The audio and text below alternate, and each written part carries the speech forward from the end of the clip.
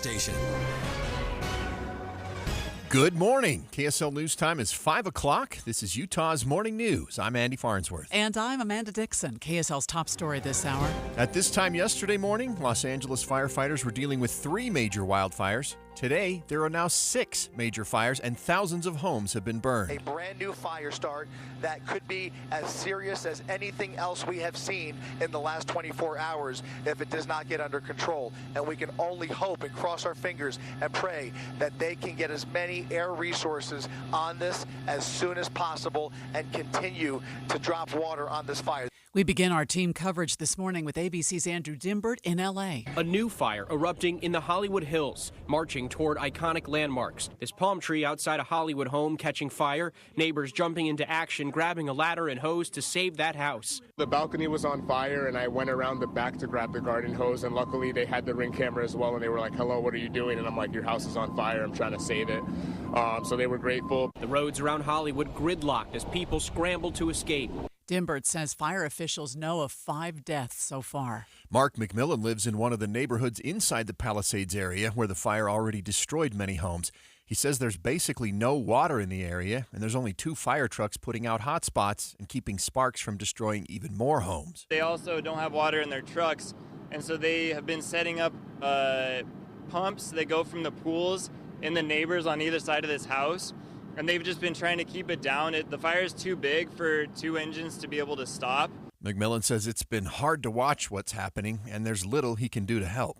President-elect Trump has been posting about the fires on social media, criticizing California's governor over restrictions on water. He also talked about the financial impact as he left a meeting on Capitol Hill with several senators. But what happened there, I don't think there's anything that I've ever seen quite like it. And the insurance companies are going to have a big problem, because you're talking about big, big dollars. A man from Pasadena is visiting his family in Logan this week, and he has no idea if his home is even still standing. KSL TV's Brian Carlson spoke with Angel Rosales and continues our team coverage. I'm just hoping that it doesn't reach there. Hoping his house will be one of the lucky ones spared from the flames. Almost my entire life. Everything that I own is there. Rosales says he's leaning on his mother here in Logan to help him get through this. He plans to go back on Wednesday, but has no idea what he'll be returning to. Rosales says his neighborhood was evacuated Tuesday, and he's gotten little word about what may have happened. This morning, dozens of Utah firefighters will be leaving to help with the situation in California. KSL News Radio's Adam Small is live with details. Adam? Amanda, around 60 firefighters from around the state will be gathering at the Maverick Center at 7 o'clock this morning for a pre-mission briefing, and then they will begin the journey to Los Angeles. Unified firefighter Kelly Bird is one of them. I'm excited to go and be able to have this experience so that I can bring it back here and use it moving forward. He tells KSL TV he and the others will be gone for at least a couple of weeks. When they get there, he says they could be doing anything from helping with evacuations to actually battling the flames. Live Adam Small, KSL News Radio. Be sure to stay with KSL News Radio and KSLNewsRadio.com throughout the day for updates on the LA fires and what Utahns are doing to help. Other national stories we're following this morning. The body of former President Jimmy Carter has been lying in state inside the Capitol for Americans to say their goodbyes over the past 2 days. D.C. resident Quentin Foster was among those paying his respects. Carter to come along with the level of integrity that he demonstrated in every area of his life. He was just what the country needed at the time. This morning, the former president's casket will be moved to the National Cathedral for his funeral service. We will carry that service live here on KSL News Radio starting at 8 a.m.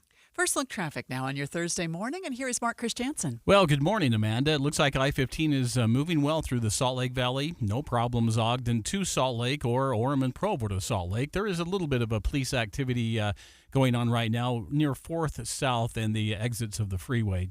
No traffic through the area. Mark Christiansen in the KSL Traffic Center. A potential strike that would have shut down all of the country's major seaports from Maine to Texas has been averted with a tentative agreement. ABC's Christian Cordero has more. The agreement finalizes a 6-year deal, part of which was negotiated after the union went on strike briefly last fall. The port operators agreeing to a $24 an hour top pay rate bump over 6 years. Had a deal not been reached, ports could have closed as early as next week, potentially costing the economy hundreds of millions of dollars per day. The Longshoremen Union still has to vote on the deal, but they expect it to be approved. Federal regulators and the flying public are not the only ones watching to see if Boeing can move past its quality control problems. I'm Heather Bosch. The head of the FAA said it, and a stock analyst agrees. Culture won't change overnight. Ron Epstein, Bank of America Security Senior Aerospace Analyst, weighing in on CNBC about Boeing's need to improve its quality and safety standards, proven poor by 2 deadly MAX crashes 5 years ago and the more recent door plug blowout. This is stuff that's gone back probably over the last 15, 20 years, and I would expect it to take at least 5 to 10 years to change. He says investors want to see Boeing shift its culture toward quality, fix its production systems, and invest in innovation moving forward. Boeing stock ended down on Wednesday. We told you yesterday how hard it is to find eggs at the grocery store. Now we have an update on how much you're paying for them. Nationally, egg prices are up more than 60% in the last year. Shoppers like Andy Gordon say they're getting creative to make it work. It's just the two of us, so we don't have to budget as much as people with larger families, but it's really impacted the way we shop. Bird flu, the cost of labor, feed, and fuel all contribute to the increase. Forbes magazine calls the price surge a perfect storm of disease, costs, and demand. The Sandy Police Department is making some updates to their online reporting system. KSL News Radio's Candy Zilale has more. The new system now allows for live online reporting and is directly tied to Sandy PD's record management system. There are also other components like an added AI feature that helps generate questions about the nature of the crime or incident being reported, being able to pinpoint the exact location of the crime or incident, and updating an ongoing case. Sandy Police Sergeant Greg Moffitt says these changes will make it easier for Sandy residents who may be too busy to report a crime. Don't feel that it's an inconvenience to call us still. We do like that personal interaction with our citizens. In-progress crimes cannot be reported online and require in-person reporting. Candy Zilale, KSL News Radio. Well, for folks that are up early, the road's posing no problems anywhere in the valley. We'll get a full check of traffic and weather coming up. Listen to KSL for news to get exactly what you want. Stories about what's going to affect me. Traffic. If I want to know now, I'll go to KSL Radio. Hear the important stories, the stories that affect you. On KSL News Radio. Hey, can you blow up some balloons for Jack's party? I can't. I'm so congested. You need Sinex Saline from Vicks. Sinex Saline nasal spray? Yeah, just Sinex. Breathe. Sinex Saline instantly clears everyday congestion associated with colds and year-round allergies with a gentle, ultra-fine mist that's no mess and easy to control. Daddy, we need more balloons. On it. Enjoy life's important moments without congestion. Try Sinex Saline from Vicks. Just Sinex. Breathe. Use as directed. Millions of Americans take medicine like Ozempic and Zepbound. Many of them are overpaying by thousands of dollars a year. These GLP-1 medications for diabetes, weight loss, and more may not always be covered by your insurance, but GoodRx can help. GoodRx helps you save every month on prescriptions at over 70,000 pharmacies nationwide. Best of all, it's free to use. Check GoodRx to save on GLP-1s. Just go to GoodRx.com/GLP. That's GoodRx.com/GLP. GoodRx is not insurance, but can be used instead of insurance, including Medicare and other federal and state-funded programs. I'm Dave Cawley, investigative journalist and host of the podcast Cold. Don't miss Cold's new Season 3, where I look into the unsolved disappearance of Cherie Warren, a woman last seen leaving her job at a Salt Lake City office in 1985. Police cast suspicion on Cherie's estranged husband and boyfriend, but never made any arrests or recovered Cherie's remains. Find Cold Season 3, The Search for Cherie, anywhere you get your podcasts. If you're just joining us this morning, we are following some Utah firefighters who will be leaving to help with the now 6 wildfires burning in Southern California. Adam Small has the story for us this morning on KSL. And now it's 5:09. Traffic and weather together every 10 minutes on the 9s. Brought to you by My Style Checking from Mountain America Credit Union. Let's get our first check with Mark Christiansen. Just scanning over the cameras along the Wasatch Front. Looks like a very calm morning underway on I-15 so far. No problems, Ogden to Salt Lake. You've got about a 20-25-minute drive from Layton into the Salt Lake Valley. Into the west end, no problems from 201 coming into the Salt Lake Valley either. 215s are all in great shape as well. Eric? And in Utah County, I-15 is rolling along at a normal pace, one you would expect without any crashes and hardly any congestion. Right now, you're looking at a 24-minute drive northbound from Spanish Fork to Point of the Mountain out in Tooele County. SR 36 at this early juncture also moving well northbound from Tooele through Kingsbury up to the I-80 entrance ramps. This January, a fairy tale comes to life at the Capitol Theater as Utah Opera presents Hansel and Gretel. Don't miss this enchanting production, perfect for families and opera lovers alike. Eric Butler in the KSL Traffic Center. With the core of high pressure positioned off to our west, that puts us under cool, dry northerly flow. I've got a high of 35 today, mostly sunny skies. Overnight dropping off to 22. Tomorrow's mostly sunny, 38. Then a chance for snow showers working into Saturday. From the KSL Weather Center, I'm Matt Johnson. Let's see where we are this morning. It's 28 degrees right now downtown. Coming up in a moment, we're going to speak with Stephen Portnoy about the DOJ releasing part of Jack Smith's final report on President-elect Trump's election interference case. We'll refresh your memory. Which of the cases is this? I don't think that is that case still pending, or has it been thrown out? And what will we learn if it's not overturned on appeal? More with Stephen just ahead. Streaming live at KSLNewsRadio.com and on the app for KSL News Radio. We're Utah's news, traffic, and weather station.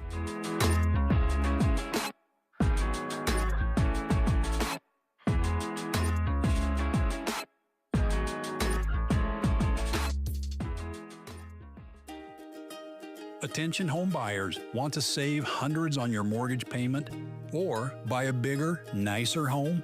Visit SaveRight.com. This is Rod with the SaveRight team at Realty Path. SaveRight, our name says it all.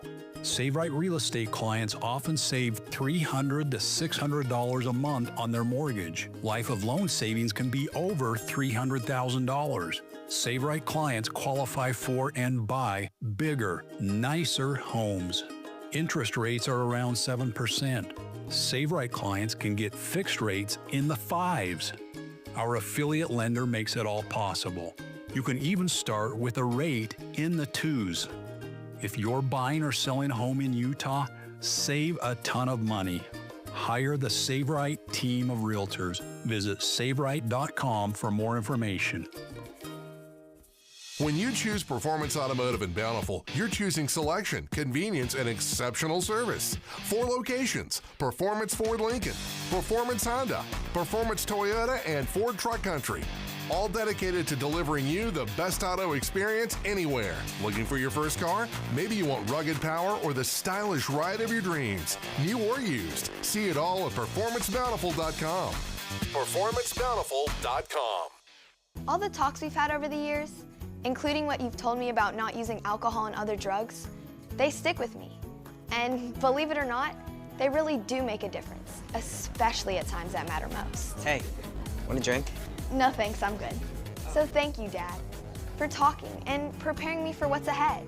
Thank you for talking. For more information about talking with your kids about underage use of alcohol and other drugs, visit underagedrinking.samhsa.gov. When you want a brand new kitchen, there's nothing to it. There's a brand new way to do it. 3-day kitchen and bath. It's about time someone offered you a complete custom kitchen and bath, remodeled, designed, and built to your specifications and style in just 3 days. It's about time someone offered you a written, unconditional 100% satisfaction guarantee on both their quality and craftsmanship. It's about time someone gave you free professional design and decorating assistance to create your perfect kitchen or bath. And when you remodel your kitchen, you'll save $500 off a complete custom bathroom. Call 3-Day Kitchen and Bath today for your free copy of the Home Remodeling Guide, plus $500 off a complete bathroom remodel and a free design consultation. It's about time. 3 days or less at 3-Day Kitchen and Bath. KSL News Time, 5:14. The three things you need to know this hour. First, this morning, around 60 Utah firefighters are leaving for California to help with the response to the devastating fires burning around Los Angeles. I'm KSL News Radio's Adam Small. Second, the Sandy Police Department is making some updates to their online reporting system to make it easier to report a crime. Third, traffic and weather together. A very quiet and calm commute. No crashes, no delays to report at the moment. Mark Christiansen in the KSL Traffic Center. Cool, dry, northerly flow, keeping things quiet today and tomorrow. Then a chance for snow Saturday. From the KSL Weather Center, I'm Matt Johnson. And right now, 28 degrees at the KSL Common Spirit Health Studios. KSL's top national stories. From ABC News, I'm Sherry Preston. There's just nothing that we can do. You know, we would love to help out, but at this point, there's nothing we can do, and we're just really feeling for them. Mark McMillan watching entire neighborhoods in Southern California burn. A sixth wildfire broke out overnight in the heart of the Hollywood Hills, home of the Dolby Theater, the Hollywood Walk of Fame, and the Magic Castle, a clubhouse for magicians that's been there for years. General Manager Hervé Levy. The fire is definitely a fast-moving fire, and we are very worried that it's going all direction. We can tell that it's very close, maybe like a mile or so. If I believe what I see right here. 5 people have been killed, 2,000 structures destroyed, including the homes of actors Billy Crystal, Ricky Lake, and Paris Hilton. In parts of the south, snow, sleet, and freezing rain is the problem. Right now, the system's over Texas, but it's headed toward Arkansas, Missouri, and Tennessee. The National Cathedral in Washington will be the location of Jimmy Carter's funeral service today. Amelia Carnell was one of thousands who filed past his casket in the Capitol Rotunda this week. I think his legacy is really his time after his presidency, that he shows that, he obviously reached the highest office in the land, but then went on to still fight for causes he believed in. All living former presidents will be attending today's funeral.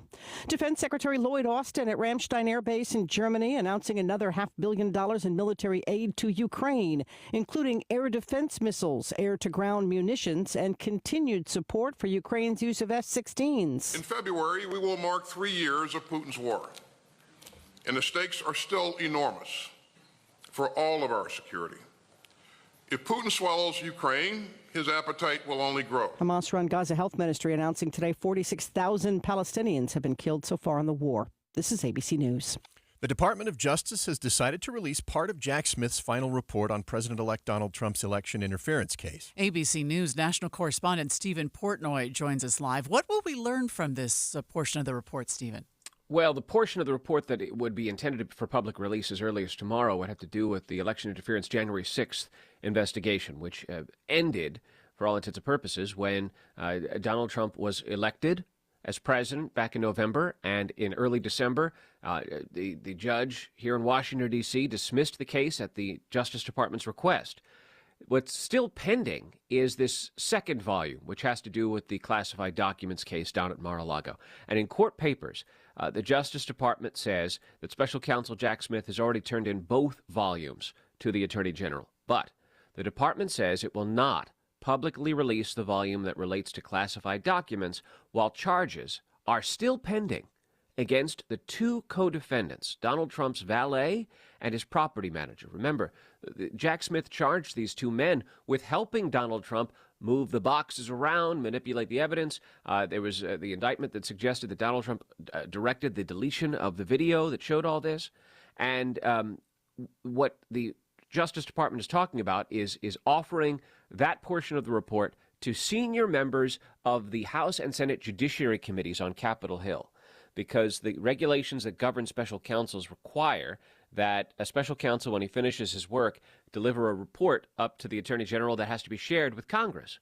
Now, yesterday, the lawyers for the Trump co-defendants, who are part of the sort of the Trump world team, and these are men, by the way, who have confirmed what helped Pam Bondi lead the Justice Department.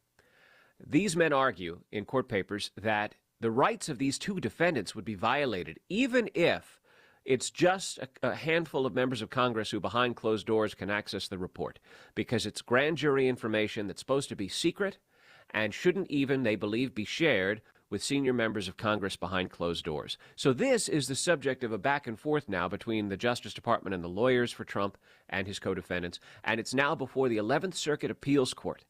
And we expect there could be a decision as early as today about who's right here. So they don't have any objection to the election interference part. This is just objections over the classified documents portion of the investigation. So I didn't say that. They certainly do have objections, but the objections that they have are entered in a letter directly to the Attorney General about, the damage that it would do to the transition, the damage it might do to the reputation of the Justice Department. The Trump team does not want to see either of these volumes publicly released, but the only legal argument they're making in court has to do with this grand jury information about the classified documents case. They have strongly urged Merrick Garland not to release this report, but I don't know that they have any legal power or legal argument to prevent that. Wow. Fascinating, Stephen. We'll follow it with your help. Thank you. Stephen Portnoy with us on the In-Depth at 15 and 45. And KSL News Time now, 5:19. Traffic and weather together every 10 minutes on the 9s. Let's check in with Mark Christiansen. Looking at a pretty smooth commute underway on I-15. A little heavier traffic pattern coming into the valley over the top of the point of the mountain.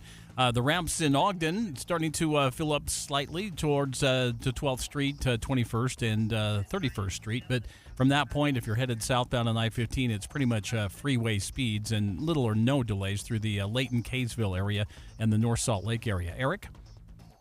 Out the drive into the mountains, Parley's Canyon.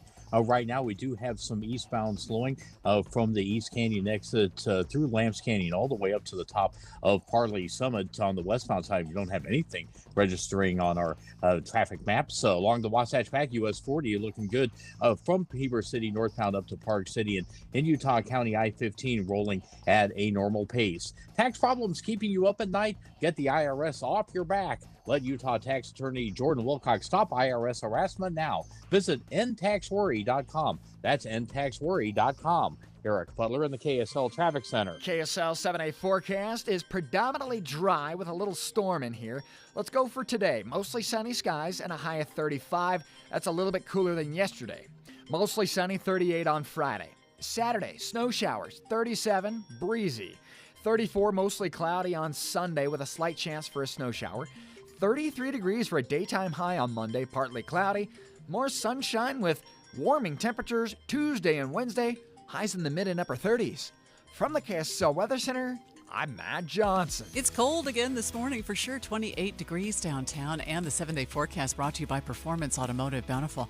I can't, I'm like mesmerized by these horrific videos of fire in California. You can't turn away. Yeah, yesterday I saw just a long thread on X of everyone posting their videos from their neighborhoods.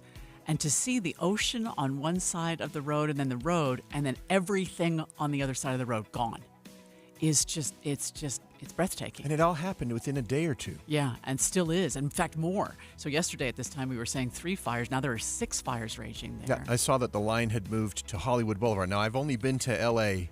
once. Mm-hmm. But we went up and down Hollywood Boulevard, so I actually have a vision in my mind of what that must look like. Yeah. And it just, wow. And I don't understand how they didn't have more water pressure. Well, I don't understand when the ocean's right next to you, how you can't get that water onto the fires that are that close by. I'm sure, I bet one of our listeners will know the answer to this and be able to help us. You can always text us if it's safe at 57500, or maybe refer us. We need to ask someone, why is it that they haven't had the water they've needed? Or maybe it's just too massive, and so they have to fight it from the air. But we'll follow it for you today on KSL. Your little one deserves a big welcome. From before the baby bump to baby in your arms, Common Spirit Health OBGYN physicians and certified nurse midwives are here for the labor, the love, and every moment in between. We specialize in prenatal, pregnancy, childbirth, and postpartum care to help you navigate this journey with confidence and joy. So when the big moment arrives, you can welcome baby with the warmest hello of all. Hello, human kindness. mountain.commonspirit.org. Did you know 96% of Americans lose an average of $111,000 in Social Security income? And it's because they claim their benefits at the wrong time. Don't lose $111,000 in Social Security income that's rightfully yours. Learn how you could wring every nickel out of your benefits on Retirement Solutions Radio this Saturday afternoon at 3 o'clock, right here on KSL. News Radio 1027. Do you have any idea how hard your heating system has to work when your old windows let the cold air seep in? Your energy bill is going through the roof. but there's an answer. And it comes from Advanced Window Products. For 38 years, they've been building state-of-the-art insulated windows and frames, and every one of them is built right here in Utah. So let me explain why it's cost-effective to call them for new windows right now. First, you'll see a significant drop in your energy bills, winter and summer, and right now, call Advanced Windows and you'll get $2,500 off on 10 windows or more. Triple-coated, argon-filled and sealed double-pane insulated glass that'll keep out the cold, and custom frames in any style, any color. Advanced Windows offers a 60-month, 0% interest payment plan, and they even offer a plan with no payment, no interest for 24 months. Plus, that $2,500 off right now. Call for a no-pressure consultation, 801-850-9100. That's 801-850-9100, or go to advancedwindows.com. So this new dose is... nope, that's not it. The price is nowhere to be found. Mr. Green? Hi, it's all good. We've got this. This is not just help from a Walgreens pharmacist. Oh, new prescriptions. Cool. Let me check to see if these are the lowest cost options covered by your Medicare plan. Oh, that's great. Thank you. This is someone supporting you every step of the way. Chat with a pharmacist today to find help saving. This is the human kind of help. Walgreens. This is a story of the one. As a maintenance specialist for university housing, he knows college students can major in wear and tear. Plus, housing so many students doesn't leave a lot of room to house all the supplies he needs. That's where Grainger comes in. With over 1 million industrial-grade products and fast, dependable delivery, Grainger carries the quality products he needs so he doesn't have to. From a new door hinge to a whole new faucet. Call, click Grainger.com, or just stop by. Grainger, for the ones who get it done. Watching Utah's Money, brought to you by Trajan Wealth, your trusted local fiduciary advisors, TrajanWealth.com. China's exports of electric vehicles are expected to slow down this year. Reuters reports that sales of EVs, plug-ins, and hybrids will see their weakest growth since 2021. The California fires could cost an estimated $50 billion in damages, according to AccuWeather. It would be one of the worst economic losses due to natural disaster. The most expensive natural disaster was Hurricane Katrina in 2005, costing $200 billion. Advertisements don't seem to be subscribers' biggest concern, according to Disney. The company says their streaming platforms have an estimated 157 million global active users on the ad-supported tiers. They're cheaper and help the company make money. Disney CEO Bob Iger says they're trying to steer customers toward the ad-supported tiers. Your money at this moment in the negative right now. The Dow futures down only 19, though, to 42,859. NASDAQ futures down almost 50, and the S&P futures down just 9.5. So coming up in a moment, we do have some slow-moving vehicles on eastbound I-80 through Parley's Canyon to kick off the drive. Wonder what's going on there. We'll check it. Traffic and weather together coming up next. We've been telling you guys about how Master Electrical Services has joined Mountain Home Services, but you want to talk about one-stop shopping. Mountain Home Services has it all right now. That's right. Not only do they do your electrical and your HVAC needs, but now let's add fireplaces to the mix. I don't know anyone in the world that loves a fireplace, a gas fireplace like my mother. In the summer, she will fire it up. She loves it so much. And now Mountain Home Services can take care of all of this for you and pick out a beautiful fireplace for your house. It all comes with their upfront pricing guarantee, which means there are no hidden fees and 100% satisfaction guaranteed. And they will install. Mountain Home Services, this isn't going to be like some third party that comes into your house. You're going to get the same expertise that Mountain Home Services has always offered. Again, this is the company that we trust, and so can you. Find them online at mountainhomeutah.com. That's mountainhomeutah.com. Or give them a call at 801-543-2222. That's 801-543-2222. The best parts of KSL News Radio are so easy to use in the car. Catch the biggest stories affecting Utah's communities throughout the morning. If you miss a newscast, the next one is just a few minutes away. Plus, we have traffic updates every 10 minutes on the 9s like clockwork. We try to make it easy for your commute, mornings and afternoons. Rely on KSL News Radio. KSL News Time, 5:29. Traffic and weather together every 10 minutes on the 9s. Brought to you by My Style Checking from Mountain America Credit Union. Here's Mark Christiansen. Traffic moving along on I-15 with little or no problems through Weber into Davis County. If you're making that commute into the Salt Lake Valley, got about 15, 20-minute drive from the Layton, Kaysville area right into the downtown area. No problems here in Salt Lake on 215, I-15, and I-80. All looks good. Even if you're headed to the airport, the ramps are all open and no problems or no delays towards the terminals. Eric. Now the I-80 situation through Parley's Canyon. We have some slow-moving semis, at least early on the eastbound side. That does seem to be getting better by the minute, though.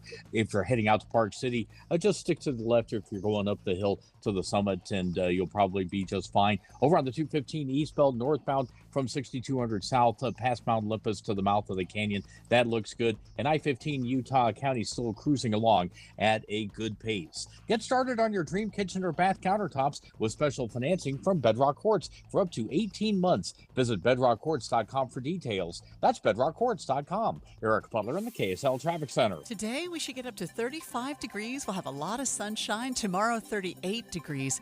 Some clouds move in because we do have another chance of snow on Saturday. The overnight low will be 28. We might get up to 37 on Saturday.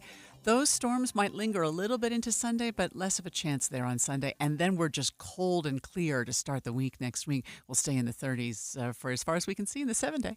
Right now, it's 28 downtown. You're listening to Utah's Morning News with Andy Farnsworth and Amanda Dixon on KSL News Radio, 102.7 FM and 1160 AM.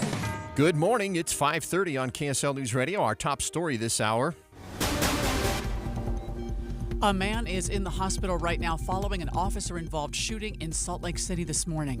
Police say the man pulled out a weapon while an officer was conducting a traffic stop. KSL News Radio's Adam Small is live with the details. Adam?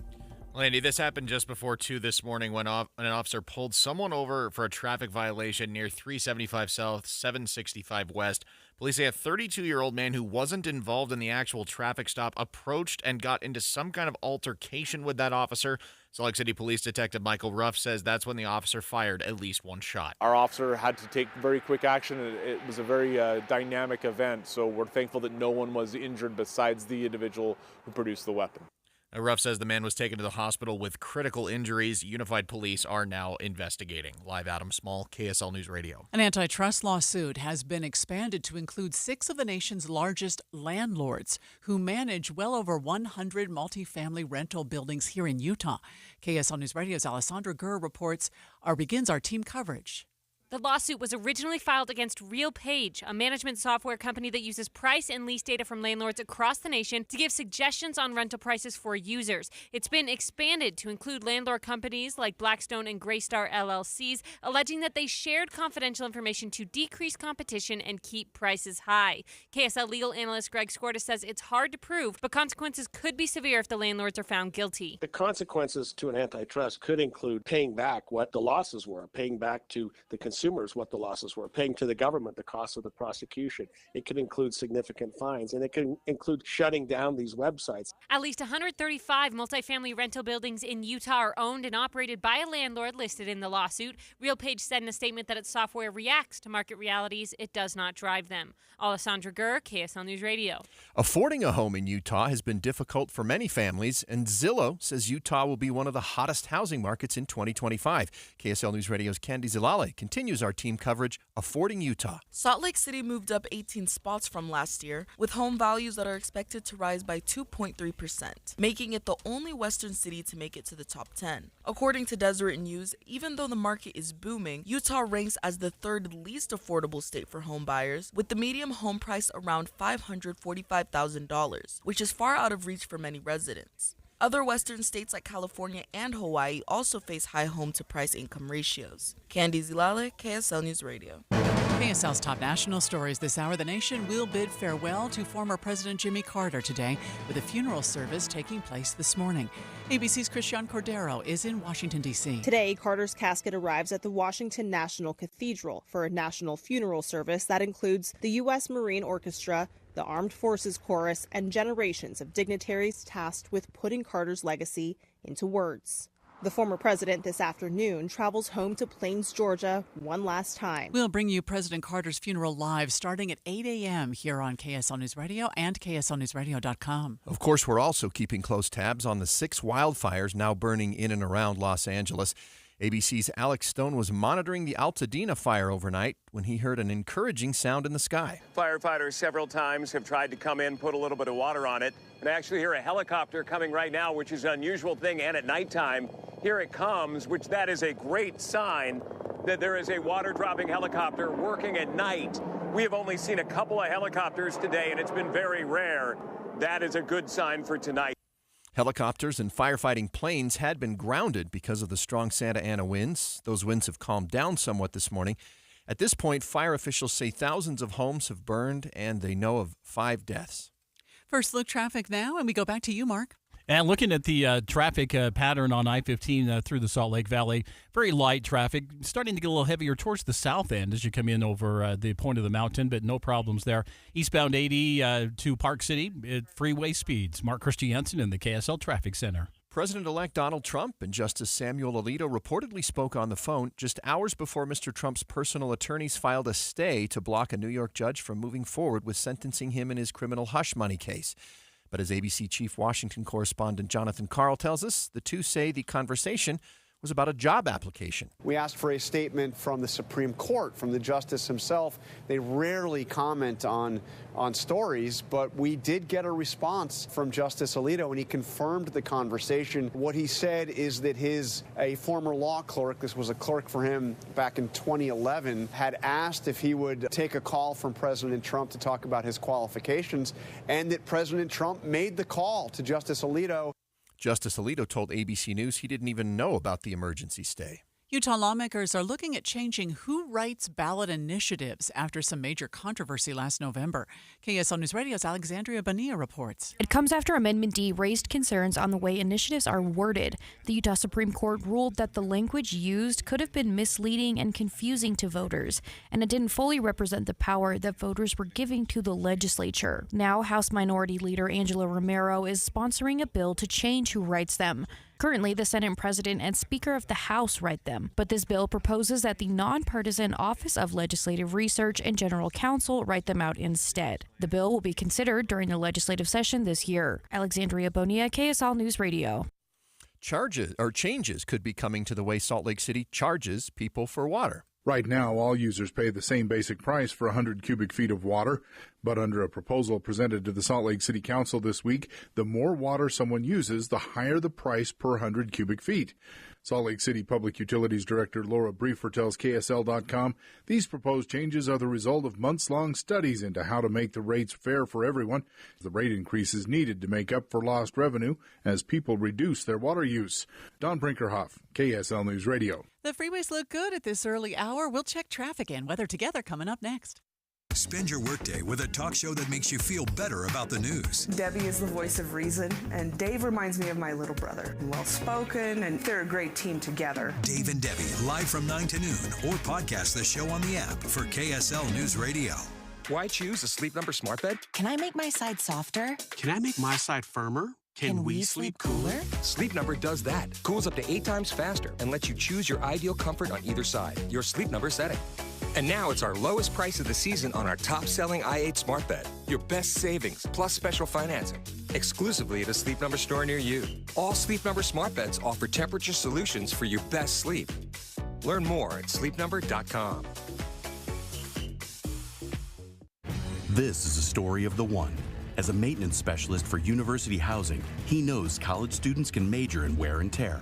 Plus, housing so many students doesn't leave a lot of room to house all the supplies he needs. That's where Grainger comes in. With over 1 million industrial-grade products and fast, dependable delivery, Grainger carries the quality products he needs so he doesn't have to. From a new door hinge to a whole new faucet. Call, click Grainger.com, or just stop by. Grainger, for the ones who get it done.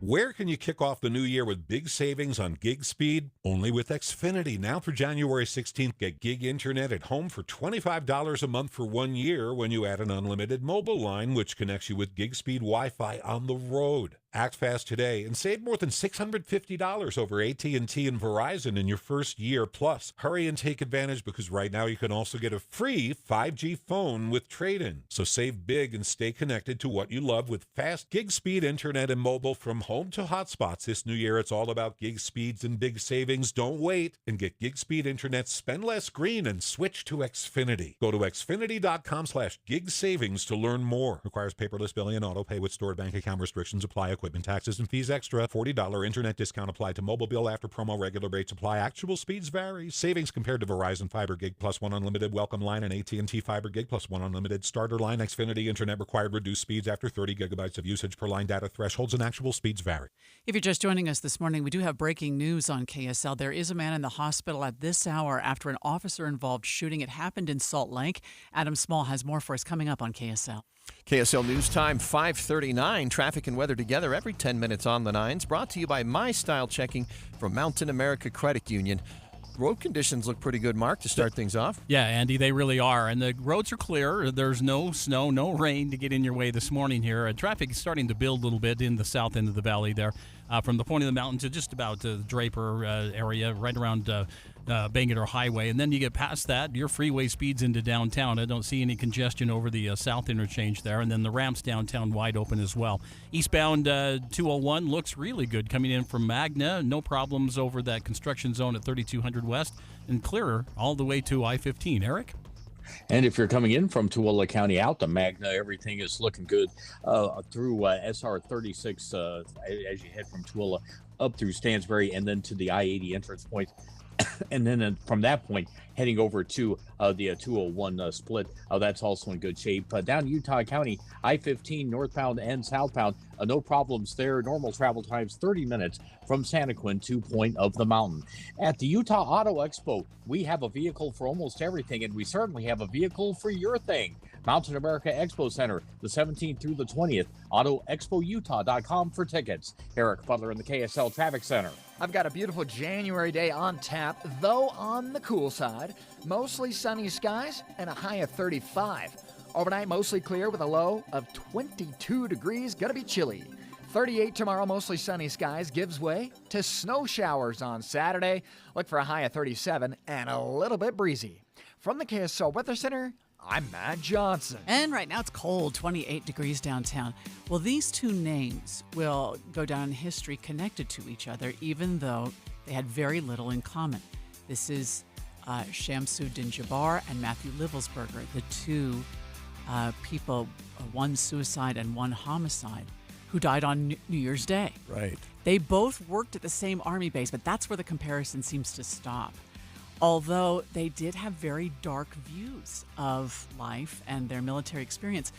I bring this up because Brad Garrett's going to join us in a moment to take a look at this. And is there anything that we could have seen before that could have stopped either of these events? We'll talk with him about that just ahead. That's always the question, yeah. So that's streaming live at KSLNewsRadio.com and on the app for KSL News Radio. We're Utah's news, traffic, and weather station.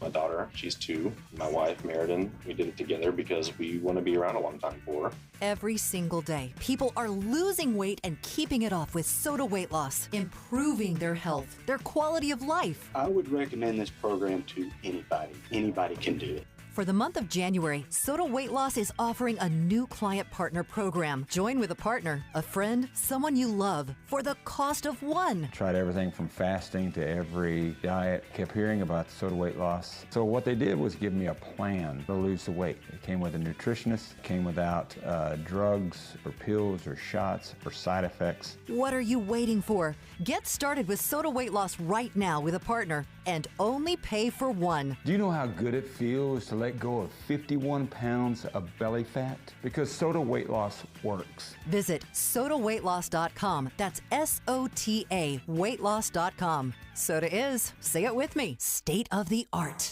Life can feel hard or overwhelming sometimes, but you don't have to face things alone. Getting help for yourself or someone you're worried about starts with a call or text to 988. where you always have someone to talk to, someone to help you, and somewhere safe to go. 988 Utah is here for anyone experiencing mental health challenges or emotional distress. 988 Utah can even help you navigate how to support your struggling loved ones. Whether you're struggling with anxiety, depression, or suicidal thoughts, trained professionals are ready to listen and provide free, confidential support 24/7. Utah, don't hesitate to call or text 988 for you or someone you care about. The caring staff at 988 Utah can connect you to the right resources. Learn more at 988.utah.gov. Visit the contest page on KSLNewsRadio.com. This week, win tickets to the Utah International Auto Expo, January 17th through the 20th at the Mountain America Expo Center. See the newest cars, trucks, and electric vehicles, all in a non-selling environment. Or win tickets to an upcoming jazz game. Plus, win a $50 gas card from Sinclair. Text the word contest to 57500 or go to KSLNewsRadio.com/contests. KSL News Time 544. The three things you need to know this hour. First, at least 135 multifamily rental buildings in Utah could be affected in a lawsuit that claims a rent-setting software company colluded with landlords to keep rents high. I'm KSL News Radio's Alessandra Gurr. Second, several groups of Utah firefighters head out this morning to help battle the fires in Los Angeles. Third, traffic and weather together. And we're hearing of a rollover accident, California Avenue, approximately 3,000 west or so. We're trying to see if we can get a camera on that or some more information for you if you're traveling through the area. Watch for emergency crews. Mark Christiansen in the KSL Traffic Center. Keeping it dry for now, but snow chances coming. I'm Matt Johnson. 28 degrees at the KSL Common Spirit Health Studios. KSL's top national stories. ABC News, I'm Sherry Preston. Another fire breaking out overnight in Southern California, this one in the hills above Hollywood. ABC's Matt Gutman with more. The Sunset Fire fueled by this week's historic wind event in Los Angeles, igniting in the hills just north of Hollywood Boulevard. Firefighters blasting water into this apartment, trying to protect it. A fleet of helicopters swirling over the fire, dropping water.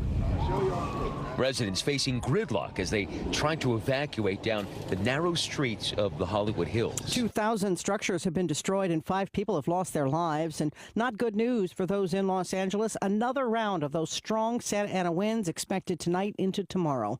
Former President Jimmy Carter's state funeral will be held this morning at the National Cathedral in Washington. More than 46,000 Palestinians have been killed in the Israel-Hamas war. That number from the Hamas-run Gaza Health Ministry. This is ABC News. The men responsible for the New Orleans New Year's attack and the Tesla Cybertruck explosion were very different, but both got to a point of self-destruction. To help us understand how they got there, ABC News crime and terrorism analyst Brad Garrett joins us live. Help us understand this, Brad. So this sort of descent into darkness that they both went to, takes place over time, and could people picked up on where they were sort of mentally headed? Well, maybe, maybe not. In Jabbar's case, the New Orleans car rammer, people noticed a change in him. He became more isolated. He grew a beard, which, may or may not mean anything. And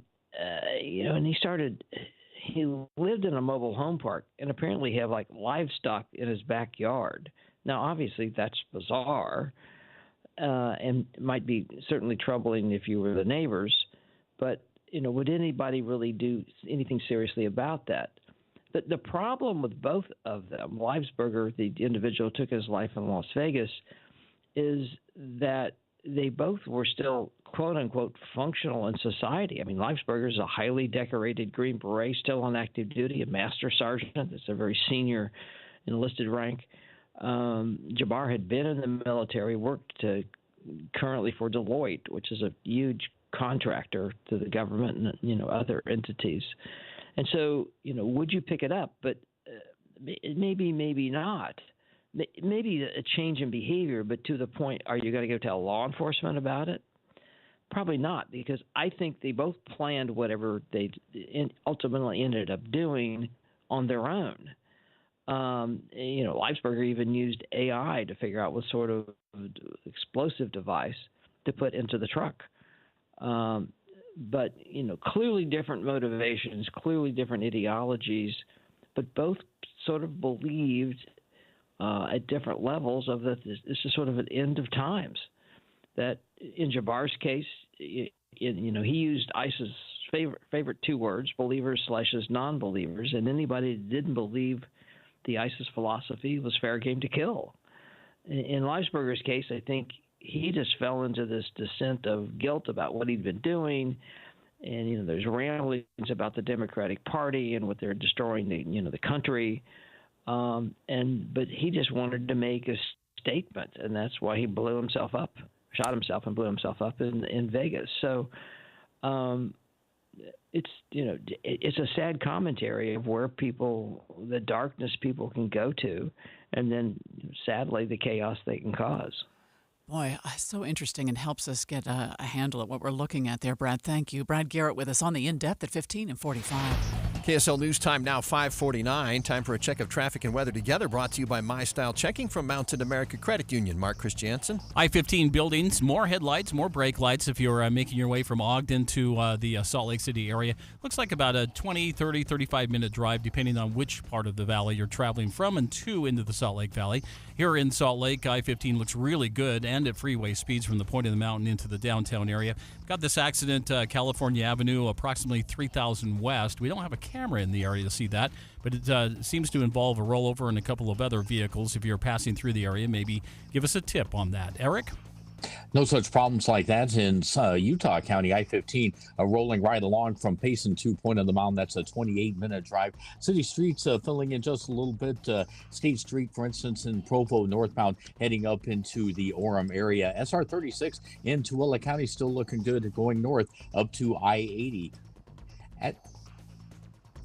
Teens can get up to $200 with a Teen Learn and Earn account, plus continue earning rewards as they master the essentials of finance. More at cypresscu.com/teen. Eric Butler in the KSL Traffic Center. KSL 7-day forecast has northerly flow locked in for the next 7. It'll be chilly. Mostly sunny today with a high of 35. We keep it dry tomorrow, 38. 37 with a chance for snow showers on Saturday, and it'll be a little bit breezy out of the north. Mostly cloudy with a 30% chance for a shower on Sunday, 34. 33 partly cloudy on Monday, Tuesday's 35, back up to 38 on Wednesday. From the KSL Weather Center, I'm Matt Johnson. Right now it's 28 degrees, and the 7-day forecast brought to you by Performance Automotive Bountiful. We will have some Lower Bowl Jazz tickets to give away. Yes. Later this morning. I do need to tell people that you can get in on those Jazz tickets. It's for the game tonight. So it's Miami's in town. Yes. So you can get in on the giveaway right now by texting the word Jazz to 57500. We were going to give you the second keyword at 8:45 this morning, but we have the former President Carter funeral during the 8 o'clock hour. Let's do it at 7:45. I think that's a great idea because we've got to make sure they get that second chance to win. Right. So we'll do that later this morning here on KSL. If you're trying to decide which gutter protection to put on your home, don't just ask how they'll handle leaves. Ask how they'll handle ice. Tim Jr. here from RGS Exteriors, and that's right, ice. See, plenty of gutter guards are good at keeping out leaves, but most are made with flimsy materials that can bend, buckle, and break under the weight of too much ice. Kind of a big problem in an icy state like Utah, right? At RGS Exteriors, our exclusive gutter protection systems are built Utah tough. They're made with premium strength materials that hold up to 1,200 pounds of ice per square foot. Simply put, they're not going to budge. Our gutter guards are also certified to handle hurricane-level winds and rain. Mother Nature can't damage them. Guaranteed. Utah Tough Products. That's the RGS way. For a free estimate, call 801-280-3110 or visit rgsexteriors.com. That's rgsexteriors.com or 801-280-3110.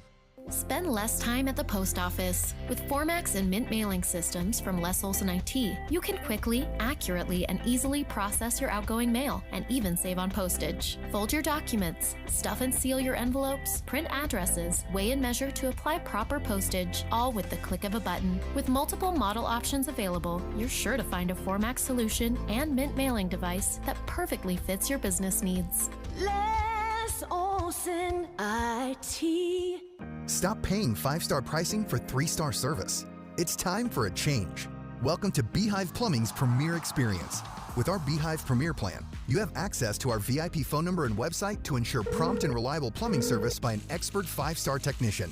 Why Beehive? Our Premier package comes with an industry-leading warranty, giving you up to 10 years of coverage on both parts and labor. Yeah, that's right, 10-year warranty. Call Beehive Plumbing today or visit beehivepremier.com for expert experience every time. This is Derek Overstreet of the New Millennium Group and host of Stop Working and Start Living Radio. If you're close to or in retirement and you don't have a tax plan, call us right now, 888-999-6370.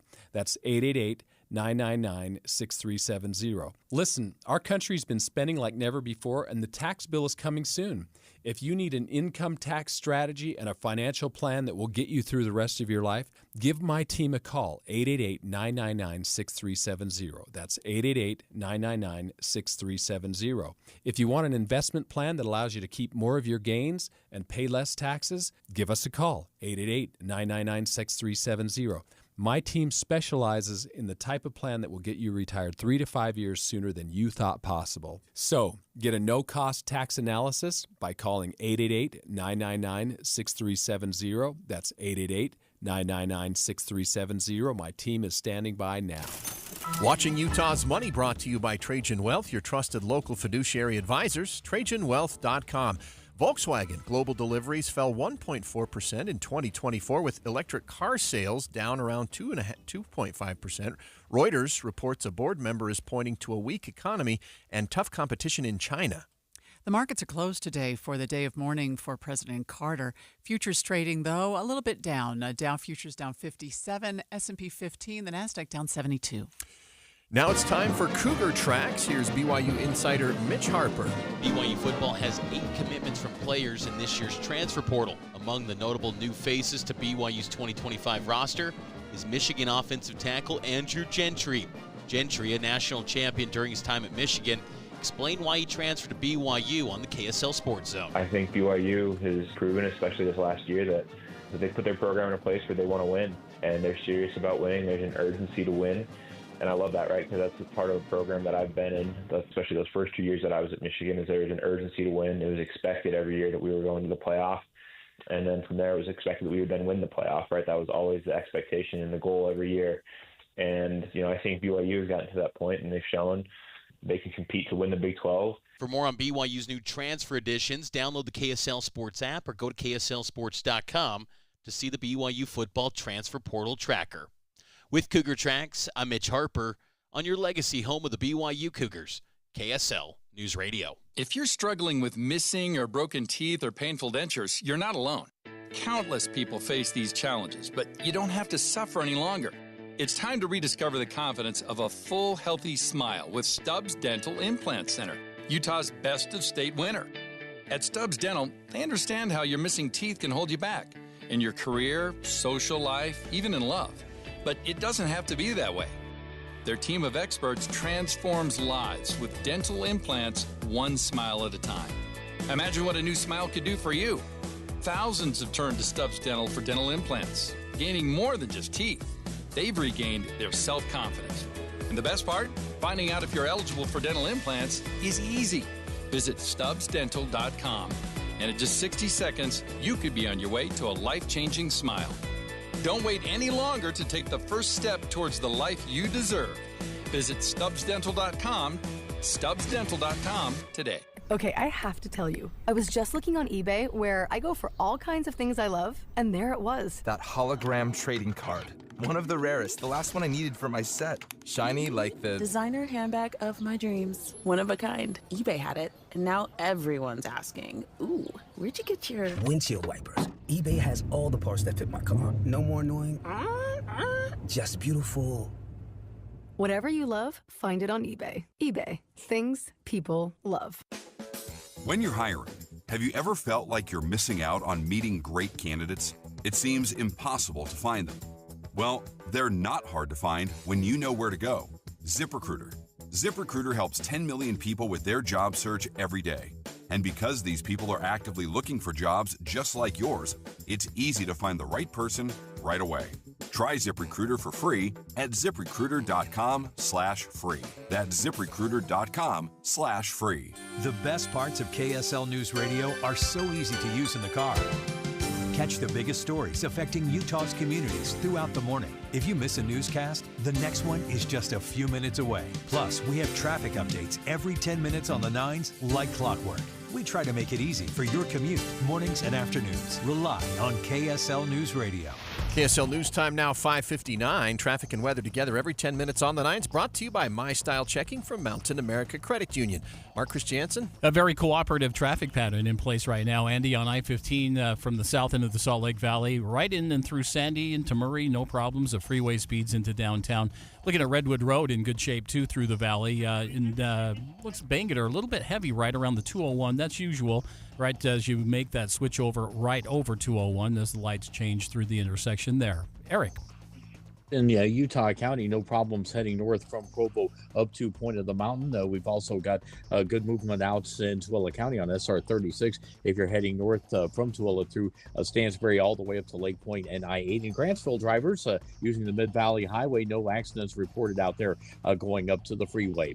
Murdoch Auto Team is celebrating 100 years of winter journeys at Murdoch Hyundai. Right now, receive 1.99% for 4 years or 2.49% for 5 years on the 2025 Santa Fe or Tucson. Eric Butler, KSL Traffic Center. Today we'll get up to about 35, mostly sunny skies. Few more clouds move in tomorrow and 38 degrees. We have a chance of snow on Saturday right now that might linger into Sunday. They'll stay in the 30s through the weekend. 28 degrees right now downtown. KSL FM Midvale. KSL Salt Lake City. From the KSL Common Spirit Health Studios, this is KSL News Radio. Utah's news, traffic, and weather station. Good morning. KSL News Time now 6 o'clock. This is Utah's Morning News. I'm Andy Farnsworth. And I'm Amanda Dixon. KSL's top story this hour. There are now 6 major wildfires burning around Los Angeles, and the number of homes burned is in the thousands. Our firefighters need every single ounce of water that's out there to help supply our fire hoses. ABC's Andrew Dimbert begins our team coverage this hour from L.A. More than 130,000 people were under evacuation orders across Southern California. Multiple wildfires raging across Los Angeles County, fueled by dry conditions and a rare wind event. Gusts up to 100 miles per hour in a region that's seen less than 0.2 of an inch of rain since last spring. Dimbert says at least 5 people have died in the fires. Los Angeles Fire Captain Eric Scott says he's already hearing criticism about his department, and he points out they've been dealing with recent budget cuts. We want to do the absolute best we can for those we serve. And you got a ton of firefighters with a ton of heart, and we want to be able to serve the community the best of our ability. So we do want to be fully funded. Scott says this is one of the worst set of fires he's ever seen, and he just doesn't have enough firefighters to be everywhere they're needed right now. Good Samaritans saved a neighbor's home in the Hollywood Hills by jumping on the roof and using a hose to put out a flaming palm tree.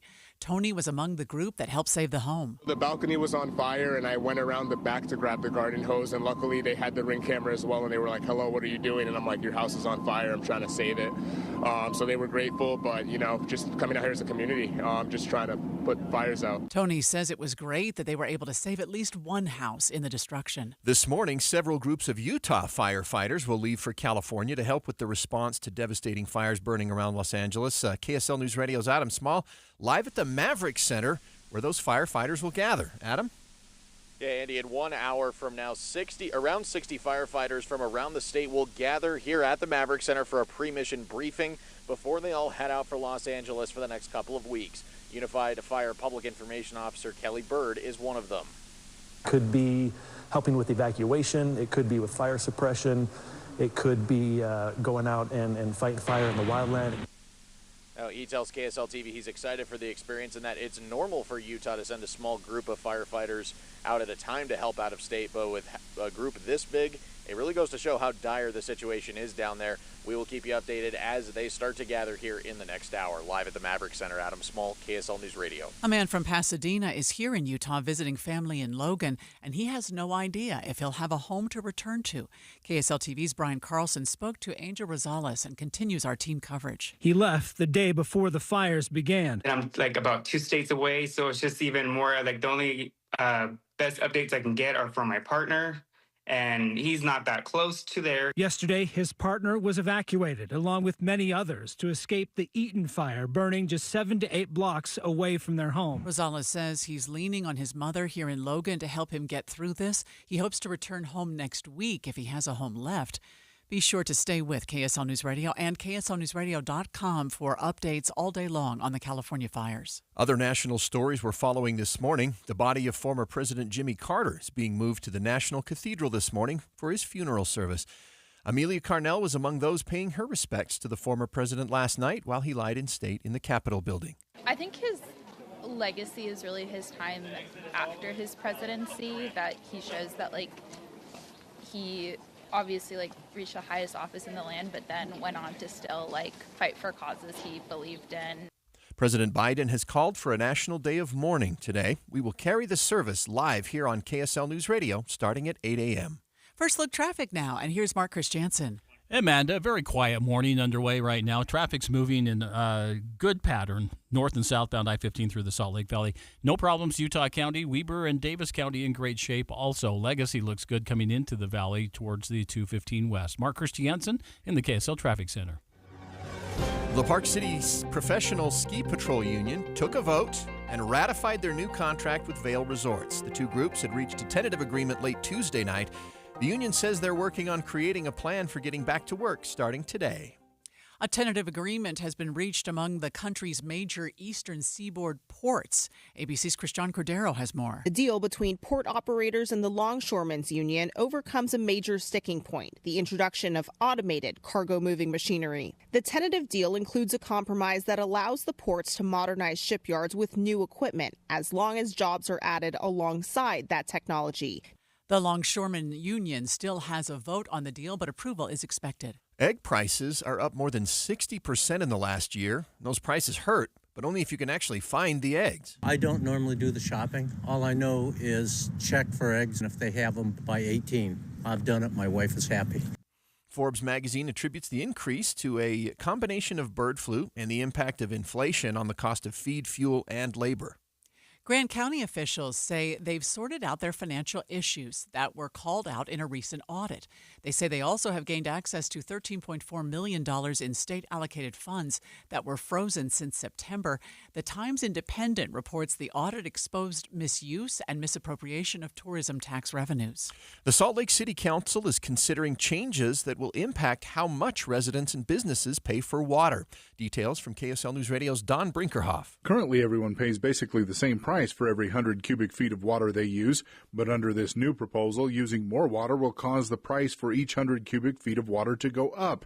KSL.com reports about half of the city's residential customers will see a modest increase in their water bill, while high-volume users will notice a significant increase. If this is adopted by the City Council, the pricing changes would go into effect in July.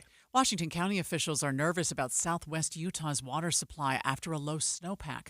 The county's Water Conservancy District tells St. George News that the 28% of normal snowpack is one of the lowest they've had in years. Coming up, we've got very light traffic on the roads across the Wasatch Front with no crashes as of yet. We'll get a full check of traffic and weather coming up. Reliability, steadiness, trusted voices. I'll listen to KSL in the morning. I use it to find my weather, to find my traffic. When you ask me what news is, I think of KSL first. We have you covered at KSL News Radio. Hey everyone, it's Ted from Consumer Cellular, the guy in the orange sweater, and this is your wake-up call. If you're paying too much for wireless service, you don't have to keep having that nightmare. Consumer Cellular has the same fast, reliable coverage as the leading carriers for less. And for a limited time, new customers receive their second month free when they sign up and use promo code SECONDFREE by January 26th. So why keep spending more than you have to? Seriously, wake up and call 1-888-FREEDOM or visit consumercellular.com. Taxes, fees, and other third-party charges will apply. See website for additional details. Why choose a Sleep Number smart bed? Can I make my side softer? Can I make my side firmer? Can we sleep cooler? Sleep Number does that. Cools up to 8 times faster and lets you choose your ideal comfort on either side. Your Sleep Number setting. And now it's our lowest price of the season on our top-selling i8 smart bed. Your best savings plus special financing. Exclusively at a Sleep Number store near you. All Sleep Number smart beds offer temperature solutions for your best sleep. Learn more at sleepnumber.com. Hi, I'm Utah Tax Attorney Jordan Wilcox.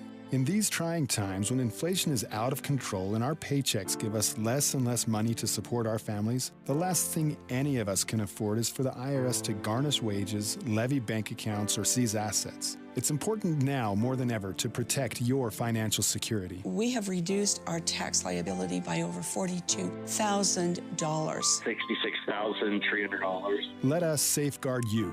Visit endtaxworry.com. We have saved countless taxpayers like you millions of dollars, kept businesses in operation, and ensured that our clients receive the best possible outcome. Nearly $65,000. $12,000 is something that you can look at and say, okay, I can handle that. I'm Jordan Wilcox, your Utah tax attorney. You work hard for your money. Let us work hard for you. Visit endtaxworry.com. We're very grateful.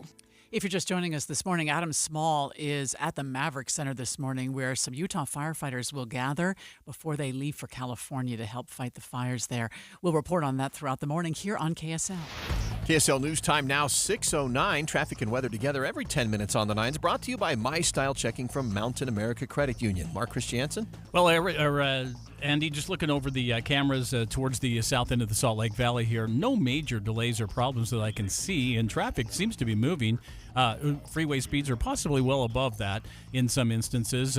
Towards the downtown area through the south interchange, just a great traffic pattern in place there. 215, the west belt, the east side belt, all in good shape. Heather? No delays right now through Weber and Davis counties, and no accidents reported on city streets. So whether you take I-15, SR 193, I-84 through the mountains, you're going to have good commute whether you're north, south, east, or west. Eric? That's a good drive through Parley's Canyon this morning if you're going out to Park City or vice versa. We did have some slow-moving vehicles early on, but they've made it up over the top of the summit, so everybody's looking good at the moment. US 40 along the Wasatch back from Heber City northbound, heading up the hill to Jordanelle Reservoir and onto the Park City area. That's also looking good, as is I-15 in Utah County. For LDS singles, powered by Latter-day Matchmaker, join the free virtual speed dating event January 9th. Visit matchmakingsaints.com to sign up or find them in the App Store. Eric Butler in the KSL Traffic Center. Just a titch below the normal today. 35 the forecast high. Normal's 38. Mostly sunny skies. Overnight dropping off to 22 with mostly clear skies. Tomorrow, sunshine with a couple of clouds. 38. Saturday, chance for snow showers, especially in the morning, and a little bit breezy. From the KSL Weather Center, I'm Matt Johnson. And right now it's 28 degrees downtown. Coming up in a moment, we will go live to Los Angeles to speak with a reporter there who's covering the wildfires. There are 6 of them burning now. We'll do that next on KSL News Radio. Streaming live at KSLNewsRadio.com and on the app for KSL News Radio. We're Utah's news, traffic, and weather station. My daughter, she's 2. My wife, Meriden, we did it together because we want to be around a long time for her. Every single day, people are losing weight and keeping it off with Soda Weight Loss, improving their health, their quality of life. I would recommend this program to anybody. Anybody can do it. For the month of January, Soda Weight Loss is offering a new client partner program. Join with a partner, a friend, someone you love for the cost of one. Tried everything from fasting to every diet. Kept hearing about Soda Weight Loss. So what they did was give me a plan to lose the weight. It came with a nutritionist, came without drugs or pills or shots or side effects. What are you waiting for? Get started with Soda Weight Loss right now with a partner and only pay for one. Do you know how good it feels to let go of 51 pounds of belly fat? Because Soda Weight Loss works. Visit sodaweightloss.com. That's SOTA weightloss.com. Soda is, say it with me, state of the art. This is the story of the one who, as a maintenance specialist for a historic high-rise, knows that vintage charm historically needs constant attention. Which is why when it's time to upgrade turn-of-the-century mechanicals, they turn to Grainger. With easy access to 1 million+ products and the scale to deliver when and where you need them. The right tools and supplies are never far away. So the one can keep that vintage building running like new. Call, click Grainger.com, or just stop by. Grainger, for the ones who get it done. When you're hiring, have you ever felt like you're missing out on meeting great candidates? Well, they're not hard to find when you go to ZipRecruiter. Every day, ZipRecruiter helps people who are actively looking for jobs like yours. So it's easy to find the right person fast.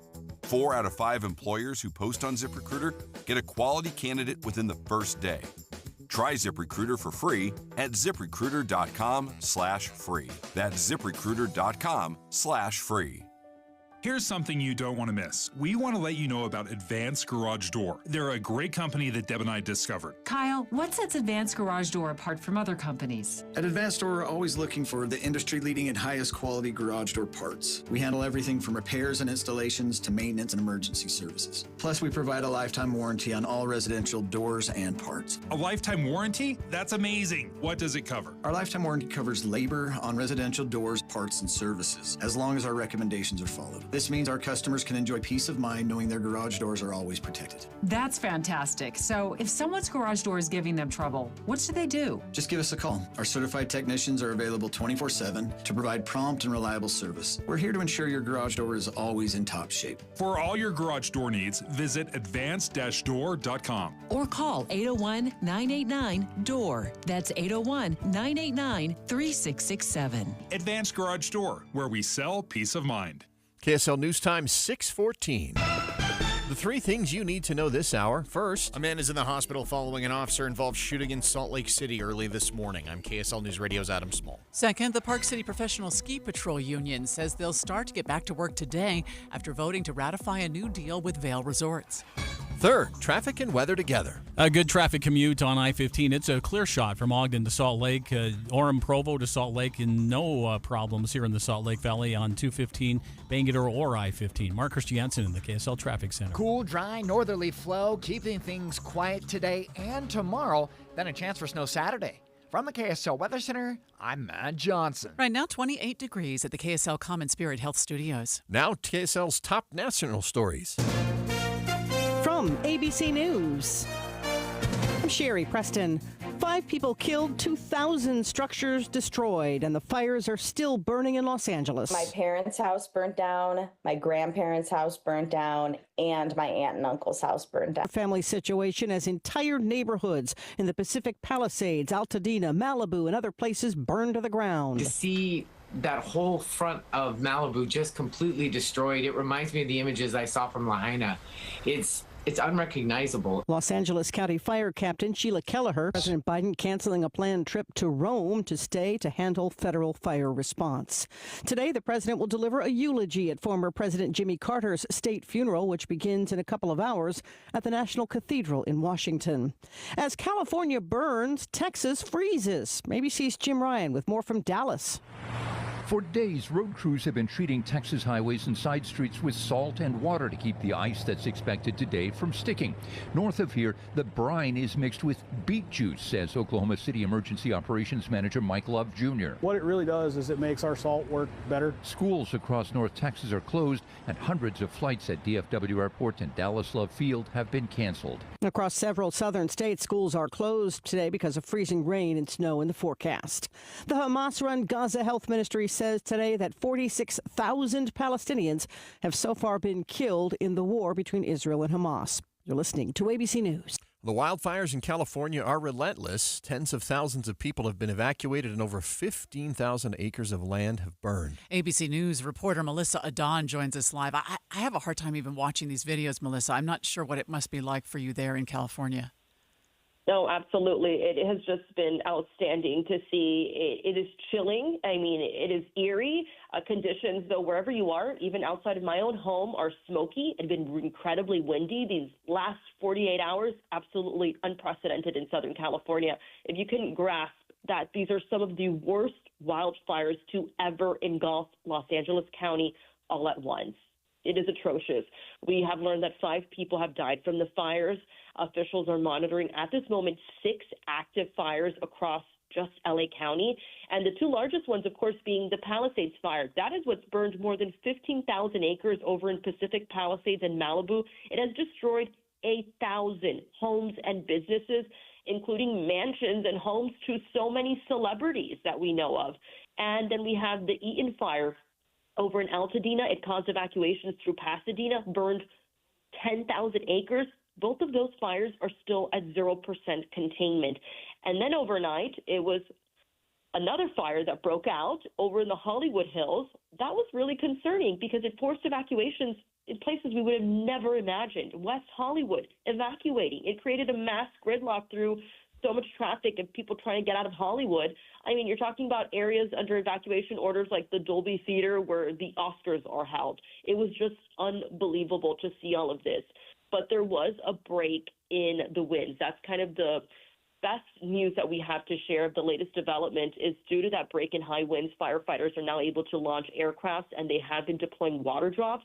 So this is going to be huge as far as protecting structures and saving homes, really. Well, Melissa, with so much sad things, I'm glad that there's at least something that sounds like. That's what I was going to ask is what are the things that people are hoping for at this point with so much negative? Right. Can you imagine that what we're hoping for is that the winds die down? And unfortunately, forecasters are now saying that our red flag warning is extending through Friday night. So we still have another, 48 hours to deal with this. And it's super concerning because right now, as the moment is now for firefighters to get that aerial assault because they haven't had it. And that's what made it so challenging and so difficult for firefighters in the beginning to get, their handle on things because just fighting on the ground, especially in the Pacific Palisades in Malibu, the terrain and the hillsides are so challenging for them. Melissa, if you have just another second, we've heard about a shortage of water for firefighters, that they didn't have the water they needed. Can you explain any of that to us? Yes, that was a really unfortunate situation that was confirmed over in Pacific Palisades. The firefighters there said that some of the hydrants ran dry and it hindered their firefight. The LA Department of Water and Power says they were pumping more water from aqueducts and groundwater, but they say the demand was so high they couldn't refill the gallons and the tanks in time. So it was definitely a difficult situation. And that's something that, is going to have to be looked into as to how we can help mitigate that in the future. Thank you so much for your reporting, Melissa. We'll keep you and everyone there in our thoughts here. Melissa Adon, ABC News reporter on the In-Depth at 15:45. Time for a check of traffic and weather together, brought to you by My Style Checking from Mountain America Credit Union. Mark Christiansen. Here in the Salt Lake Valley, I-15 is moving well. You've got probably about a 10-15 minute drive from the point of the mountain into downtown. Eastbound on Bangerter towards I-15 is looking good. No problems on Bangerter. Except a little bit of that slowdown that we usually see right around the 201. If you're trying to make the eastbound trek on 201, looks really good from Bangerter to I-15 as well. Heather. Starting to see a few extra cars get on the freeway southbound to I-15 between Ogden and Salt Lake. Not enough to slow anybody down at this point. There's also no congestion getting into any of the 3 gates to Hill Air Force Base. In fact, we haven't had any congestion all week long at any of the gates. And you've got a good commute if you're on US 89 Legacy Parkway or the West Side Belt. Eric. In Utah County, no problems on the major feeders over to I-15. That includes 2100 North and Pioneer Crossing at this early hour if you're on Eagle Mountain or Saratoga Springs. Once you get on the freeway, that's also in good shape heading north. Over on the 215 eastbound, no problems heading north from 6200 south up to the mouth of Parley's Canyon. And Foothill Drive at this early juncture is moving well up towards the University of Utah. Get started on your dream kitchen or bath countertops with special financing from Bedrock Quartz for up to 18 months. Visit bedrockquartz.com for details. That's bedrockquartz.com. Eric Butler in the KSL Traffic Center. KSL 7-day forecast is predominantly dry with a little storm in here. Let's go for today. Mostly sunny skies and a high of 35. That's a little bit cooler than yesterday. Mostly sunny, 38 on Friday. Saturday, snow showers, 37, breezy. 34, mostly cloudy on Sunday with a slight chance for a snow shower. 33 degrees for a daytime high on Monday, partly cloudy. More sunshine with warming temperatures Tuesday and Wednesday, highs in the mid and upper 30s. From the KSL Weather Center, I'm Matt Johnson. Right now, it's 29 degrees downtown, and the 7-day forecast is brought to you by Performance Automotive Bountiful. Just a heads up, we will be carrying the funeral for former President Carter live this morning. Begins at 8 o'clock. We expect it to run about an hour, Andy. Yeah. So I think President Biden is giving the eulogy as part of that ceremony. But That's what they've announced. I think all living presidents will be present. I mean, if you think about this, we've only had 40 funerals around that of former presidents in our 250-year history. Yeah. So this is a historic moment. It always is. And therefore the stock markets are closed today for this official day of mourning. But we will get a look at some money news and check the futures just ahead on KSL News Radio. Do you have any idea how hard your heating system has to work when your old windows let the cold air seep in? Your energy bill is going through the roof. But there's an answer, and it comes from Advanced Window Products. For 38 years, they've been building state-of-the-art insulated windows and frames, and every one of them is built right here in Utah. So let me explain why it's cost-effective to call them for new windows right now. First, you'll see a significant drop in your energy bills, winter and summer, and right now, call Advanced Windows and you'll get $2,500 off on 10 windows or more. Triple-coated, argon-filled and sealed double-pane insulated glass that'll keep out the cold, and custom frames in any style, any color. Advanced Windows offers a 60-month, 0% interest payment plan, and they even offer a plan with no payment, no interest for 24 months. Plus, that $2,500 off right now. Call for a no-pressure consultation, 801-850-9100. That's 801-850-9100, or go to advancedwindows.com. Beehive Plumbing now offers premier service. 10 years of coverage on both parts and labor. Call or visit beehivepremier.com for expert experience every time. You might not consider yourself a tech expert, but that doesn't mean you can't protect yourself from online scammers with a little help from McAfee Total Protection. Whether it's a fake missed delivery text or an urgent bank alert, these scams can look incredibly convincing. That's where McAfee Total Protection steps in. So go ahead, manage your finances, and shop online. McAfee will help keep your device's privacy and identity safer. Visit McAfee.com/online protection today to get award-winning online protection for just $39.99 your first year. That's McAfee.com/online protection. Cancel anytime. Terms apply. There she is, founder and CEO. High five. Dave can't stop celebrating with every business owner in town. All right, Baker Man. High five. He's sharing the excitement of big savings with the Comcast Business 5-year price lock guarantee. Oh, up top, Bike Shop. Yeah. It's 5 years of gig speed internet. Quick, high five. 5 years of advanced security. 5 years. And 5 years of a great rate that won't change. Yeah, law partners. Chamberlain, Messenthorpe, Dubois. All from the company with 99.9% network reliability. Switch today and get the 5-year price lock guarantee. 5 years. It's back, but only for a limited time. Woo! Powering 5 years of savings, powering possibilities. Comcast Business. Can't forget you, voiceover guy. Ah, thanks, Dave. High five. Ends 3/9/25. Guaranteed rate applies to monthly service charge for new customers on qualifying internet bundle, excluding taxes and fees. Other restrictions apply. Watching Utah's Money, brought to you by Trajan Wealth, your trusted local fiduciary advisors, TrajanWealth.com. Meta says it will allow some Facebook users to view eBay listings on its marketplace service. It's trying out a possible way to resolve European Union charges of anti-competitive behavior.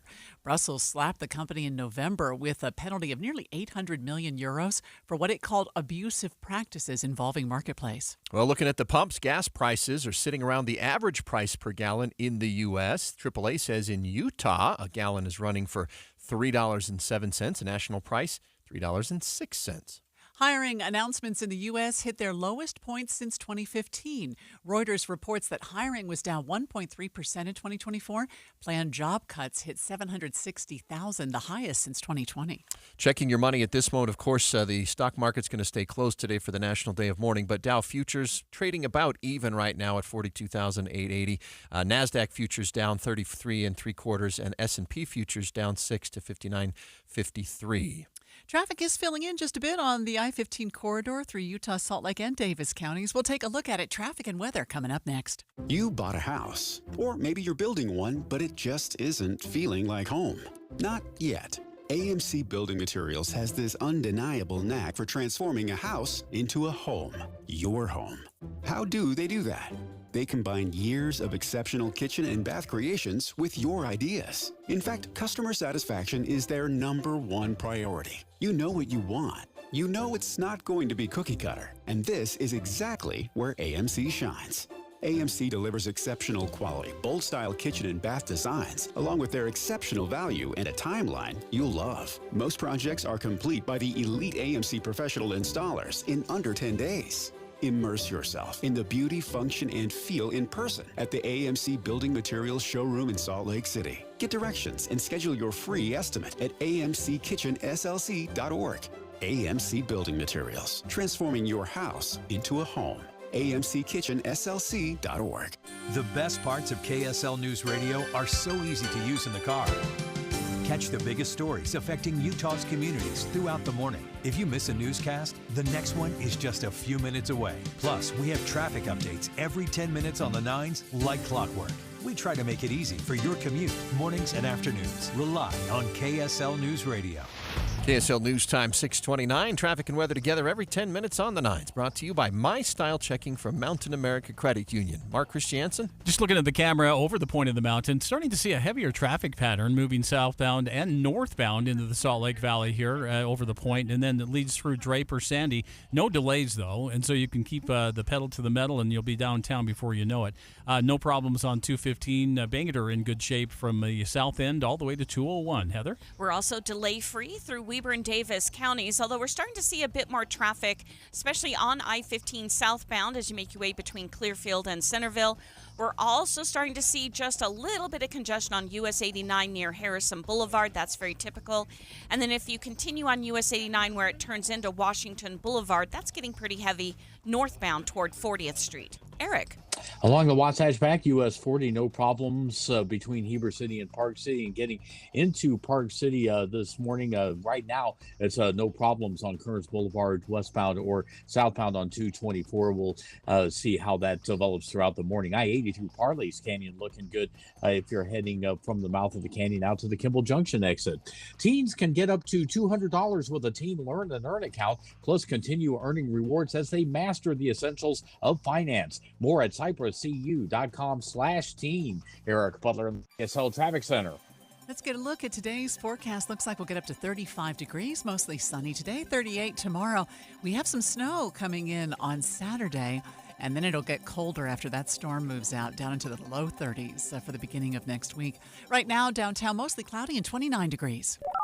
You're listening to Utah's Morning News with Andy Farnsworth and Amanda Dixon on KSL News Radio, 102.7 FM and 1160 AM. Good morning. KSL News Time now 6:30. KSL's top story this hour. A man is in the hospital right now after being shot by a police officer in Salt Lake City this morning. Police say the suspect pulled out a weapon during a traffic stop. KSL News Radio's Adam Small is live with the details. Adam?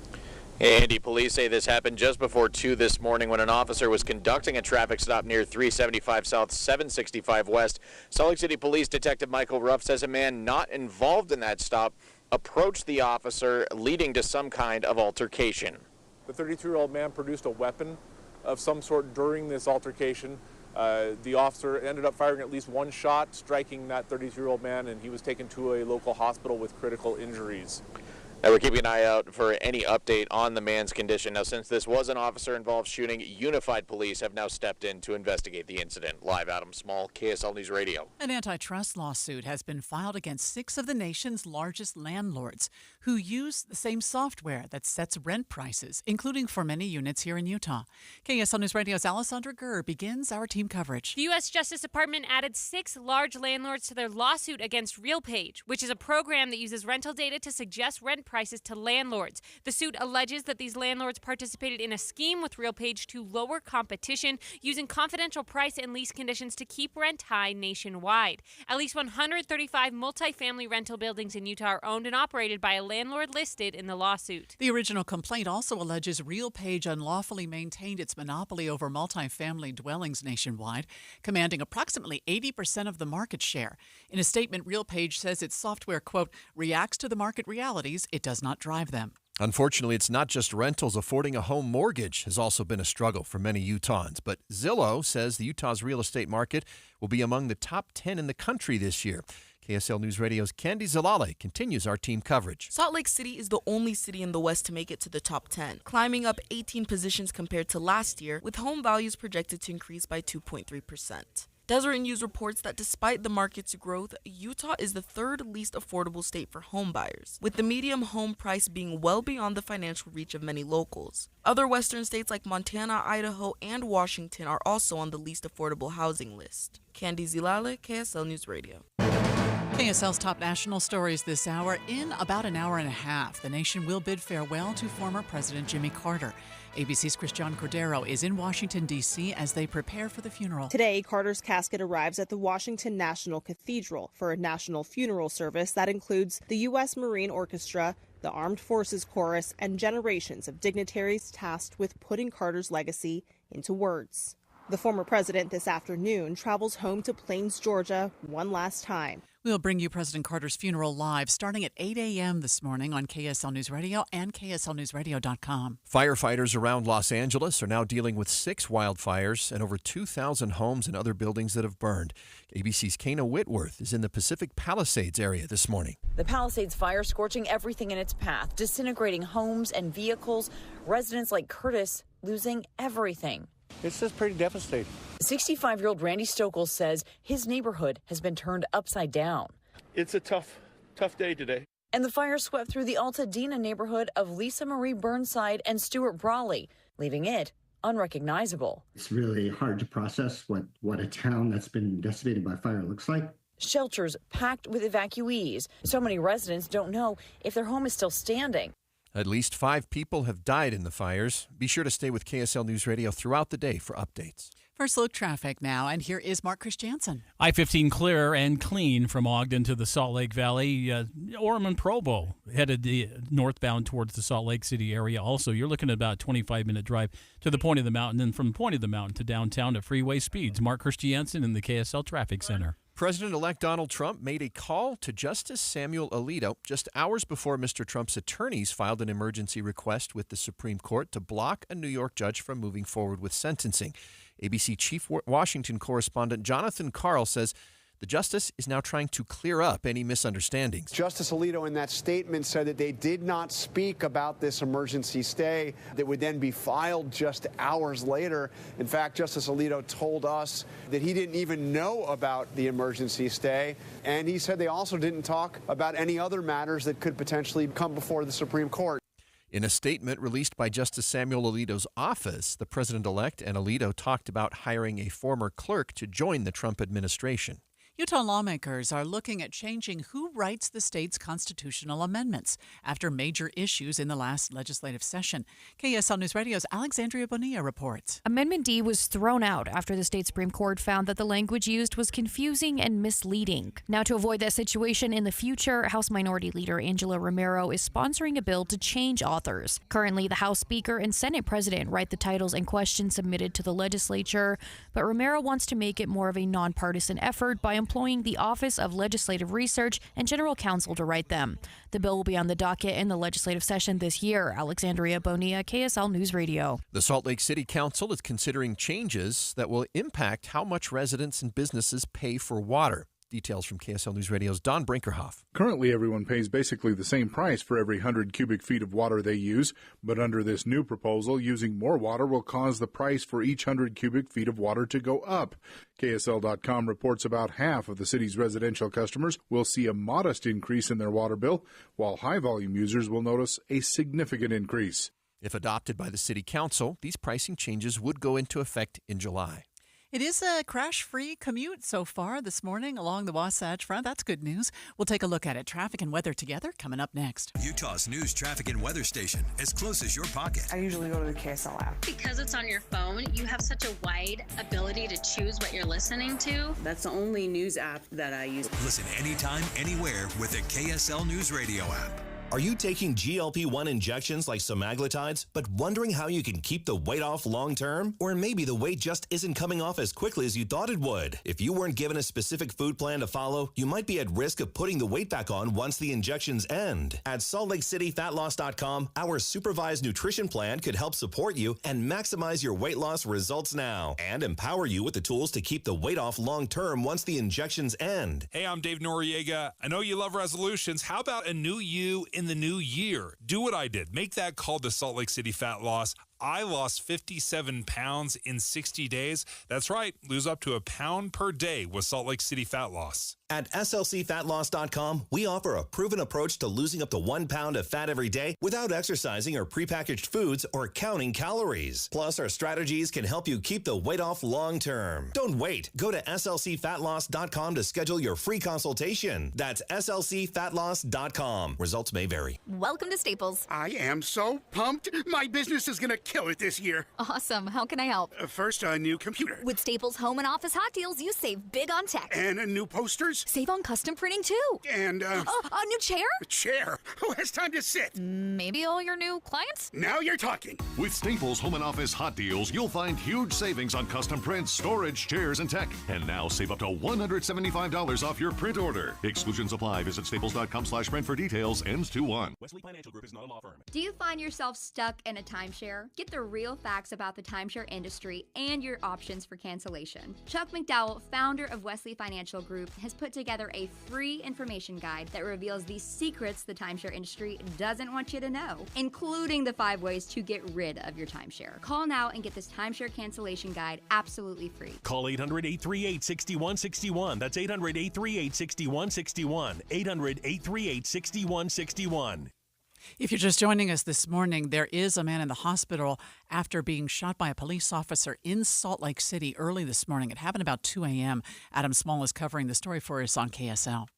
And now time at 6:39 for another check of traffic and weather together, brought to you by My Style Checking from Mountain America Credit Union. Here's Mark Christiansen. Well, browsing the cameras over Bangerter Highway from the south end of the valley through to the 201, it looks like traffic's moving quite well. You do have a couple of congested spots near 35th in the West Valley area, getting around 2700 south.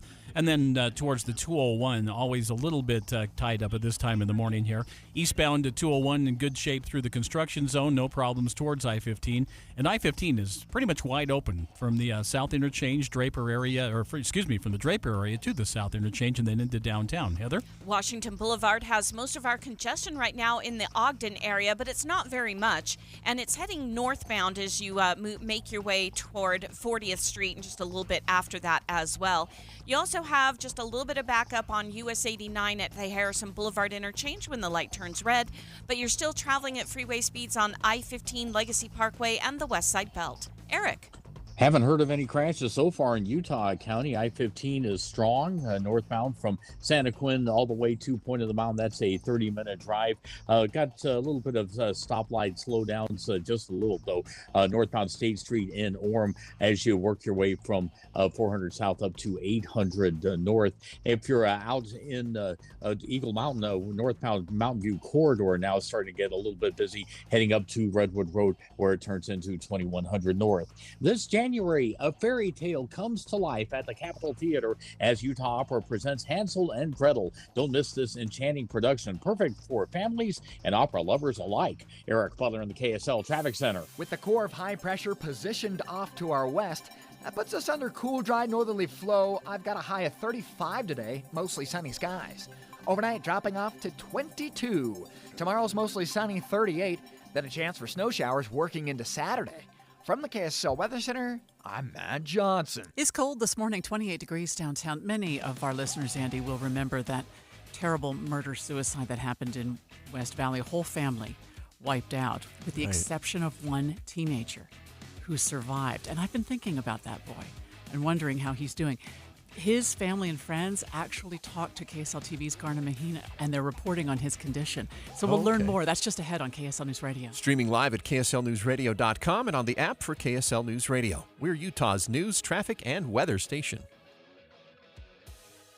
Now it's time for Jeff Kaplan's Minute of News, brought to you by Any Hour Services, Electrical, Plumbing, Heating, and Air, anyhourservices.com. Fire is consuming parts of Los Angeles, and some of the coverage has been insulting. Tens of thousands of people have been evacuated from their homes, and because it's L.A., a lot of the coverage I'm seeing is about the celebrities. The Palisades fire is burning just to the north of the Santa Monica Pier. It is horrible. It was really difficult this morning. When I was up there, some of my neighbors were calling me, and I had to give them the devastating news that their house did not make it, unfortunately. Pretty sad. Homes, offices, strip malls are burning, and people are literally running for their lives. But the Palisades are home to a boatload of movie stars, so some of the national coverage is focused on them. Tom Hanks, Steven Spielberg, Reese Witherspoon all have homes in the Palisades. Luke Skywalker had to evacuate. Mark Hamill had to flee Malibu. Actor James Woods was live tweeting the fire. Standing in my driveway getting ready to evacuate. We've got a lot of planes going over. dropping water. I don't know if hearing about the rich and famous is supposed to make these fires more relatable, that people we know parasocially are affected, or if this is just a fixation on fame, but nestled into all the coverage of these stars who undoubtedly have second homes in which to shelter. I saw a small item about an empty mansion. The owners were off doing more beautiful things elsewhere, but the maid was still working, deciding whether to knock off and run for her life, but she kept at it till the fire drew too close, and not a moment too soon, she finally dropped her dust rag and ran. That is more impactful, more painful than Ben Affleck and Chris Pratt fleeing $10, $20, and $30 million mansions. They're going to take the insurance money and build another if they lose their homes, but that maid who escaped with her life, her job just went up in smoke. Jeff Kaplan's Minute of News, only on KSL News Radio. If you've ever set New Year's resolutions before, you know how difficult it is to follow through because you have to wait to see the results. What's up, everybody? I'm Mike Wilson with Any Hour Services, and in honor of your New Year, New You resolutions, Any Hour Services is having our New Year, New System sale. From now until the end of February, Any Hour Services will give you $2,025 off a new furnace and air conditioner. And you don't have to wait to save the money. You get $2,025 off at the time of purchase. The only thing you have to do to qualify for our New Year, New System sale is call Any Hour Services and schedule a free estimate. When you call, there's no obligation to buy. Just schedule a time to meet that works best for you. Let me say that again. From now until the end of February, when you have Any Hour Services install a new furnace and air conditioner, we'll give you $2,025 off. Call Any Hour Services right now and schedule a free estimate. 801-443-7400. You can Google Any Hour Services. You can even schedule online at anyhourservices.com. No one helps more homeowners than Any Hour Services. Join the KSL Real Estate Show at 10 before BYU basketball. Heather Osmond and her guests talk about a new community development in Eagle Mountain. That's this Saturday at 10. KSL News Time 6:44. The three things that you need to know this hour. First, at least 135 multifamily rental buildings in Utah could be affected in a lawsuit that claims a rent-setting software company colluded with landlords to keep rents high. I'm KSL News Radio's Alessandra Gurr. Second, several groups of Utah firefighters will soon be briefed and then head out to California to help fight the fires in Los Angeles. Third, traffic and weather together. No delays or accidents in Parley's Canyon. Headed eastbound 80 works quite well from Salt Lake to the Park City area, about 15-20 minute drive. Mark Christiansen in the KSL Traffic Center. Keeping it dry for now, but snow chances coming. I'm Matt Johnson. Right now, 28 degrees at the KSL Common Spirit Health Studios. KSL's top national stories. ABC News, I'm Sherry Preston. From the Pacific Coast to Pasadena, firefighters continue working to control the wildfires that have broken out across the Los Angeles area. You wake up one morning and everything is normal, and you go to bed that night and you have nothing. Nikki Rifkin telling ABC News she's still trying to come to terms with how quickly her family was forced to evacuate and her home burned to the ground. ABC's Kana Whitworth in the Pacific Palisades. As the smoke cleared, the Palisades village looking more like a war zone than a popular shopping area. Skeletal remains of the businesses unrecognizable. Some homes were spared, but the embers that were blown by the powerful Santa Ana winds would burn homes just next door. In a little over an hour, the state funeral for former President Jimmy Carter will be held at the National Cathedral in Washington. The nation's 39th president will be honored there. President Biden and all living former presidents will also be there. This is ABC News. We're hearing from the family and friends of a West Valley teen who was the only person to survive what police call a murder-suicide. KSL TV's Garna Mejia has more on his recovery. A hospital room full of Granger High teachers and staff gathered around the bed of their student, Shaw Ray. A very, very sweet moment at the end of this Christmas break of getting to see how much he's progressed. Shaw's progress has been remarkable. It is a miracle. Shaw spent about 3 days fighting for his life with a gunshot wound to the head. The teen was found in his family's garage. Police suspect his father shot and killed his mother and 3 young siblings in a murder-suicide. The news is so horrific and so positive at the same time. Positive because of Shaw's strength and survival. Somehow he beat the odds. There have been some really high highs and some really low lows. There's obviously some very emotional and trying moments. Friends and relatives have been by Shaw's bedside. His family was buried the day he turned 18, and his eyesight is gone. At times, Shaw can discern when a room is light or dark, but doctors don't know if he will ever recover his vision. Shaw has a hard time remembering the tragic event, but his memory is improving. It's been really impressive watching Shaw Ray deal with this trauma and these emotions and watching that he's able to remain hopeful. Shaw's grace and resilience are inspiring his loved ones. He's strong, and he gives me strength by watching that. Well, and tonight we're also hearing that Shaw had enough credits to graduate early from high school. His teachers are hoping, though, that he'll be able to walk with his graduating class in the spring. He does have a really long road ahead of him. There is a GoFundMe tonight to help out. I'll share the details on our website.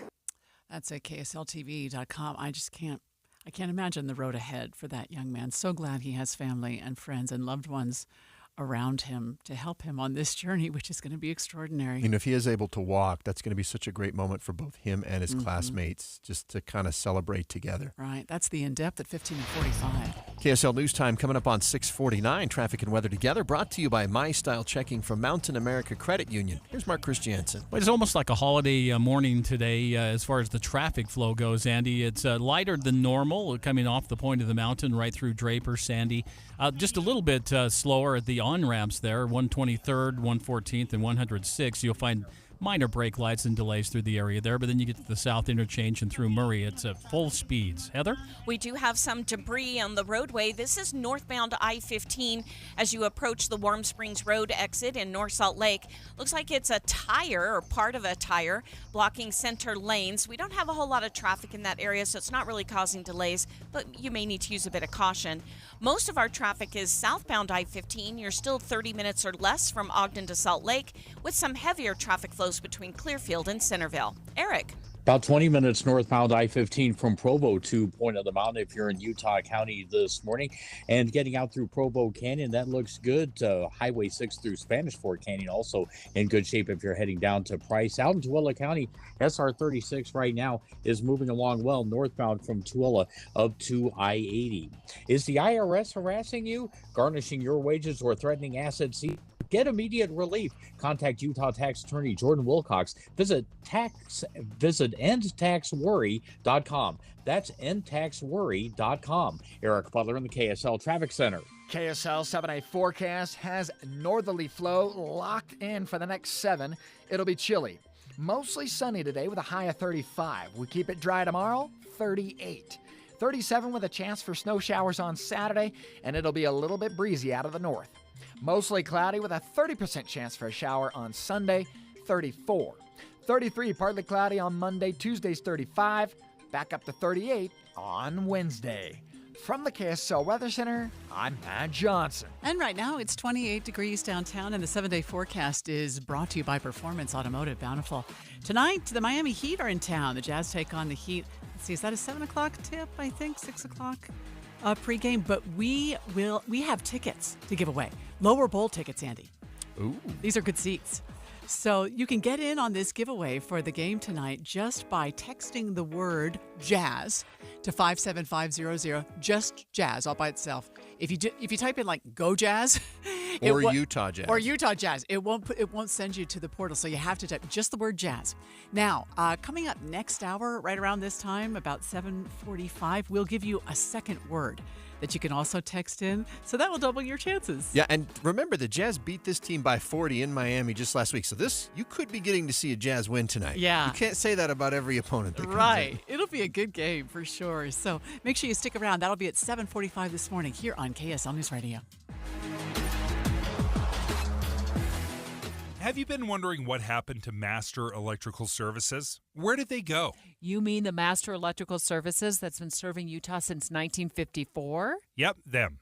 The Master Electrical Services that was the first to offer upfront pricing guarantee with no hidden fees? That's who I'm talking about. And 100% satisfaction guarantee? That's right, Debbie. Master Electrical Service has joined Mountain Air, and together they've become Mountain Home Services. This is great news because they can offer whole home protection, electrical, EV chargers, HVAC, generators, and fireplaces. Yeah, I love that new one, the fireplaces. You can find them online at mountainhomeservices.com. That's mountainhomeservices.com. Or at that same easy-to-remember phone number, 801-543-2222. Again, 801-543-2222. Mountain Home Services is the company that we trust, and so can you. Remember, just check them out online at mountainhomeservices.com. Dave and Debbie. It's impossible to digest and consume all of the news that's now coming at us through either social media or through web pages or through the radio. Pick what is most impactful in your life and focus on that. And that's what Dave and I do every single morning. We pick those issues that are most important to our listeners and we boil it down so it's digestible. It's simple to understand. I think we're trying to find the essence of the story. You know, you can't be an expert on all things, but that doesn't mean you can't be curious and really find out more and educate yourself and learn the complexities of an issue. But I think all of us start at ground zero on everything. Ask questions, show that curiosity. And then if you need more research, you can always go to KSLNewsRadio.com and learn more. Listen for Dave and Dujanovic 9 to noon on KSL News Radio. You know that feeling? Your furnace is working way too hard to keep up with the cold, except now it's not actually as cold as it used to be, but the furnace still seems to be working too hard, and what if this means your furnace doesn't have what it takes to survive the winter after all? Whipple that away. Replacing your furnace now so you can stop worrying now is my job.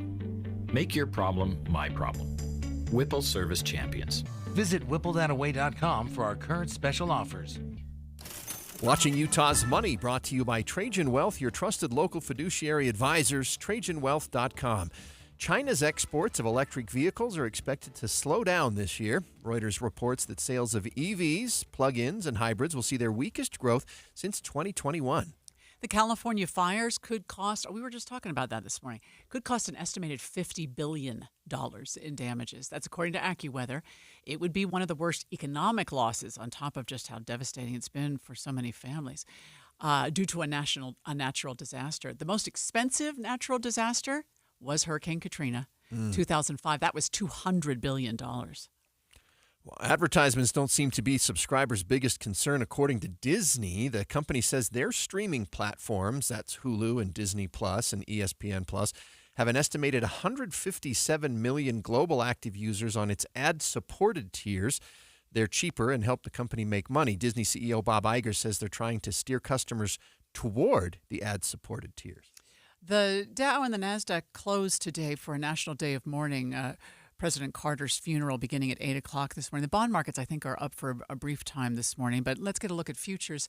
Dow futures are basically unchanged, just down 11.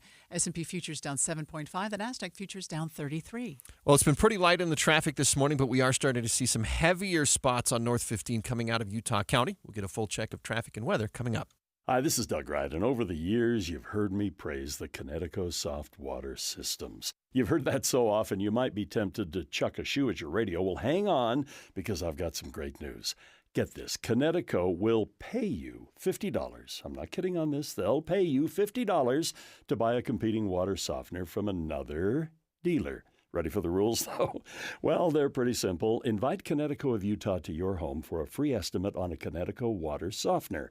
If within 60 days of hearing them out, you buy any other system from any other water softener dealer, Connecticut of Utah will fork over $50. That's how sure they are that after hearing them out, you won't settle for anything less than a Connecticut water softener. Now, this offer does expire in 30 days, so don't delay.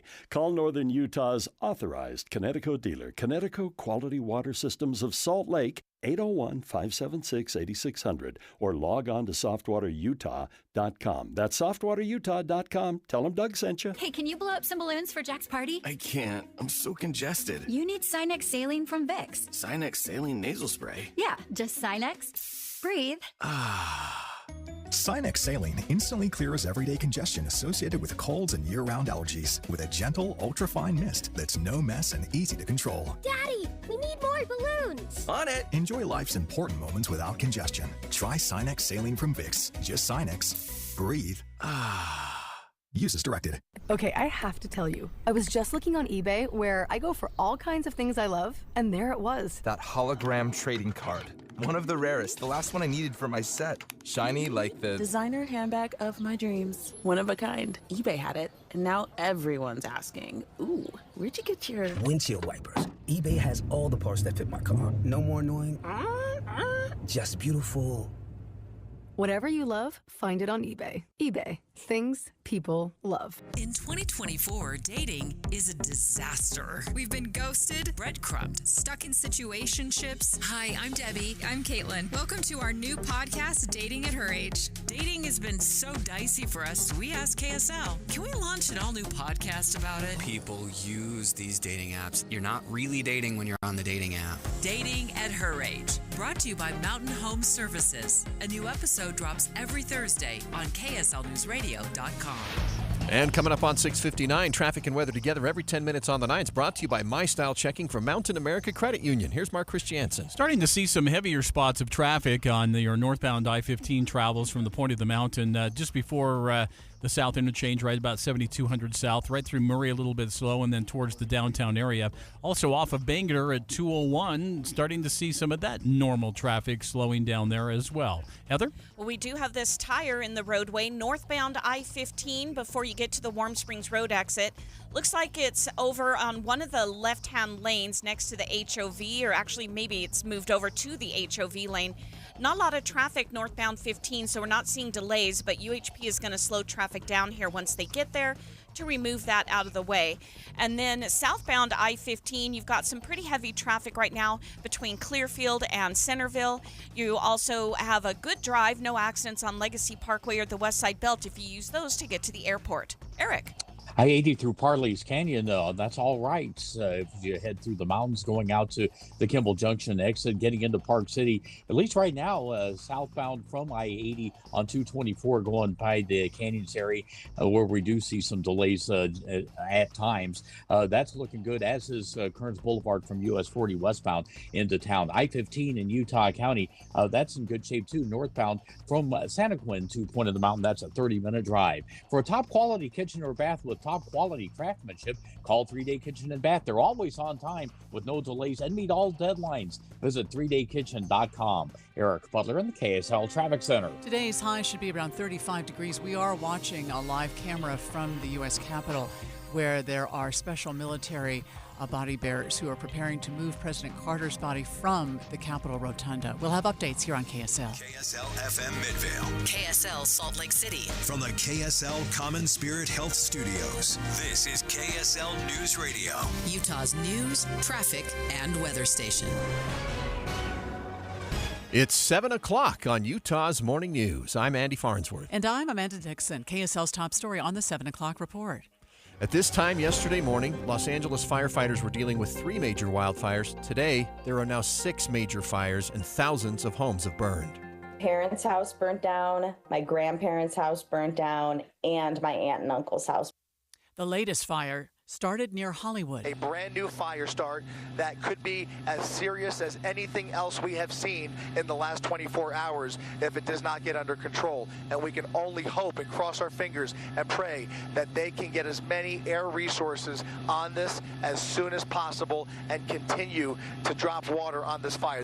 Mark McMillan lives in one of the neighborhoods inside the Palisades area where the fire already destroyed many homes. He says there basically is no water in the area, and there's only 2 fire trucks putting out hot spots and keeping sparks from destroying even more homes. They also don't have water in their trucks, and so they have been setting up pumps that go from the pools in the neighbors on either side of this house, and they've just been trying to keep it down. The fire is too big for 2 engines to be able to stop. McMillan says it's been hard to watch what's happening, and there's little he can do to help. We continue our team coverage with ABC's Andrew Dimbert, who is tracking the fires in L.A. A new fire erupting in the Hollywood Hills, marching toward iconic landmarks. This palm tree outside a Hollywood home catching fire, neighbors jumping into action, grabbing a ladder and hose to save that house. The balcony was on fire, and I went around the back to grab the garden hose, and luckily they had the Ring camera as well, and they were like, hello, what are you doing? And I'm like, your house is on fire, I'm trying to save it. So they were grateful. The roads around Hollywood gridlocked as people scrambled to escape. Dimbert says fire officials know of 5 deaths so far. We've been monitoring ABC 7 in Los Angeles this morning, where they've had multiple reporters in the fire zones. Let's listen into a couple of their reports. This house is still burning. We had to move a little bit to the side because there are a series of loud explosions coming from inside that inferno of a garage. I think there's a couple vehicles in there. The gas tank might be exploding, but some of them have been extremely loud. And major concern is just how close this home is to the home right next door, and somehow it has still survived the trees between them. They have not gone up, and that would be catastrophe. That would be worst case scenario should those trees breaking these two houses go up in flames, because it wouldn't be long for the home that is still somehow intact after these 24 hours remains so. Down comes the eave off the front of that house. And you've been going around yourself. I know you got a bucket. You were trying to put out those gas lines. Talk to me about why. Why put yourself at risk doing this? Yeah, well, our house is standing miraculously, and so we're very thankful. And my neighbors defended our house when we weren't there at that time. So I'm just finding pools and getting water. And if I see a standing house and there's a little fire next to it, I can just put that out because the firefighters ran out of water. And there's no one else around, so if it was my house, I would want someone to do this, so that's what I'm doing. It's moved so quickly, and there just are not enough. The firefighters are doing an excellent job, there just aren't enough of them. There's not enough water, so they're just doing the best they can. President-elect Trump has been posting about the fires on social media, criticizing California's governor over restrictions on water. He also talked about the financial impact as he left a meeting on Capitol Hill with several senators. But what happened there, I don't think there's anything that I've ever seen quite like it. And the insurance companies are going to have a big problem because you're talking about big, big dollars. This hour, dozens of Utah firefighters will be leaving to help fight the fires in California. KSL News Radio's Adam Small is live where the firefighters are gathered at the Maverick Center. Adam? Yeah, Andy, right now I'm looking at about a group of 50 to 60 firefighters from departments all over the Wasatch Front. I'm seeing trucks here from West Valley, South Jordan, Salt Lake, Unified, all getting ready to go down to California to help with the situation down there. Unified firefighter Kelly Bird is one of them. I'm excited to go and be able to have this experience so that I can bring it back here and use it moving forward. Now, he tells KSL TV he and the others are going to be gone here for, it looks like, the next couple of weeks. Again, they are all here gathering now for a pre-mission briefing. We're hearing more from them coming up later in the morning. Live and at the Maverick Center in West Valley, Adam Small, KSL News Radio. A man from Pasadena is visiting his family in Logan this week, and he's no idea if his home is still standing. KSL TV's Brian Carlson spoke with Angel Rosales and continues our team coverage. I'm just hoping that it doesn't reach there. Hoping his house will be one of the lucky ones spared from the flames. Almost my entire life. Everything that I own is there. Rosales says he's leaning on his mother here in Logan to help him get through this. He plans to go back on Wednesday, but has no idea what he'll be returning to. Rosales says his neighborhood was evacuated Tuesday, and he's gotten little word about what may have happened. Be sure to stay with KSL News Radio and KSLNewsRadio.com throughout the day for updates on the LA fires and what Utahns are doing to help. First look traffic on the KSL on the 7 o'clock report. Here's Mark Christiansen in the KSL Traffic Center. Well, there's this tire debris in the roads northbound I-15 about 1700 north, just before Warm Springs. It's in the HOV lane, and it's really causing some problems. Cars are going right over the top of it. I wouldn't be surprised to see a bumper or two in the area there before HP gets on hand. Mark Christiansen in the KSL Traffic Center. Other national stories we are following this morning on KSL News Radio. The body of former President Jimmy Carter has been lying in state since inside the Capitol for Americans to say their goodbyes over the past 2 days. Right now, the military is moving the casket.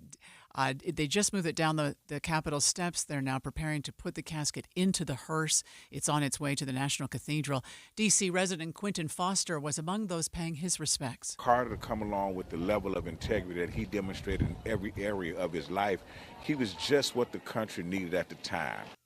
The funeral service will begin at 8 a.m., and we will carry the service live here on KSL News Radio.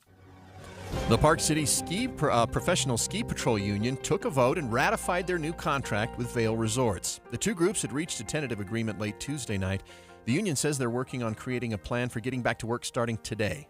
A potential strike that would have shut down all of the country's major seaports from Maine to Texas has been averted with a tentative agreement. ABC's Christian Cordero has more. The agreement finalizes a 6-year deal, part of which was negotiated after the union went on strike briefly last fall. The port operators agreeing to a $24 an hour top pay rate bump over 6 years. Had a deal not been reached, ports could have closed as early as next week, potentially costing the economy hundreds of millions of dollars per day. The Longshoremen Union still has to vote on the deal, but they are expected to approve it. Grand County officials say they've sorted out their financial issues that were called out in a recent audit. They say they've also gained access to $13.4 million in state-allocated funds that were frozen since September. The Times Independent reports the audit exposed misuse and misappropriation of tourism tax revenues.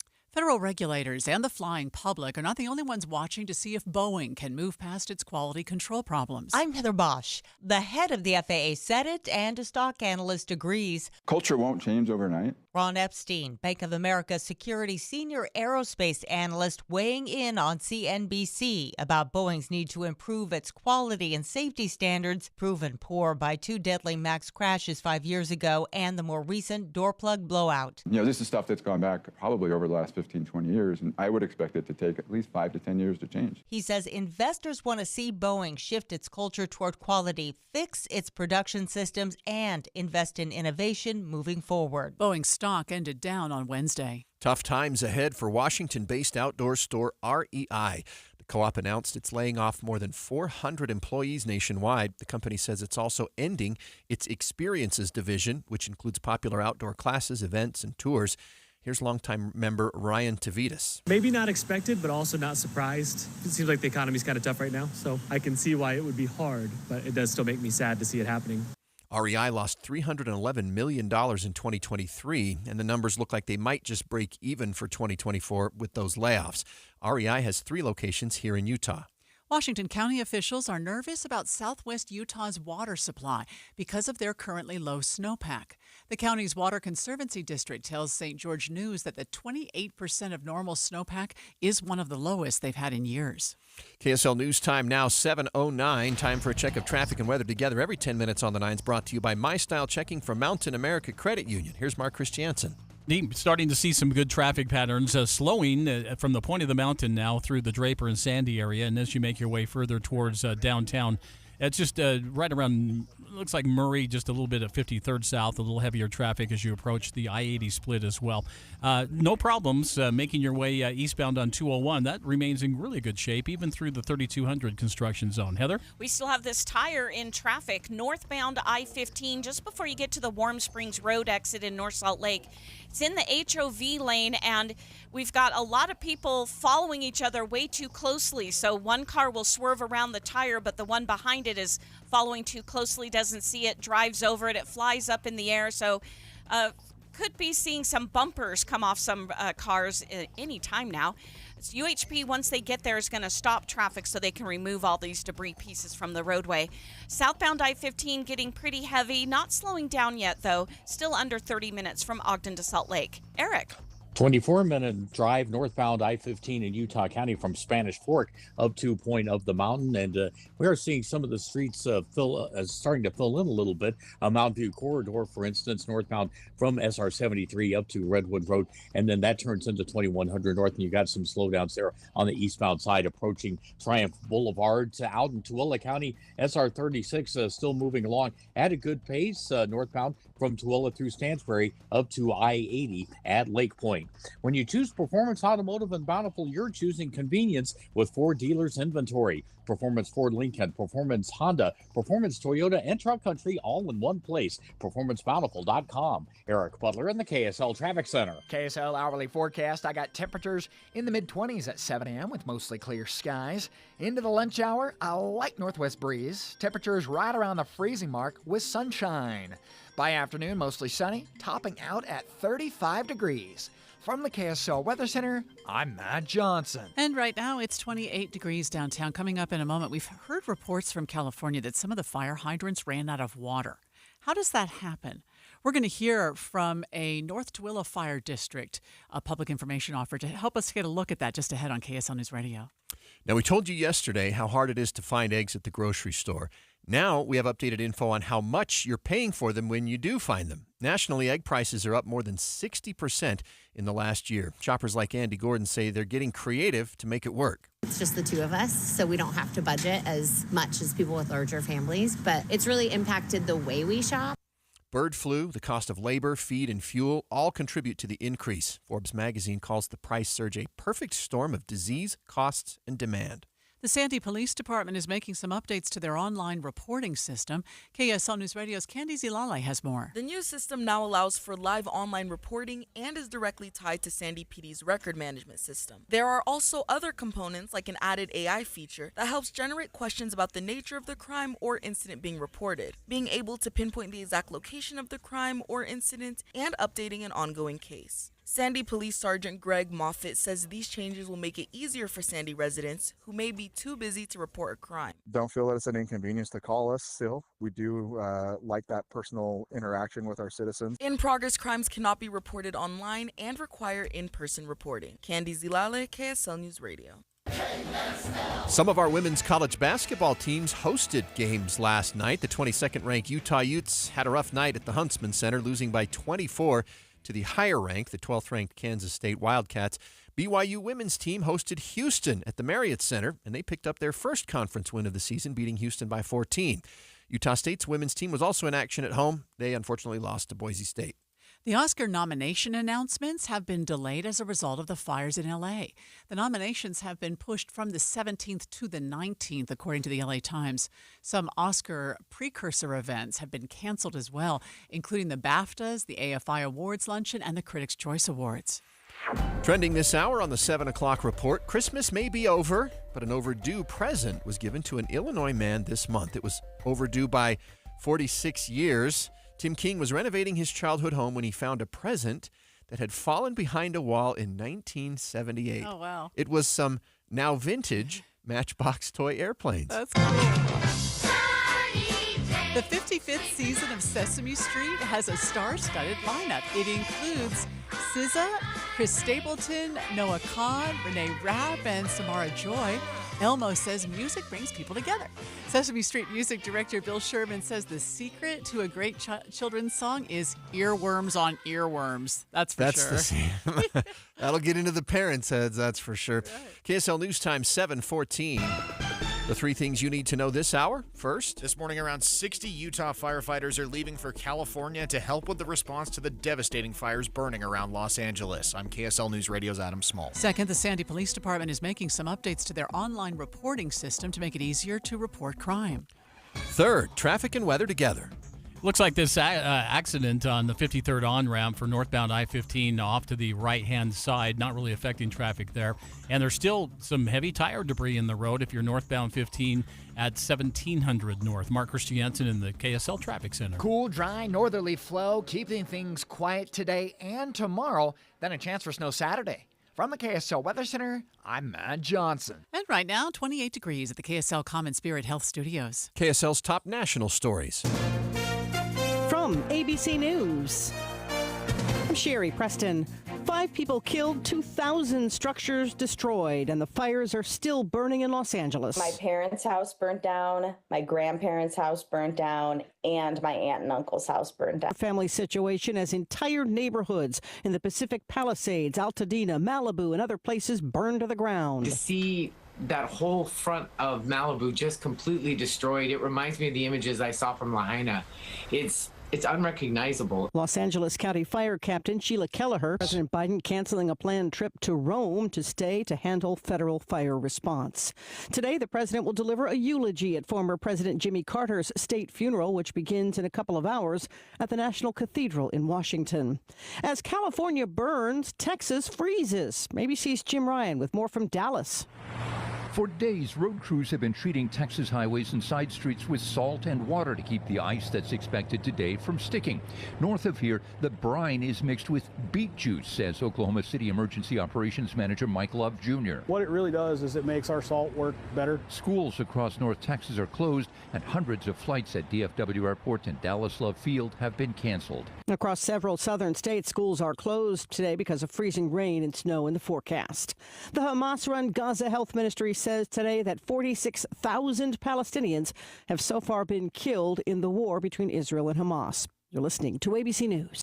There have been reports of some areas of California fire hydrants running out of water. But Public Information Director of the North Tooele Fire District and host for 103.5 The Arrow, John Smith, explains it's not that simple. The deal with fire hydrants, the misconception or the misnomer, if you will, is that the pumps have run dry. And while that is partly true, it's not because there's not enough water. The problem is that fire hydrants are designed to fight smaller fires. They're designed to fight one or two house fires at a time, not several fires on the same street, and certainly not in the same city. There's only so much water pressure that's available for fires like this. So if you were to have enough water pressure to fill all the hydrants in just one of these 6 fires burning in Los Angeles County, the water pressure would be enormous. Smith says getting water is also a complicated process. A lot of the fires up in the upper levels are fed by tanks, and so getting water to these tanks takes a little bit of time because the water source is actually below the tank, so they're gravity fed. So the tanks themselves do run dry, and it just takes time for them to refill. That makes sense to me about how the fire hydrants would only be designed to feed enough water for a couple of homes. But what do you do in a place like California where they regularly have these massive wildfires? Like, you'd have to prepare some sort of more profound response, wouldn't you? Well, I mean, you'd think, but you got to think of the cost for the infrastructure to have it ready for a case that may never happen. I mean, this is the largest fire ever. But the next largest one was not too long ago. Well, that's true. But then you have to have people who are willing to say, yes, you can take my money in tax to create this thing. And you know how generous people are with their tax dollars. Sure. But I do appreciate John. John Smith. But it's also like we see fire hydrants, but honestly, I never think the water's there. You turn it and it comes out. Like, that's all I've ever thought about a fire hydrant. So it's really interesting to learn these things. Mm-hmm. For sure. That's the In-Depth at 15 and 45. KSL News Time now 7:19. Time for a check of traffic and weather together every 10 minutes on the 9s. Brought to you by My Style Checking from Mountain America Credit Union. Here's Mark Christiansen. A little slower traffic pattern between 123rd South leading to just about 106 South now. And those ramps a little bit full. It speeds up again, and you're at good travel times from Draper or Sandy, basically, right into the downtown area. Trying to get on at 53rd South might be a little bit hectic for just a few more moments here as a motorcycle accident right there on the northbound on-ramp has officials off to the side with flashing lights. Heather? We did get the tire cleaned up northbound I-15 in North Salt Lake. There might still be just a few teeny pieces of debris on the roadway as you approach Warm Springs Road, but right now there's nothing really to hinder your travel. Southbound I-15, your heaviest spots right now are between Clearfield and Centerville. We're starting to get quite a bit more traffic on SR 193 in Clearfield. Eric?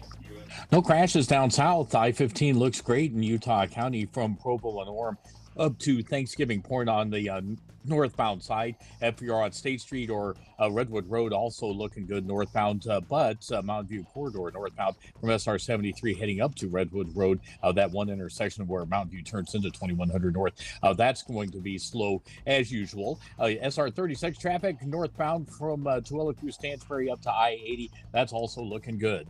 At the Utah Auto Expo, we have a vehicle for almost everything, and we certainly have a vehicle for your thing. Mountain America Expo Center, the 17th through the 20th. AutoExpoUtah.com for tickets. Eric Butler in the KSL Traffic Center. KSL 7-day forecast is predominantly dry with a little storm in here. Let's go for today. Mostly sunny skies and a high of 35. That's a little bit cooler than yesterday. Mostly sunny, 38 on Friday. Saturday, snow showers, 37, breezy. 34, mostly cloudy on Sunday with a slight chance for a snow shower. 33 degrees for a daytime high on Monday, partly cloudy. More sunshine with warming temperatures Tuesday and Wednesday, highs in the mid and upper 30s. From the KSL Weather Center, I'm Matt Johnson. And right now, let's see where we are. 28 degrees downtown. The 7-day forecast brought to you by Performance Automotive Bountiful. We were watching a minute ago as the motorcade is proceeding now from the U.S. Capitol to the National Cathedral. Those people in the cathedral already taking their seats, even though the funeral for former President Carter is not supposed to begin for about 40 minutes. I think they're also going to drive the hearse in front of the White House through that curved driveway. So one last visit to the White House, technically on the way to the cathedral. Nice. I love the symbolism. So, and I'm sure there'll be people lining the streets, although there's a lot of snow on the ground, I noticed in Washington. So let's hope. All the living presidents will be there. President Biden, President-elect Trump, President Obama, President Bush, George W. Bush, and President Clinton. Right. So we'll be watching it, and we'll have it for you live coming up next hour here on KSL. This is Derek Miller speaking on business. Big D Construction is committed to creating a safe workspace for all its employees, focusing on both physical and mental well-being. With a unique approach, Big D is working to make a difference. Senior Benefits Specialist Marissa Gray joins us with more. At Big D Construction, we recognize that the construction industry has one of the highest suicide rates among all workforces. That's why we prioritize the mental well-being of our employees alongside physical safety. We accomplish this through the promotion and education of our Employee Assistance Program, coaching, virtual therapy services, positive messaging from company leadership, policies that promote mental well-being, and suicide prevention training for leaders, supervisors, and managers. Big D also works in partnership with the Utah Suicide Prevention Committee and Coalition through their Workplace Work Group. Private businesses, together with public partners, offer information and training to businesses across the state. This includes the Suicide Prevention in the Workplace Toolkit created with the Salt Lake Chamber. Big D Construction is a proud partner of the Utah Suicide Prevention Committee and Coalition and the Salt Lake Chamber to make a difference in the construction industry and businesses. Together, we can prevent suicides and improve workplace mental health. Big D Construction is a proud supporter of mental well-being and suicide prevention. They're committed to making a positive impact, not only in the construction industry, but in businesses statewide. Learn more on the Big D Construction website. I'm Derek Miller with the Salt Lake Chamber, speaking on business. My daughter, she's 2. My wife, Meriden, we did it together because we want to be around a long time for her. Every single day, people are losing weight and keeping it off with Soda Weight Loss, improving their health, their quality of life. I would recommend this program to anybody. Anybody can do it. For the month of January, Soda Weight Loss is offering a new client partner program. Join with a partner, a friend, someone you love for the cost of one. Tried everything from fasting to every diet. Kept hearing about Soda Weight Loss. So what they did was give me a plan to lose the weight. It came with a nutritionist, came without drugs or pills or shots or side effects. What are you waiting for? Get started with Soda Weight Loss right now with a partner and only pay for one. Do you know how good it feels to let go of 51 pounds of belly fat? Because Soda Weight Loss works. Visit sodaweightloss.com. That's SOTA weightloss.com. Soda is, say it with me, state of the art. Watching Utah's Money, brought to you by Trajan Wealth, your trusted local fiduciary advisors, TrajanWealth.com. Fewer people tuned into the Golden Globes this year. Nielsen reports that viewers went from 9.4 million to 9.3 million, so it's close. Ratings for the Globes fell after the pandemic and Joe Coy's less than desirable job hosting the award show last year. I did my part. I was the one Yeah, viewer you they were. gained because I'd never watched it before. Volkswagen global deliveries fell 1.4% in 2024, with electric car sales down around 2.5%. Reuters reports a board member is pointing to a weak economy and tough competition in China.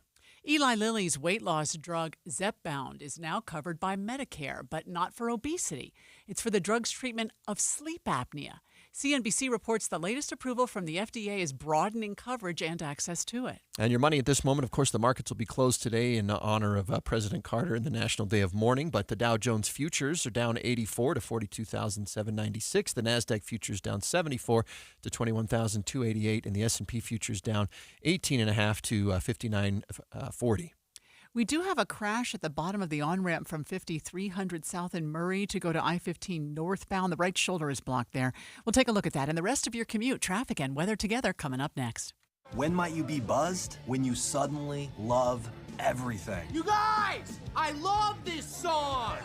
I love these nachos. I love our kickball league. Ugh! I love this guy. What's your name? You know what I'd love? A ride when it's time to head out. If you see a buzzed warning sign, call for a ride when it's time to go home. Buzz driving is drunk driving. A message from NHTSA and the Ad Council. I love your car. Is this real leather? Did you know you can get your prescriptions for less at your local pharmacy? You can with GoodRx. It's the free app that can save you money on your medications. Just search for your prescription, choose the pharmacy and the price that works best for you, and then show your GoodRx coupon to your pharmacist at the drop-off counter. GoodRx works at over 70,000 pharmacies, including Walmart, Rite Aid, and Walgreens, and it works whether you have insurance or not. It's easy to save. Next time you drop off your prescription, check GoodRx. To start saving today, go to GoodRx.com. GoodRx is not insurance. Over the years, you've brought them into your home. You were prescribed opioids after the C-section, when Dad injured his back, when your basketball star tore his ACL, Opioids helped with the pain, and you held on to them just in case. But did you know holding on to unused opioids puts your family at risk? Opioids are powerful pain-reducing prescription medicines, but most people who are prescribed opioids don't finish their prescriptions. So millions of unused opioids are sitting in homes across the country. And tragically, more than 100 Americans die every day from overdoses involving opioids. What can you do to protect your family? Remove the risk of unused opioids from your home. Pills, patches, or syrups in drawers, purses, and cabinets, anywhere they might be hiding. To find out how to dispose of them properly, visit www.fda.gov/drug disposal. The best parts of KSL News Radio are so easy to use in the car. Catch the biggest stories affecting Utah's communities throughout the morning. If you miss a newscast, the next one is just a few minutes away. Plus, we have traffic updates every 10 minutes on the 9s like clockwork. We try to make it easy for your commute, mornings and afternoons. Rely on KSL News Radio. Join me tomorrow at Minky Couture in Layton on the movie show, 1782 Woodland Park Drive from 11 to 1. Minky's got you covered this winter season. The original luxury blanket company, minkycouture.com. KSL News Time, 7:29. Traffic and weather together every 10 minutes on the 9s. Brought to you by My Style Checking from Mountain America Credit Union. Mark Christiansen. Andy, been a lighter than normal commute this morning, and the traffic is flowing well on I-15 with little or no delays, little or no problems, and very few accidents reported so far. I-15 from the point of the mountain to downtown, looking at maybe a 15, maybe 20-minute drive if you're going a little bit slower there. Bangerter in good condition, still a little bit slow, though, as you make that transition over 201. Heather? Well, now that the tire's been removed from northbound I-15 and North Salt Lake, there really aren't any issues for Weber and Davis County drivers. You'll just see a bit of heavy traffic southbound in all the typical areas from Clearfield to Centerville. You also see increased volume of traffic on West Davis Highway, Legacy Parkway.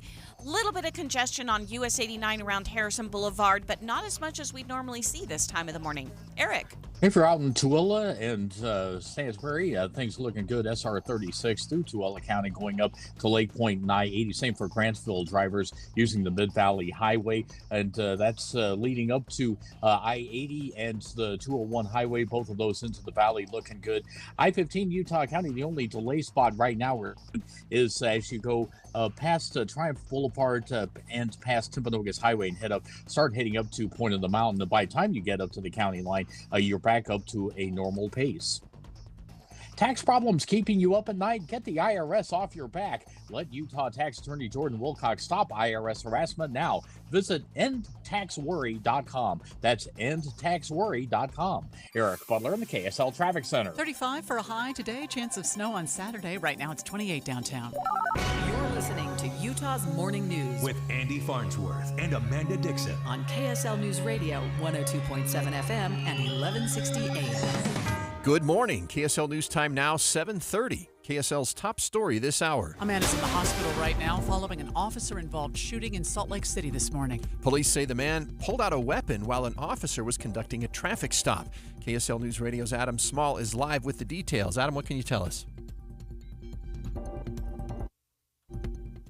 Our officer had to take very quick.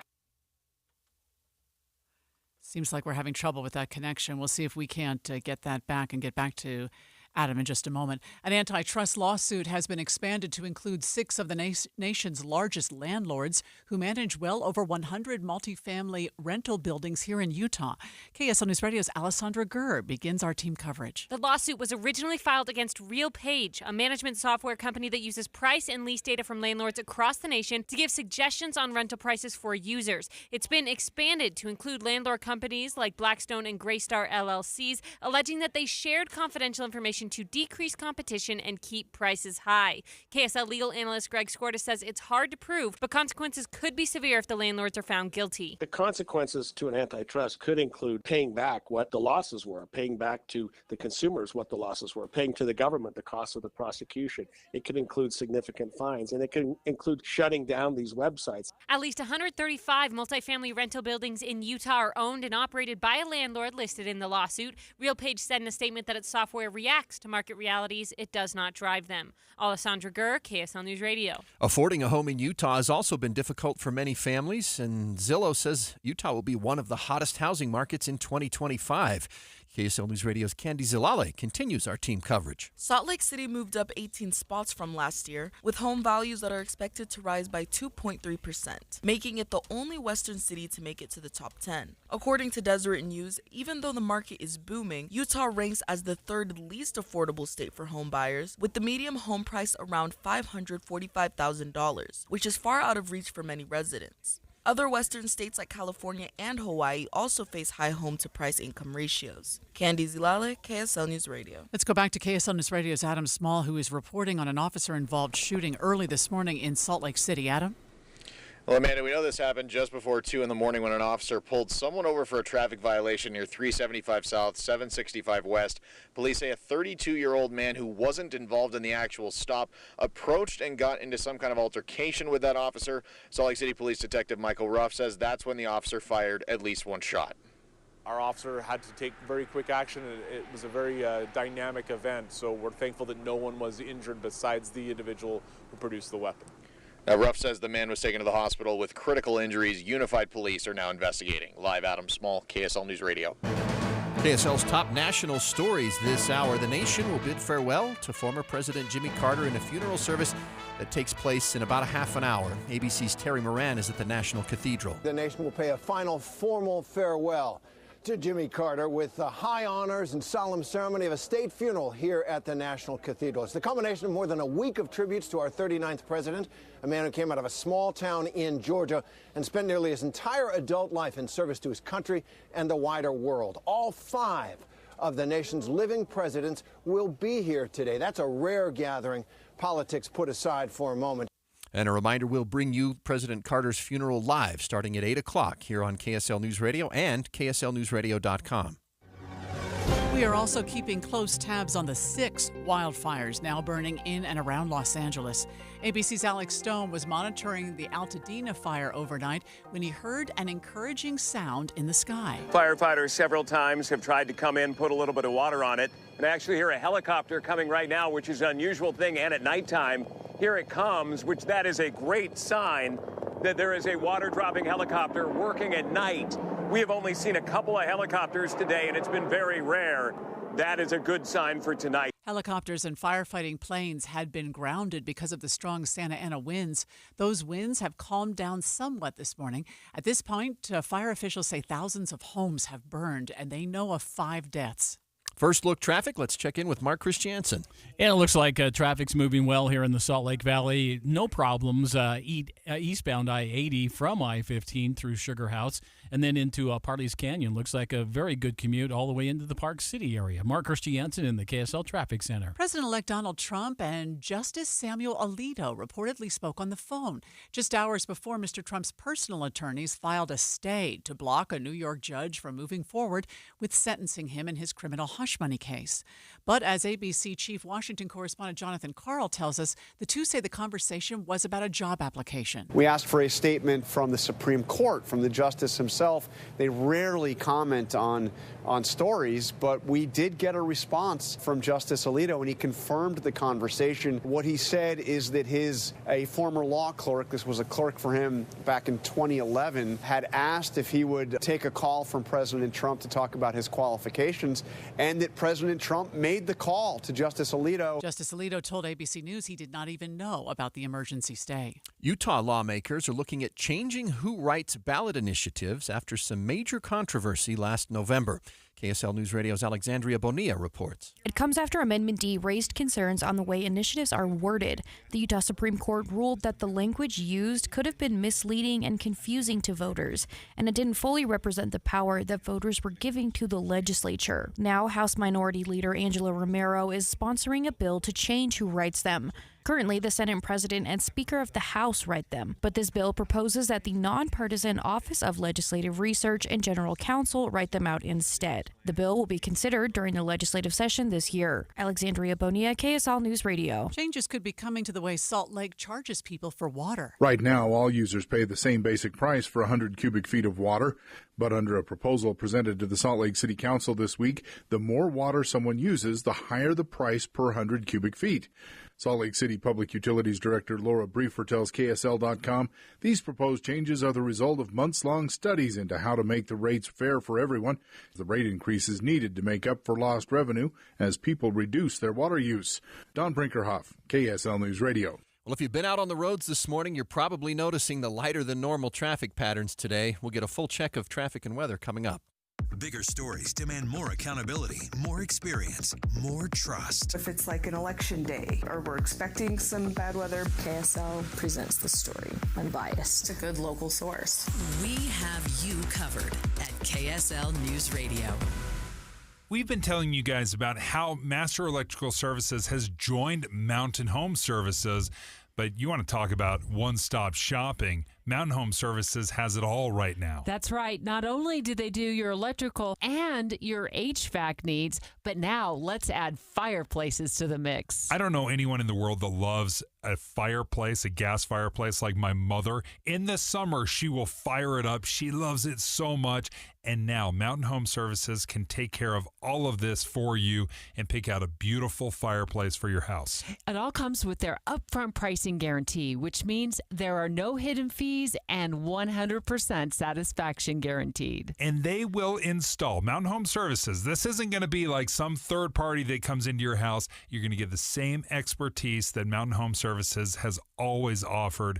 Again, this is the company that we trust, and so can you. Find them online at mountainhomeutah.com. That's mountainhomeutah.com. Or give them a call at 801-543-2222. That's 801-543-2222. Are you frustrated because you can't seem to lose that unwanted weight or keep it off long term? It may not be your fault. Your metabolism might be sabotaging your results. We found that clients on average had a metabolic age 27 years older than their actual age. If that's you, how much harder would it be to lose or maintain your weight? At Salt Lake City Fat Loss, our program helps reset your metabolism so you can keep the weight off for good. To learn how our clients on average lowered their metabolic age by 17 years, go to slcfatloss.com now to schedule your free consultation. I'm Maria Chaleos. Do what I did. Lose up to a pound per day. A new you in this new year. Check it out at slcfatloss.com. Now is the time to end the cycle of weight gain and frustration. You could lose 20 to 30 pounds in 60 days and be empowered with the proven tools to keep it off once and for all. You can do the program in person or virtually from anywhere you live. Schedule your free consultation now at slcfatloss.com. That's slcfatloss.com. Results may vary.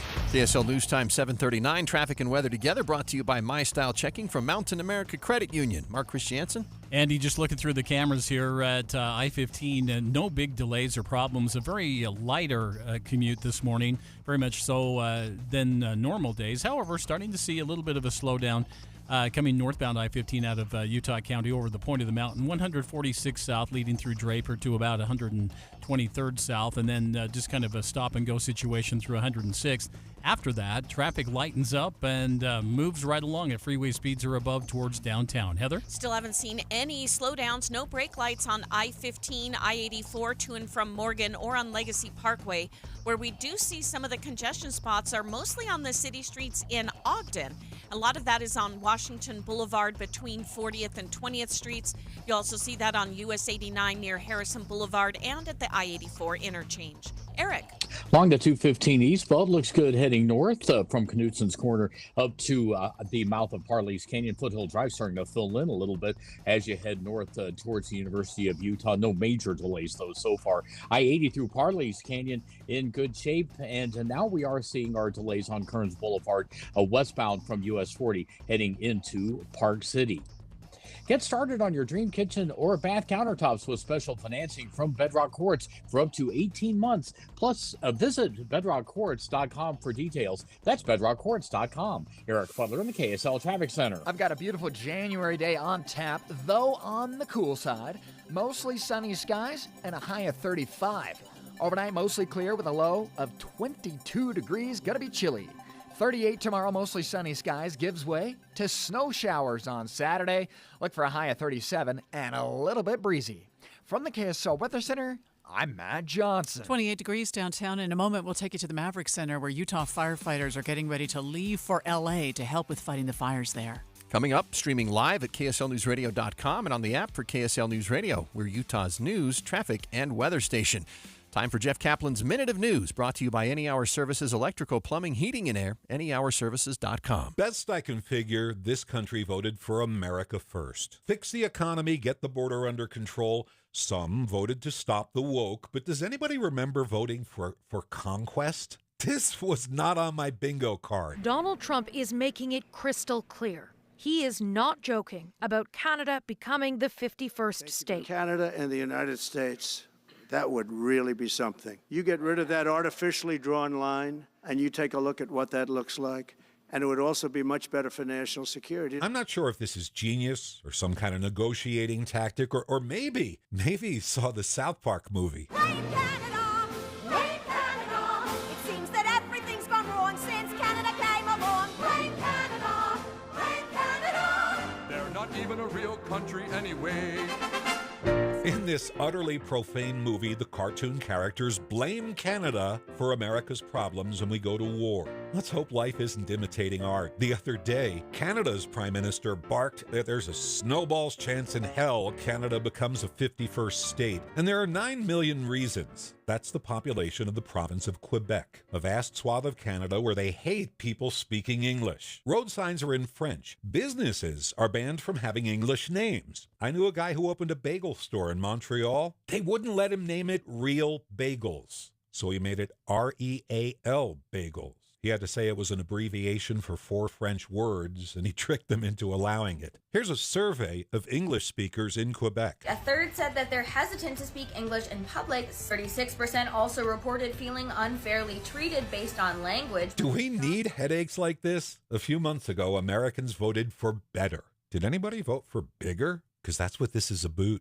Jeff Kaplan's Minute of News, only on KSL News Radio. If you've ever experienced running out of hot water before your shower was done, or hard water spots on dishes and fixtures, I've got a deal you might be interested in. What's up, everybody? I'm Mike Wilson with Any Hour Services, and you probably already know that a tankless water heater and a water softener solve both issues. If you've ever thought about looking into getting a tankless water heater, here's the deal I was talking about. Through the end of February, we're including a free water softener with every new tankless water heater we install. The best part of this deal might be that you never have to worry about being the last one to the shower again, or that you don't have to waste the money keeping 40 to 50 gallons of water hot 24/7. To take advantage of this deal, call Any Hour Services before the end of February. The visit's free and there's no obligation to buy. If you decide to have us install a new tankless water heater, we'll throw in the water softener for free. That's right, a free water softener when you purchase a tankless water heater. Pick up the phone and call Any Hour Services right now for all the details. 801-443-7400. You can Google Any Hour Services. You can even schedule online at anyhourservices.com.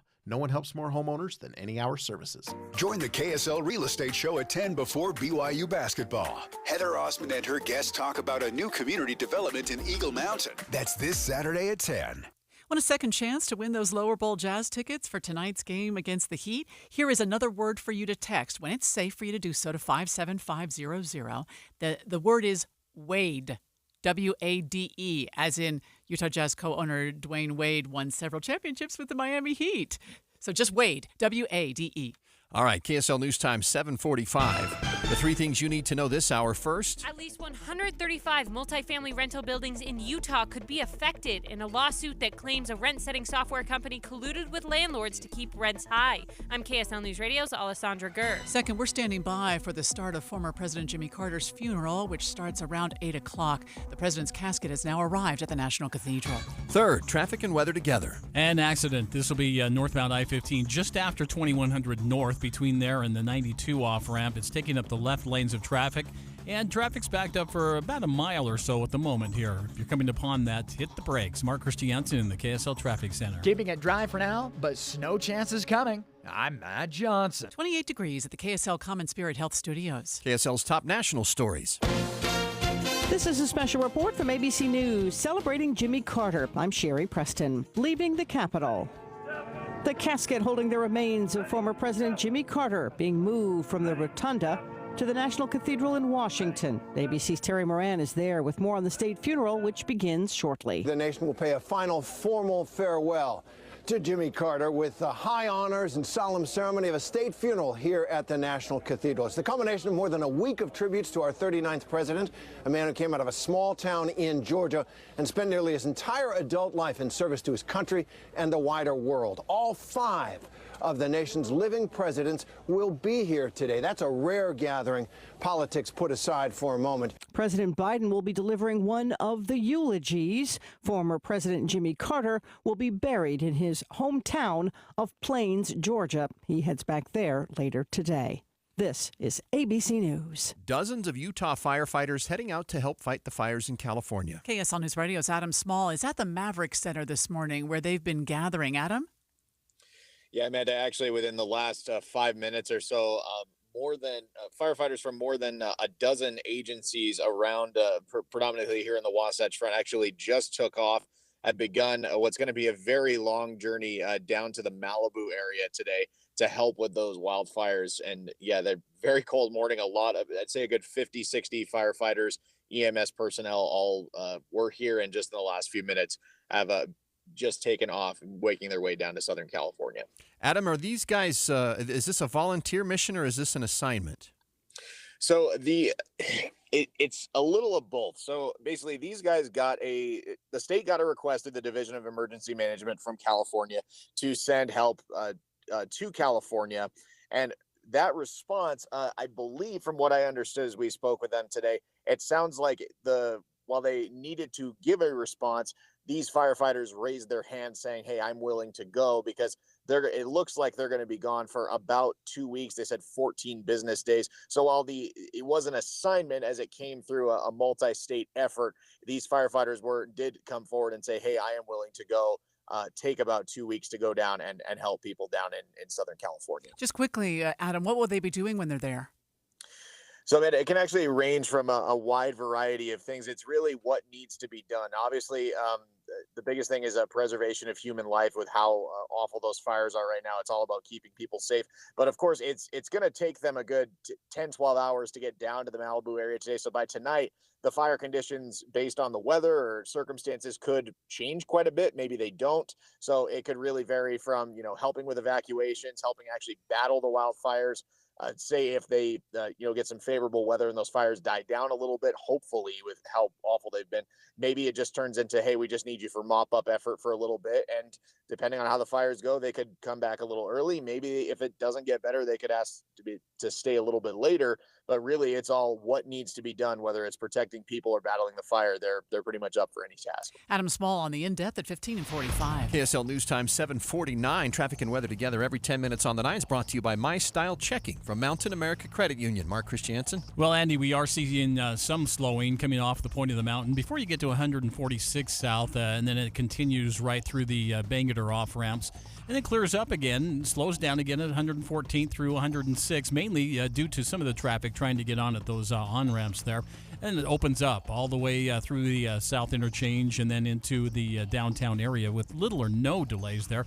215 on the west side, the south end, and 215 east, all in good shape. Heather? It's a very nice drive for Weber and Davis County drivers. No slowdowns yet. Southbound I-15 from Ogden into North Salt Lake. Starting to see a couple of brake lights between Beck Street and downtown, but no problems as you make your way to the airport using Legacy Parkway or the West Side Belt. Eric?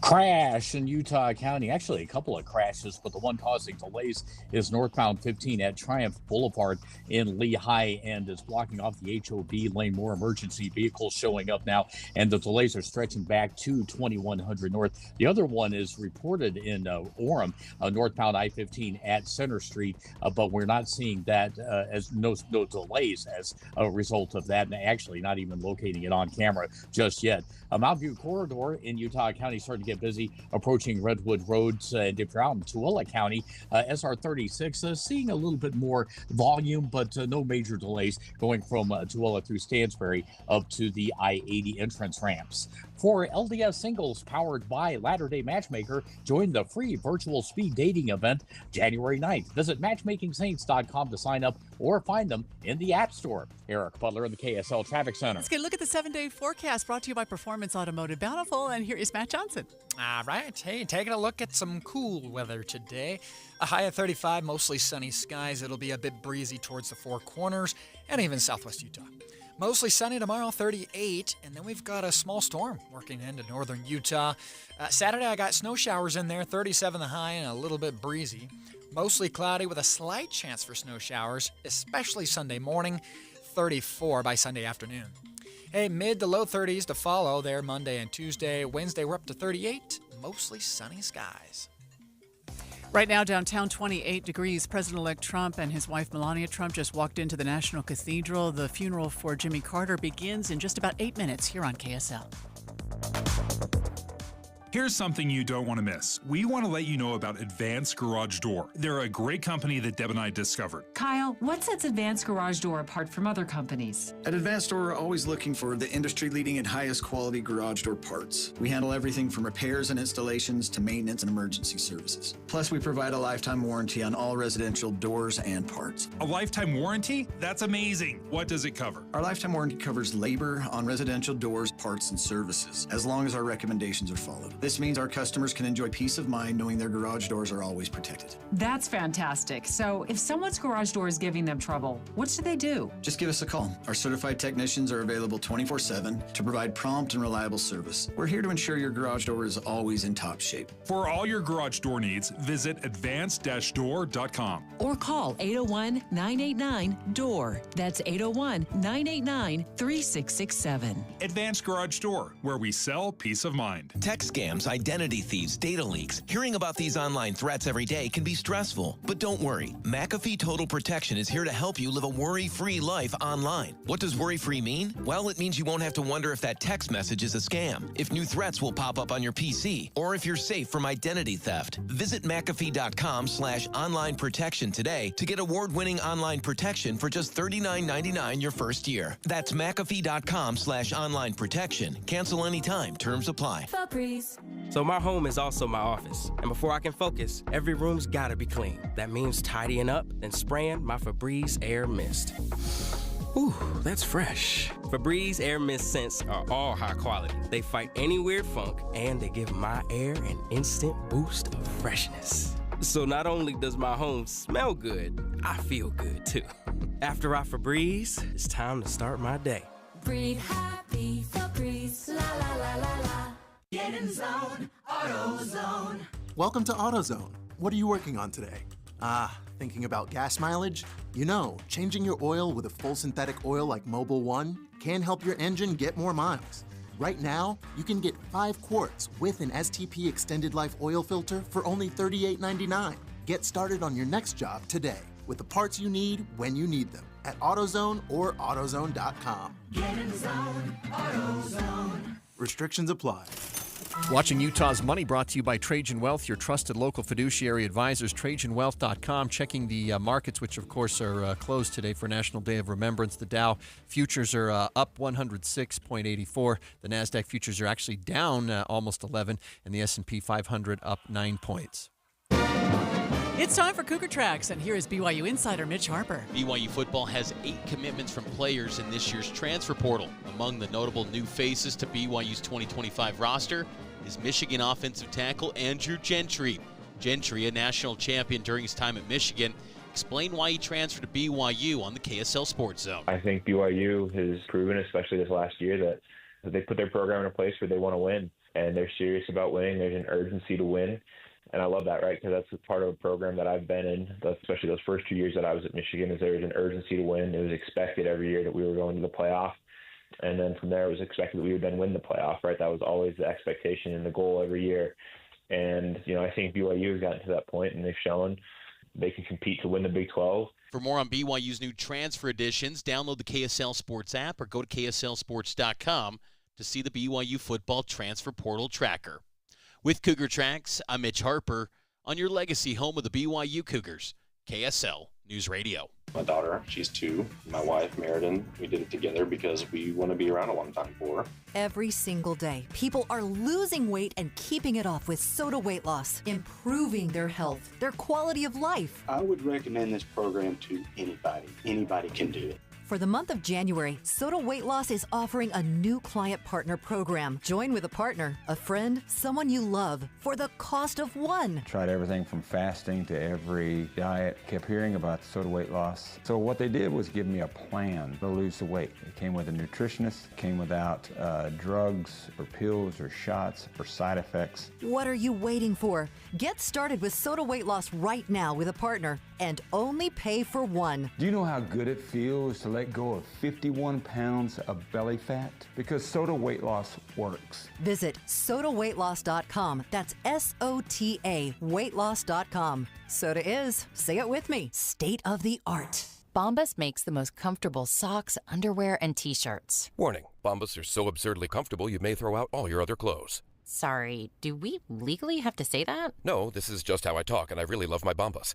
They do feel that good. And they do good, too. One item purchased equals one item donated. To feel good and do good, go to bombas.com/radio and use code radio for 20% off your first purchase. That's BOMBAS.com/radio and use code radio at checkout. I don't feel so good. You do feel hot. DayQuil Kids will take care of that fever. What about my cough? DayQuil Kids has that covered. Will it make my throat feel better? Yes, that too. But will it taste good? Yep, DayQuil Kids comes in your favorite flavor. Purple? Well, yes, it's grape. Try new DayQuil Kids Plus Fever, the daytime coughing, aching, sore throat fever just for kids medicine. Safe for kids 6+. Use as directed. The best parts of KSL News Radio are so easy to use in the car. Catch the biggest stories affecting Utah's communities throughout the morning. If you miss a newscast, the next one is just a few minutes away. Plus, we have traffic updates every 10 minutes on the 9s like clockwork. We try to make it easy for your commute, mornings and afternoons. Rely on KSL News Radio. KSL News Time coming up on 7:59. Traffic and weather together brought to you by My Style Checking from Mountain America Credit Union. Mark Christiansen. I-15 moving along from the point of the mountain to downtown with little or no delays. Heather? Just a little bit of slowing southbound 15 from the north interchange into downtown. Eric? We got 2 left lanes blocked, the HOV lane and the far left lane, northbound I-15 in Lehigh. And right at Triumph Boulevard, you got a crash, and that's backing up traffic over to 2100 north. The rest of Utah County, though, is looking good from Santaquin up to that site where the accident is. Whipple Service Champions, your cooling, heating, plumbing, drains, and electrical specialist. Whipple that away. Eric Butler in the KSL Traffic Center. 28 degrees downtown. It's interesting watching as the funeral gets ready to begin there in the National Cathedral. Former President Obama is sitting next to President-elect Trump, and they've been talking for the last, 5 or 10 minutes? Yeah. Seems like it. So this funeral is set to begin next. It is a state funeral for Jimmy Carter. It is at the National Cathedral, and you'll hear it live here on KSL News Radio.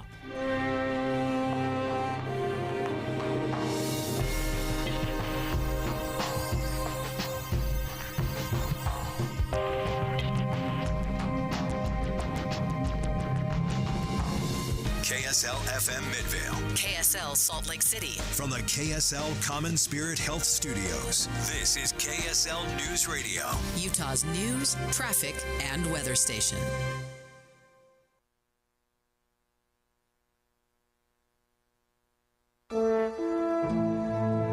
This is live coverage from ABC News, celebrating Jimmy Carter, his life and legacy. From Washington, here's ABC News correspondent Stephen Portnoy. America bids a final farewell today to its 39th president, a humanitarian, a champion of democracy, a deeply religious and humble man, and a Nobel Peace Prize winner. James Earl Carter Jr., who served in the White House from 1977 to 1981, died a week ago Sunday at the age of 100. President Carter's funeral service is about to get underway at the Washington National Cathedral here in D.C. His casket is inside a hearse that's been driven to the cathedral from the U.S. Capitol, where the late president lay in state this week. Tributes paid by dignitaries, ambassadors, members of the Supreme Court, and untold members of the American public who have lined up to see the casket under the Capitol Rotunda. You're listening to a musical interlude inside the National Cathedral. And joining us for this ABC News special here in Washington is our White House correspondent, Karen Travers. Karen, the state funeral this week has seen Americans lining up at the Capitol to pay tribute to the late president, and his successors will pay their respects today. Good morning, Stephen. Thousands of people have been lining up this week in bitter cold temperatures and winds. There's still snow on the ground here in Washington, but they were lined up outside the Capitol to be able to go inside there and pay their respects to Jimmy Carter. And now, as you say, the living former presidents are all there inside the Washington National Cathedral for this funeral service. Bill Clinton, George W. Bush, Barack Obama, and President-elect Donald Trump. This is always a moment to watch the interactions of all of these men as they sit there together in the pews. Barack Obama first walked in and greeted Mike Pence first, then Al Gore before sitting down next to Trump. They were chatting with a lot of smiles and some laughter over these minutes as they waited for Carter to come into the cathedral. President Biden, Stephen, is going to deliver a eulogy at today's service. He said that he was asked by Carter himself to do this when he visited him in April of 2021 at his home in Plains, Georgia. The President and First Lady are now being greeted by the officiants at this service as the flag-draped casket holding the body of the late president is about to be removed from the hearse and received by military pallbearers who will take it into the cathedral. The National Cathedral is the seat of the Episcopal Church in the United States. It's been the site of several funeral services for ex-presidents, Dwight Eisenhower, George Herbert Walker Bush, Carter's predecessor, Gerald Ford, and Carter's successor, Ronald Reagan. The military pallbearers are now lining up in formation to begin receiving the casket draped with an American flag.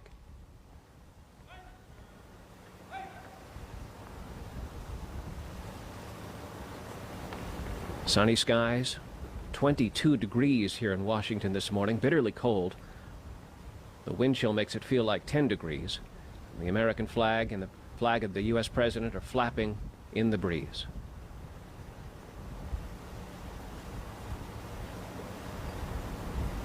ABC's Ann Compton, our White House correspondent emerita, who retired in 2014, who covered several of the presidents who are in attendance today and certainly who covered Jimmy Carter, is joining us now. Ann, your reflections this morning?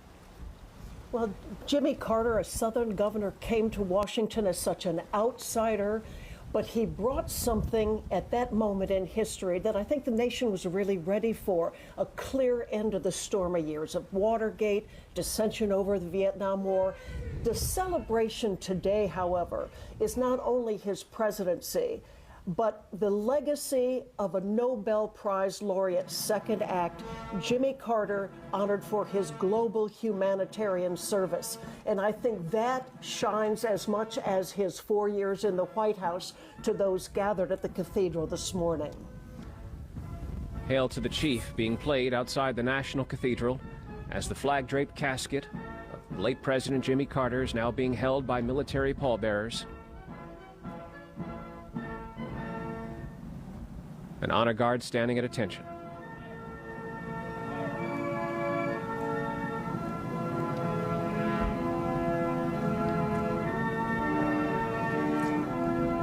Slowly, pallbearers begin their steps.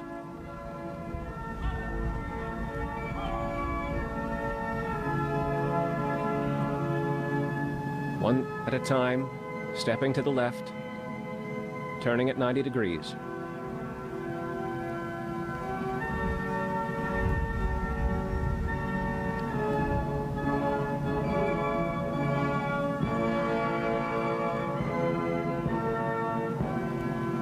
Now the procession begins into the cathedral.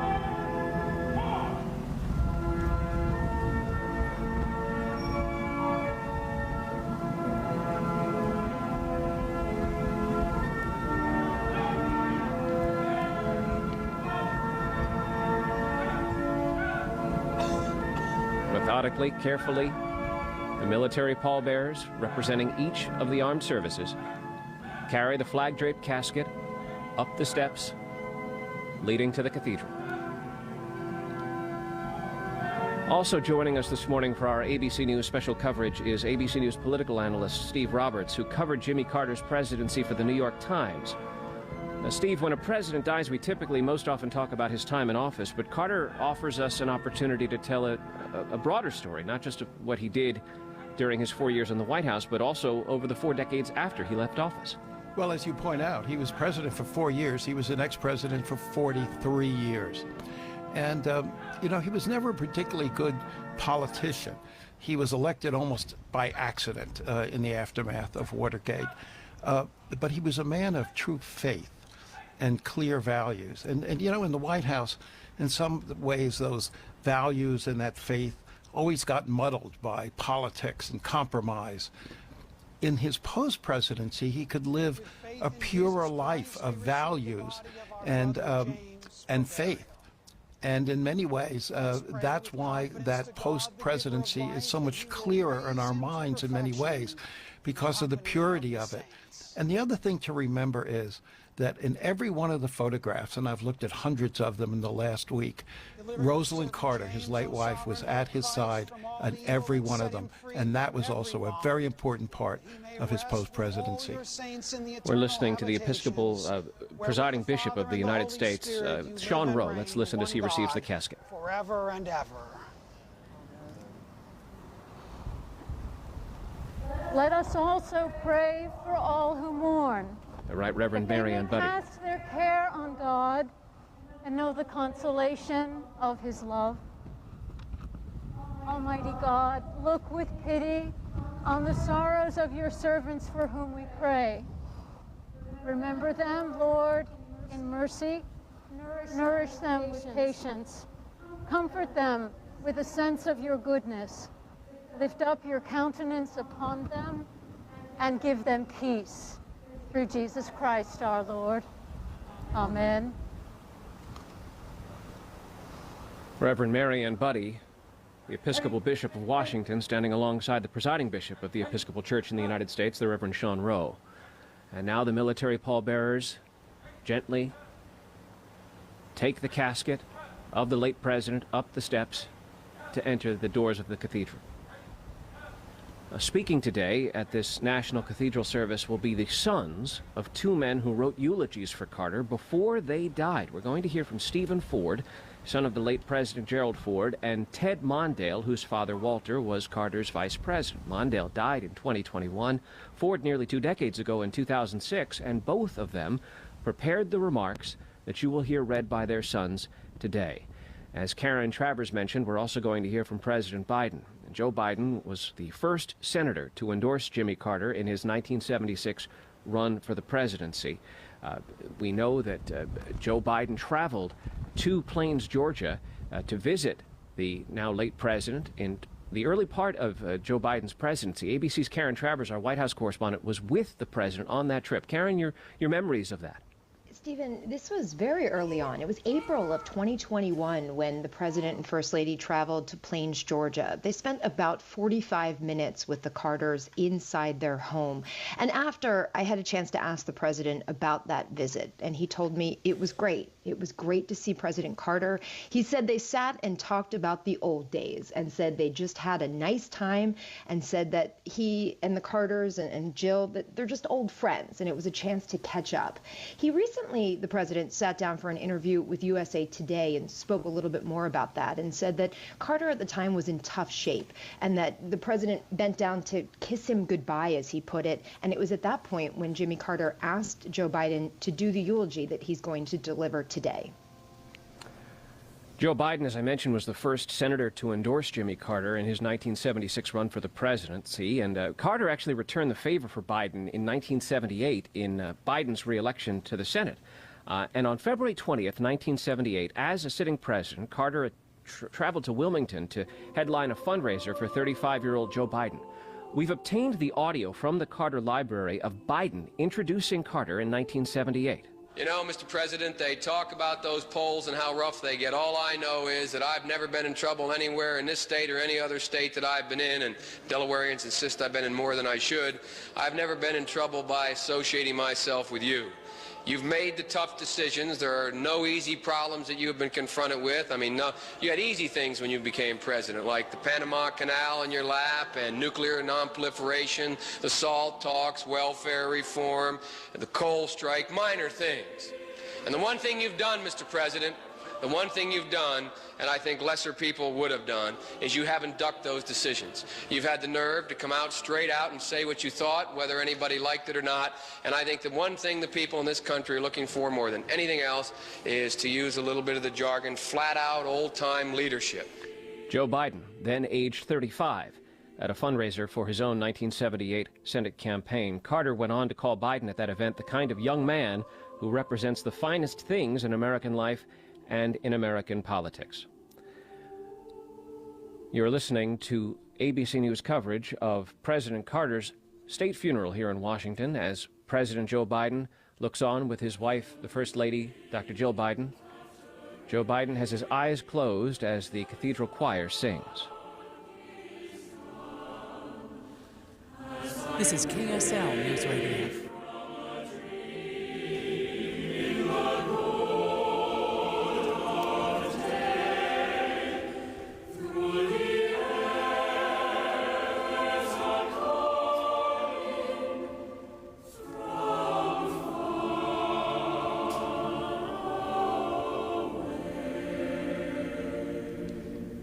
The selection is called The Road Home, being sung by the cathedral choir.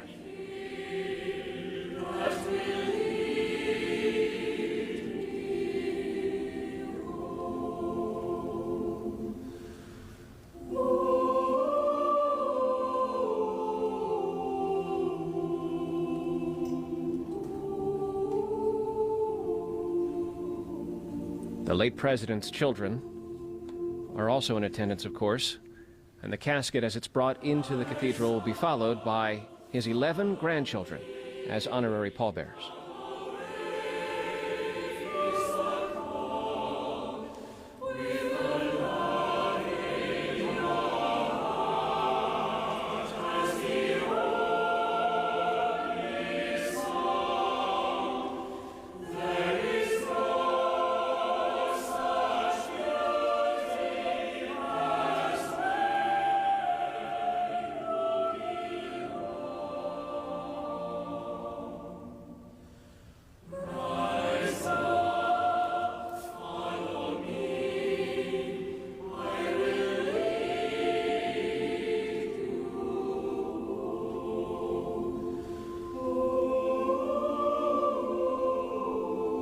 Choir of the Washington National Cathedral singing The Road Home as the state funeral of Jimmy Carter gets underway.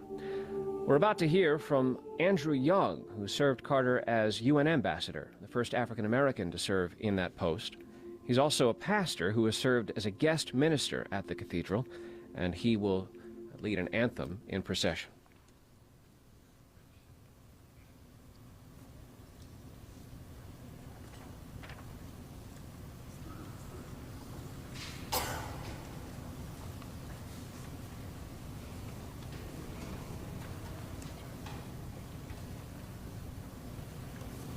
The doors of the cathedral have now opened, and hundreds of attendees at the funeral service turn to look to the rear as the military pallbearers hold the flag-draped casket of the late President Jimmy Carter.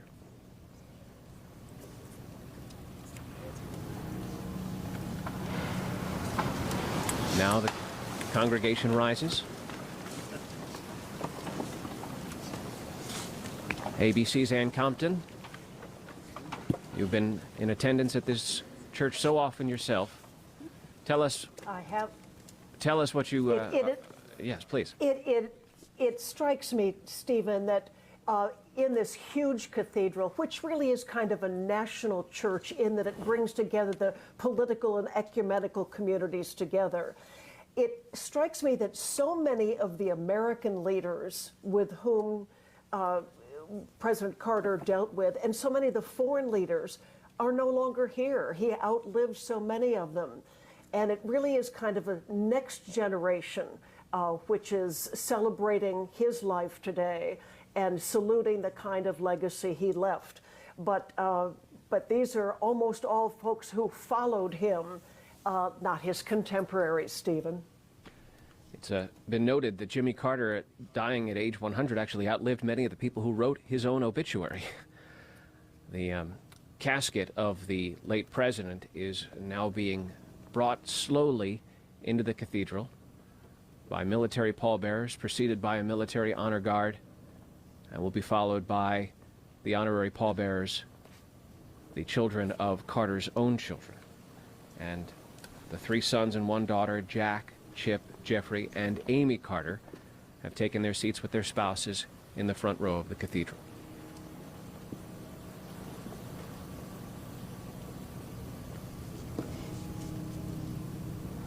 In the distance, of course, you can hear that bell quietly tolling.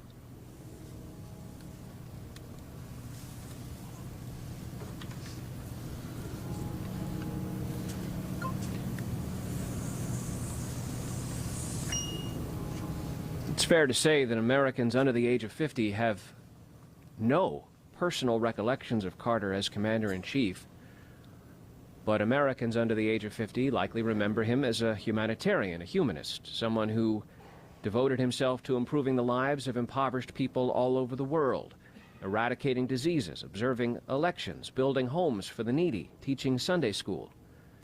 Our political analyst Steve Roberts, I'd like to ask you, when the full story of Carter's life is written, how much of it do you think should focus on the period when he was in office as opposed to his post-presidency?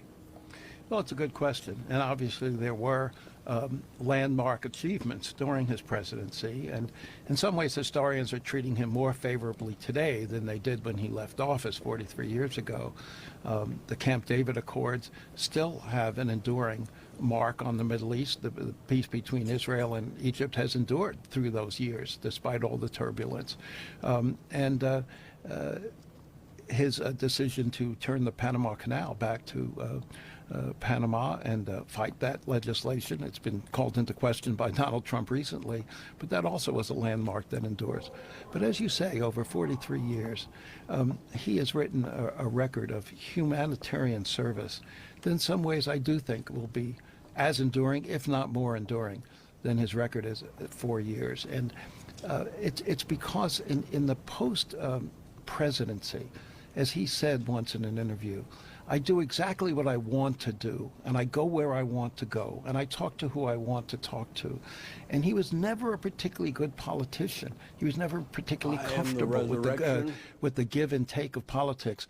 But in the post-presidency, he could live exactly the values that animated him the most, and that's one of the reasons why there was a purity and a strength and almost a visionary quality to his life that transcended politics.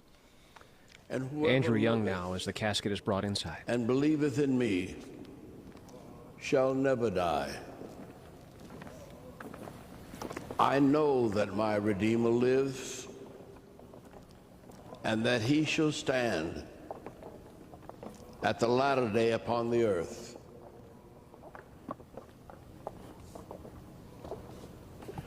And though this body be destroyed, yet shall I see God, whom I shall see for myself, and mine eyes shall behold,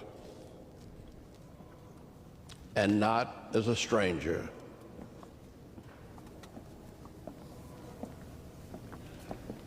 For none of us liveth to himself, and no man dieth to himself. Ready, stop. Ready, stop. Ready, stop. Ready, stop. Ready, stop. Ready, stop. Ready, stop. Ready, stop. Ready, stop. Ready, stop. Ready, stop. Ready, stop. Forward, march. The casket, draped in an American flag, now being placed by the military pallbearers at the main crossing of the nave. Ace. Ready, down. The former presidents. For if we live, and if we die unto the Lord.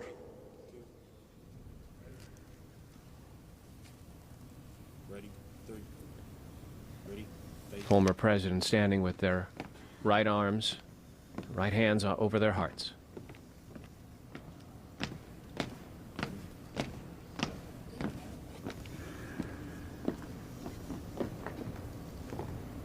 Ready?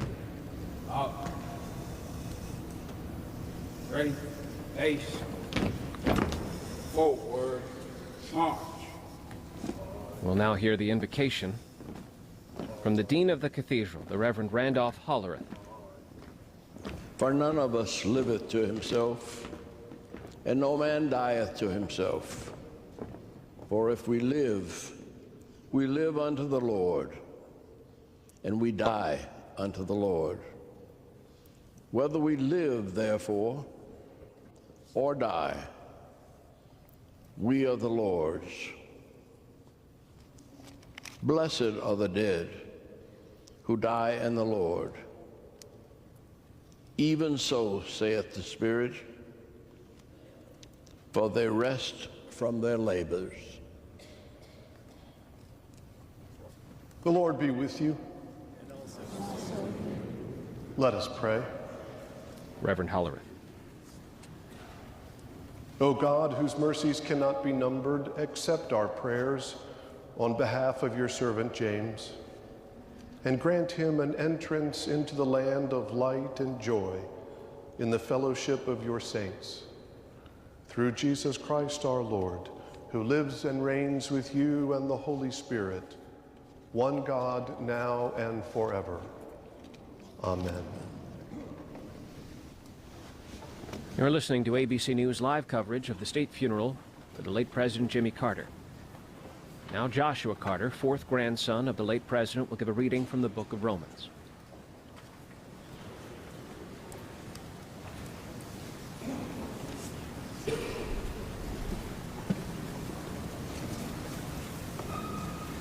Joshua Carter, one of 11 of Jimmy Carter's grandchildren, in attendance, now walking to give the reading.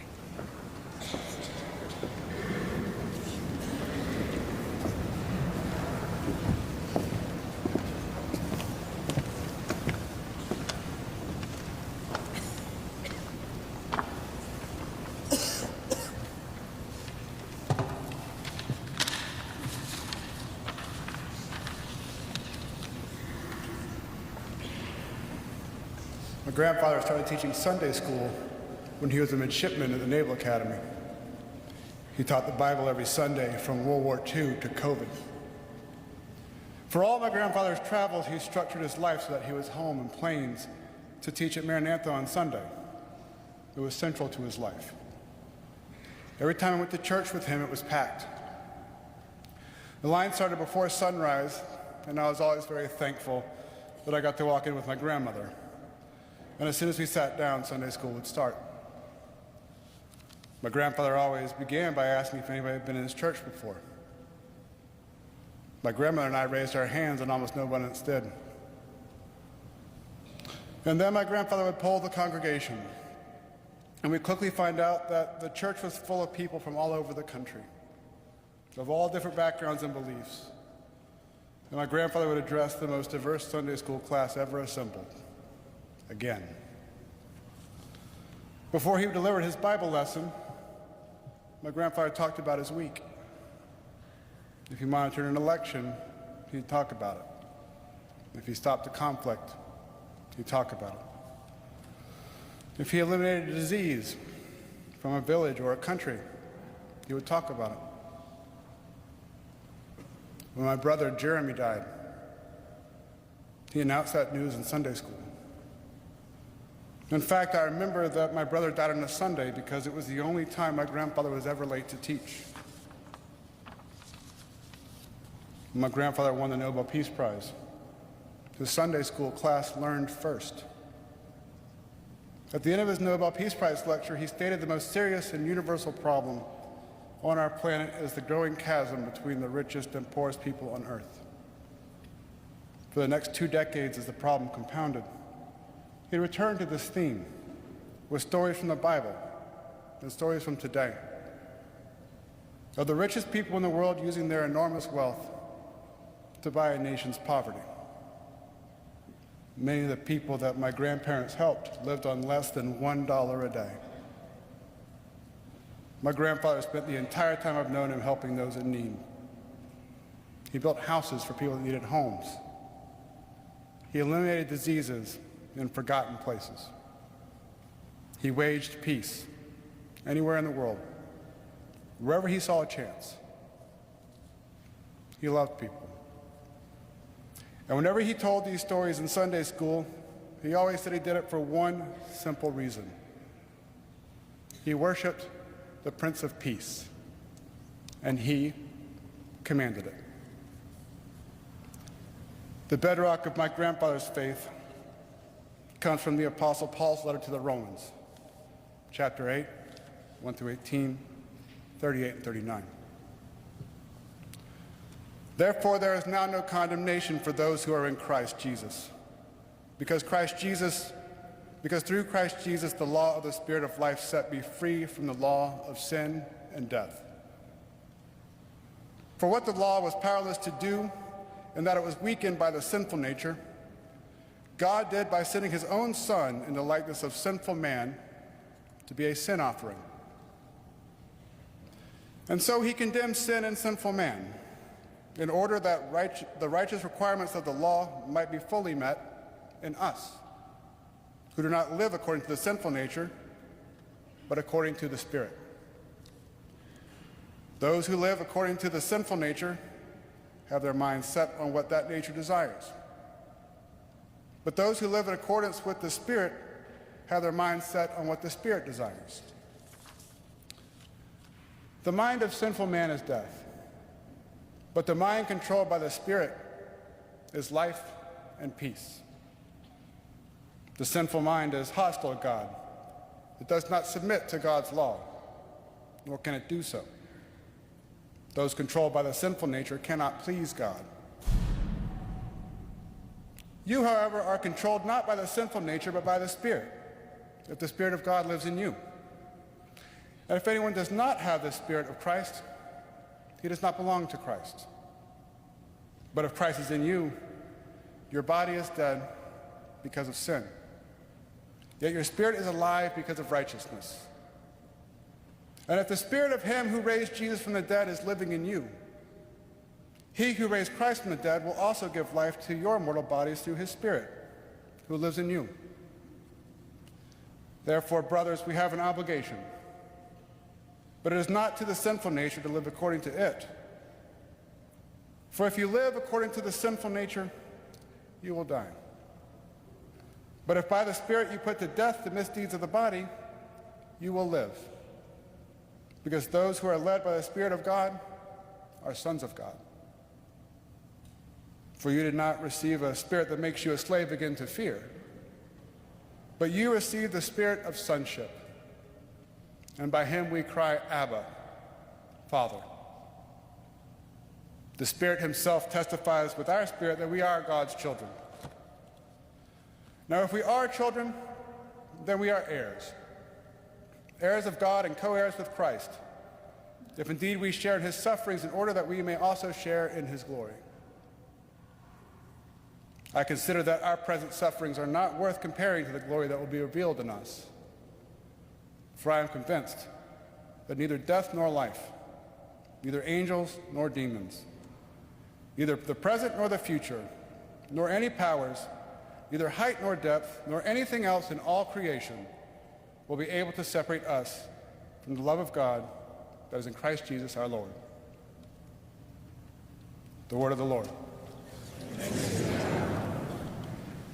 Joshua Carter, grandson of the late president, speaking of his grandfather as a Sunday school teacher and also of a tragedy in the Carter family, the sudden death of Joshua's brother Jeremy Carter in 2015. I want to briefly turn to ABC's Ann Compton. Ann, I know that you have been in close touch with members of the Carter family over the years. I have been, and it's also looking at that grandson who favors his grandfather physically, his face, and you can tell he's a Carter. The fact that Jimmy Carter was so comfortable, not only in church, but at the pulpit and teaching, how many times, both in planes, when crowds would come to the little front of the Plains Baptist Church, or here in Washington, tour buses would come outside the O Street Baptist Church where the Carters attended every week, and tourists would unload and come up and sit in the balcony to listen to Jimmy Carter, the President of the United States, deliver Sunday school lessons. He was as comfortable in a role of preacher and explainer as he was in the presidency, Stevens. We'll hear next from Steve Ford, who was an actor, best known for his role in the long-running soap opera The Young and the Restless. He's going to read a eulogy written by his father, the late President Gerald Ford. Steve Ford, as he takes the pulpit, acknowledges the flag-draped casket. This is live coverage from ABC News. And you're listening to KSL News Radio's coverage.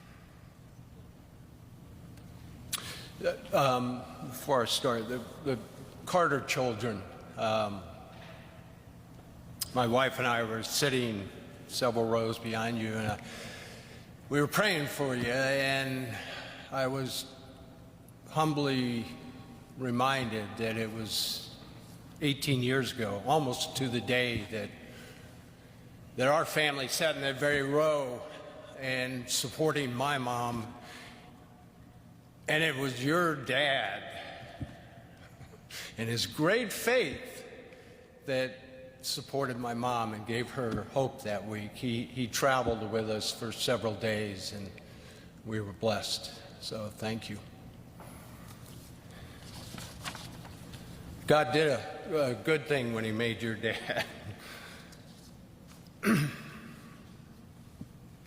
Jack, Chip, Jeff, Amy, Mr. President, Madam Vice President, former presidents, first ladies, members of the House of Representatives and the Senate, justices of the Supreme Court, distinguished guests, ladies and gentlemen.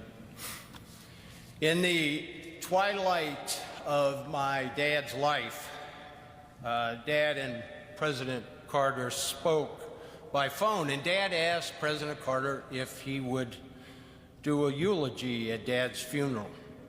President Carter graciously agreed, and then he also asked if Dad would deliver a eulogy at President Carter's funeral. Now, Dad was thrilled to agree. After that call, as you can imagine, both of them got off the phone and had a pretty good chuckle, considering which one of them would return in person to deliver that second eulogy. As you know, Dad died in 2006, and President Carter's eulogy continues to bring comfort, smile, laughter, joy, pride to our family. And thus, on behalf of my dad, it's an honor to share Dad's eulogy to his old friend. I can just see my dad getting his yellow legal pad out with his pen and writing this for his beloved friend. By fate of a brief season, Jimmy Carter and I were rivals. But for the many wonderful years that followed, friendship bonded us as no two presidents since John Adams and Thomas Jefferson. It is said that President Adams' last words were, "Thomas Jefferson still survives." Now, since Jimmy has a good decade on me, I'm hedging my bets by entrusting my remembrances of Jimmy to my son, Steve. According to a map, it's a long way between Grand Rapids, Michigan, and Plains, Georgia. But distances have a way of vanishing when measured in values rather than miles. And it was because of our shared values that Jimmy and I respected each other as adversaries, even before we cherished one another as dear friends. Now, this is not to say that Jimmy never got under my skin, but has there ever been a group of politicians that didn't do that to one another? During our 1976 contest, Jimmy knew my political vulnerabilities, and he successfully pointed them out. Now, I didn't like it, but little could I know that the outcome of that 1976 election would bring about one of my deepest and most enduring friendships. In the summer of 1981, the two of us found ourselves together again, this time aboard Air Force One, bound for the funeral of the great peacemaker Anwar Sadat. There's an old line to the effect that two presidents in a room is one too many. Frankly, I wondered how awkward that long flight might be to Cairo, and it was a long flight, but the return trip was not nearly long enough, for it was somewhere over the Atlantic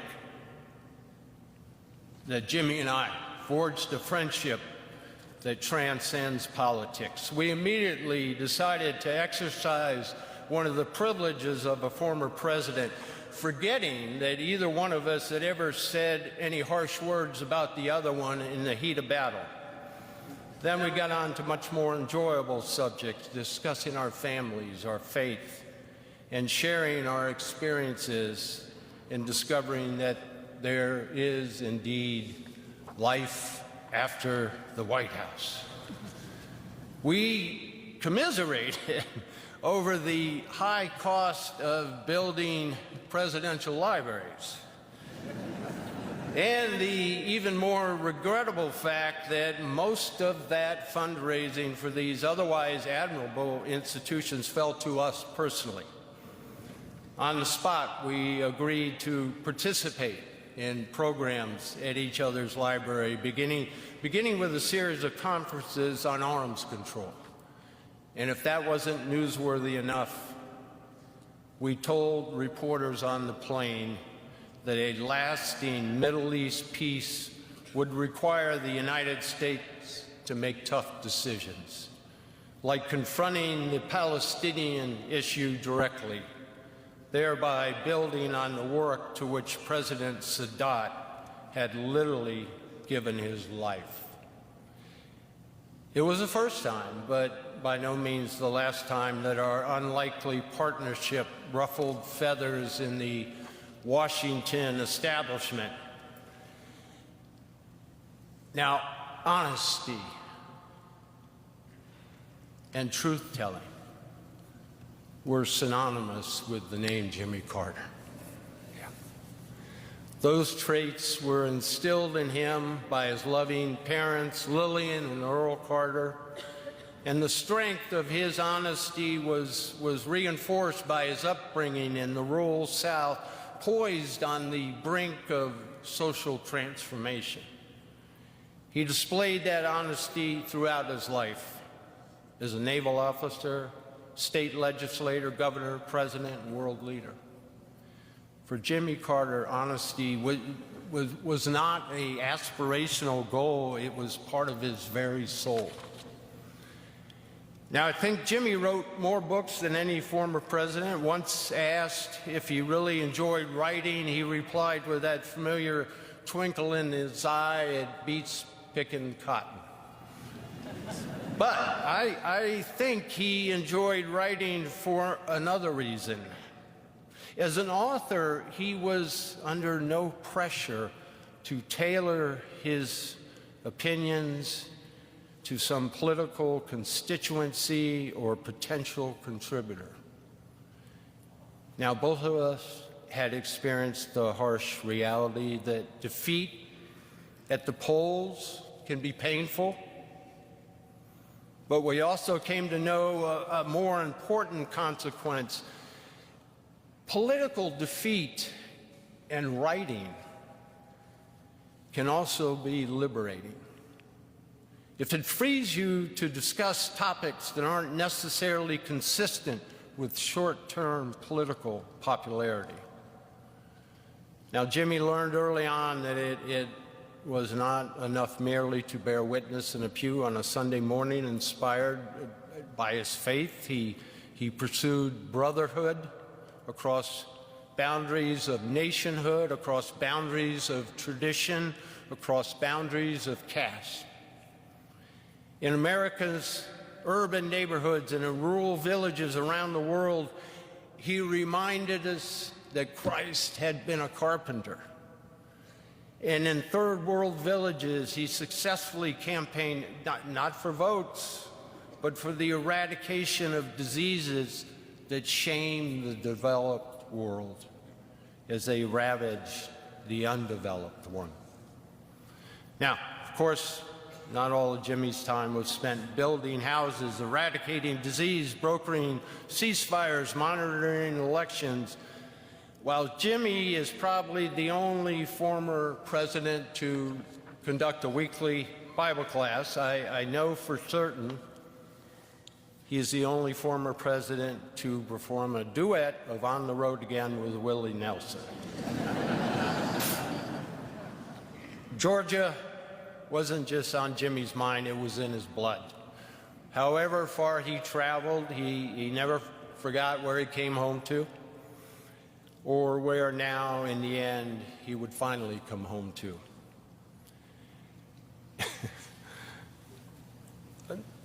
Of the many things Jimmy and I had in common, the most important is this. We both married way above ourselves, way above. With Jimmy, every step of the way was his first lady from Plains. In a life rich with blessings, none was greater for Jimmy than the love he shared with Rosalind and the love the two of them shared with their children, grandchildren, great-grandchildren. Like Jimmy, Rosalind was and is a symbol of American compassion. Like no other First Lady in our history, Rosalind Carter is indeed a true citizen of the world. And she became a beloved friend to my wife Betty and me and to all the Ford family. While the Carter and Ford men were decidedly mixed record when it came to lobbying Congress, Rosalind and Betty were unbeatable in their advocacy for millions of people whom they brought out of the shadows of despair and shame. Now is a time to say goodbye. Our grief comforted with the joy and the thanksgiving of knowing this man, this beloved man, this very special man.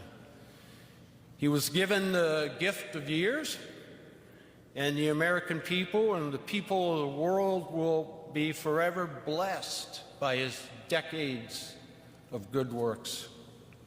Jimmy Carter's legacy of peace and compassion will remain unique as it is timeless. The entire Ford family, we extend our love to you,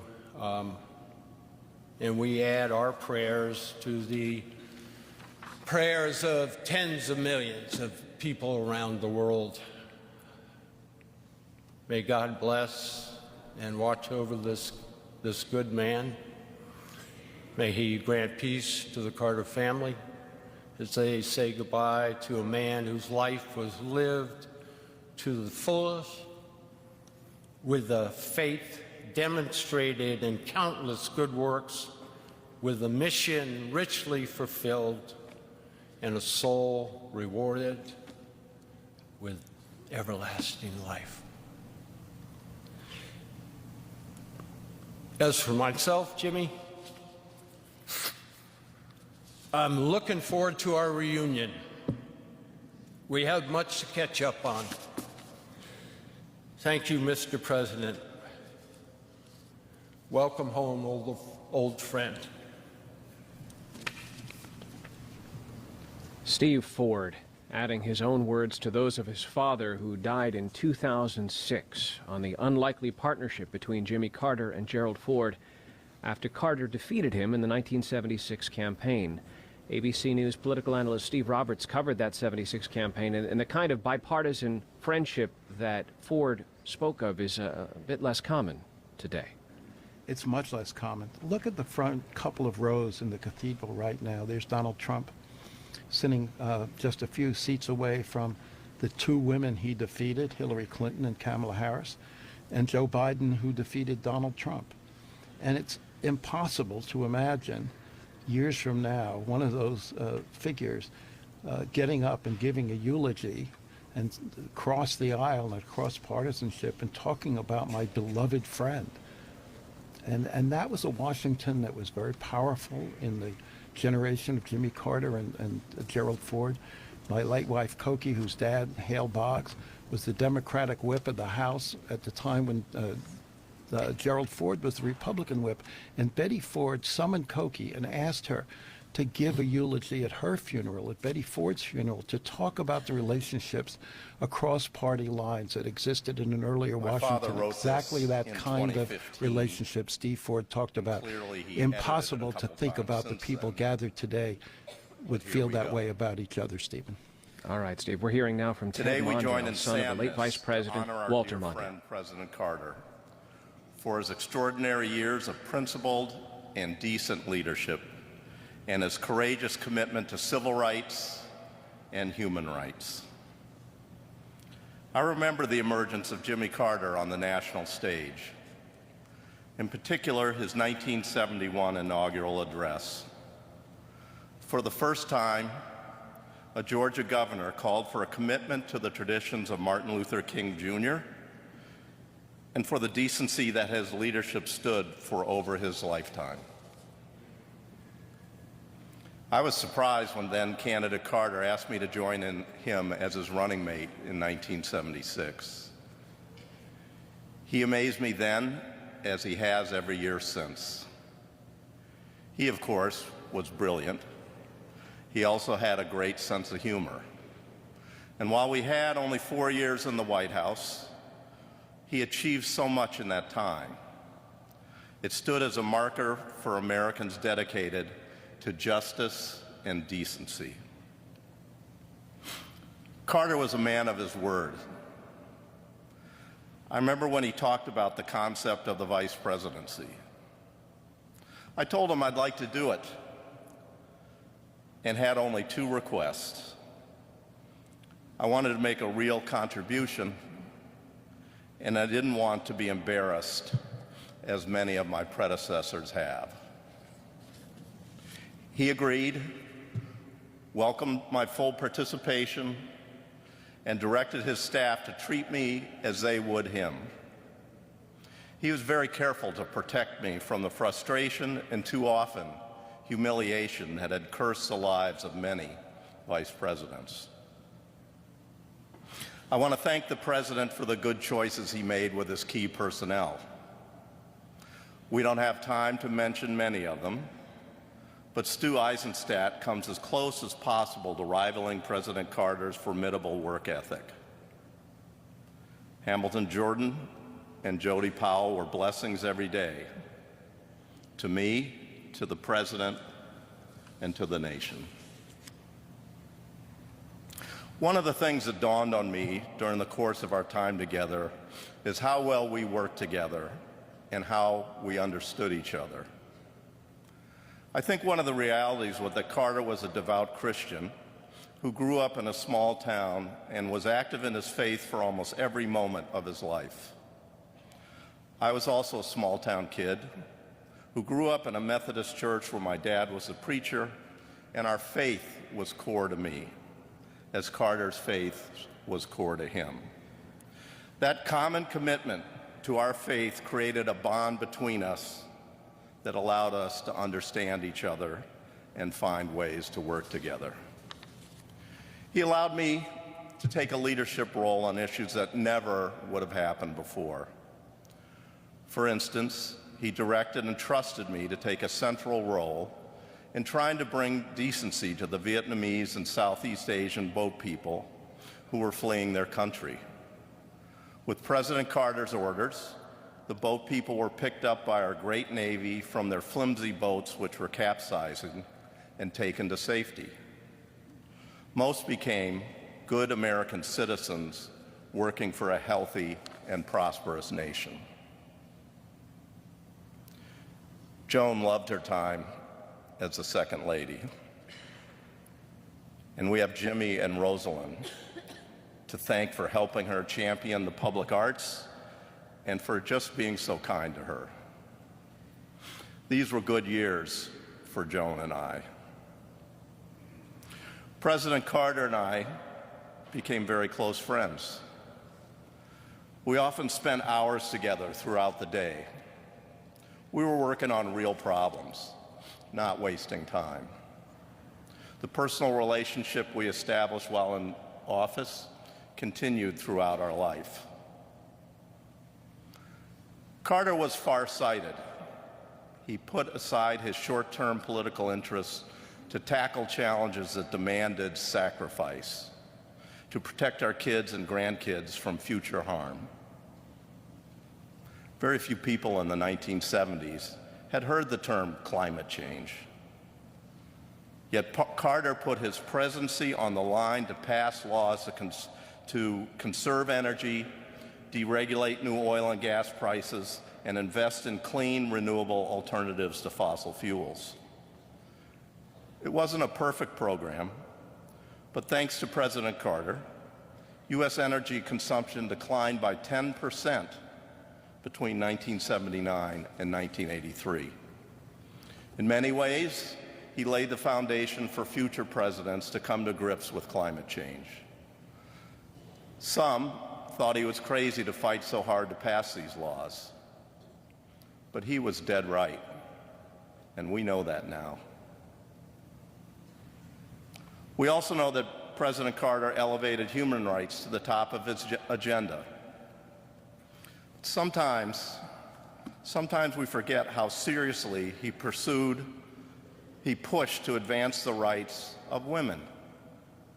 He proposed and signed the law extending the period for states to approve the Equal Rights Amendment.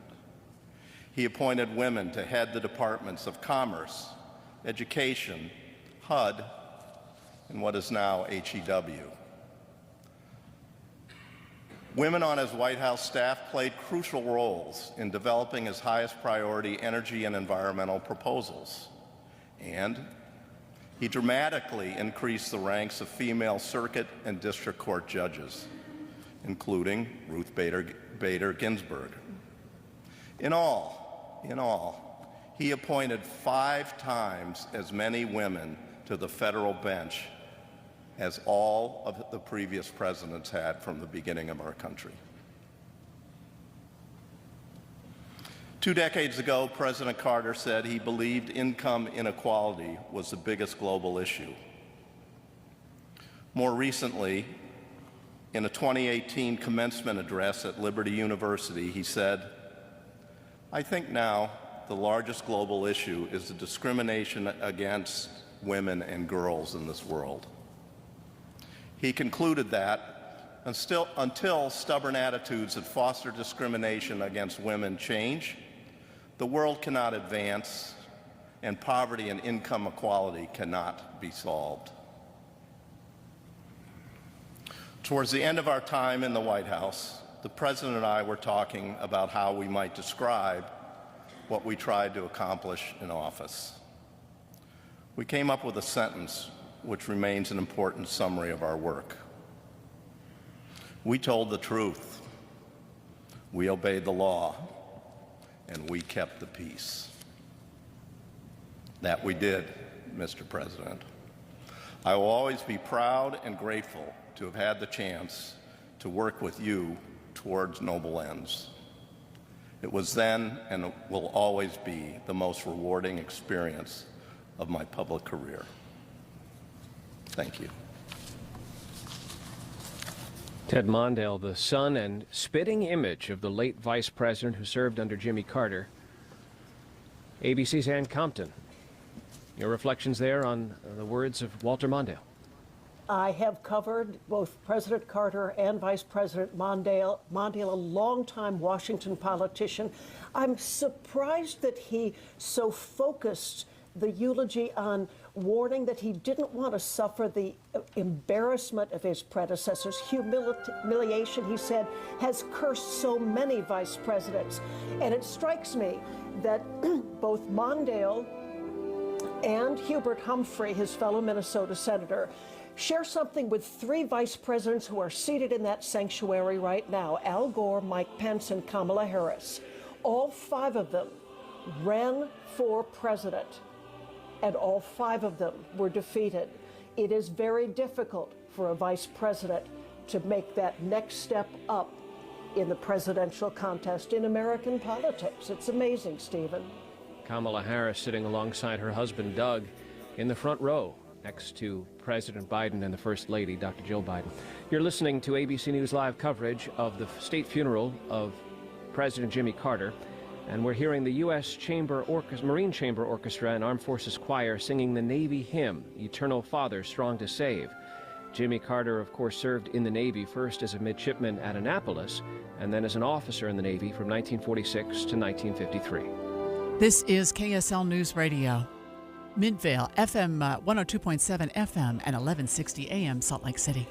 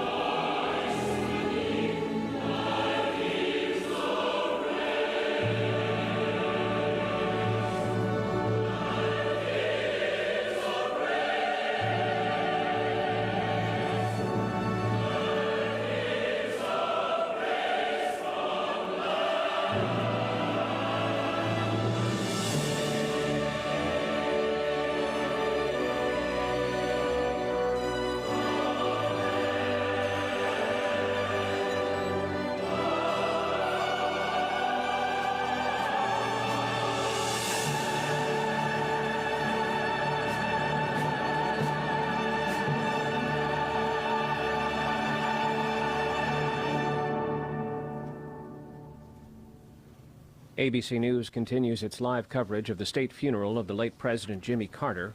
I'm Stephen Portnoy here in Washington, and you've just been listening to the Armed Forces Choir accompanied by the U.S. Marine Chamber Orchestra playing the Navy hymn, Eternal Father, Strong to Save. Next to speak at this funeral service at the Washington National Cathedral is Stu Eisenstadt, who served as a policy advisor to President Carter. ABC's Ann Compton covered him in the White House. Ann? These were all young kids that I covered in the White House back that many years. And Stu Eisenstadt is a brilliant author now and has written really the definitive defense of Jimmy Carter's entire domestic and foreign policy program in detail. And it shows how so many of those who worked in the Jimmy Carter era have gone on to be true leaders in, Jimmy Carter was as close all manner of life here in Washington to being a Renaissance man as any president entering the Oval Office in modern times.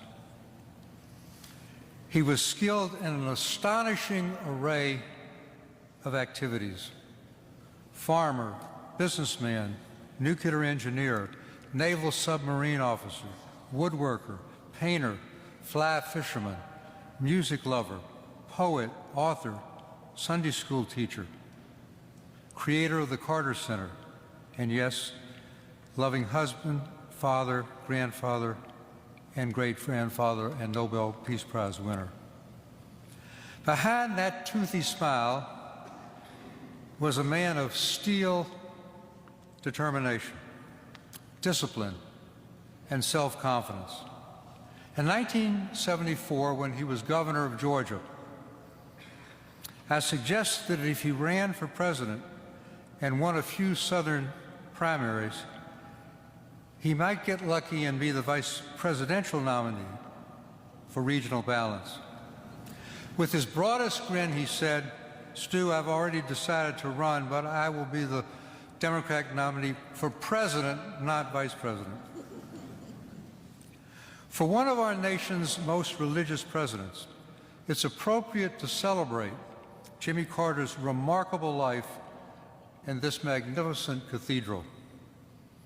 His religious values gave him an unshakable sense of right and wrong, animating his support for civil rights at home and human rights abroad, and propelling him to major achievements as the only Democratic president elected between 1968 and 1992.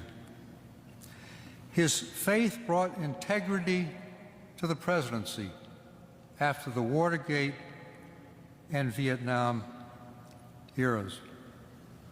"I'll never lie to you," he promised. It was a vow he fulfilled.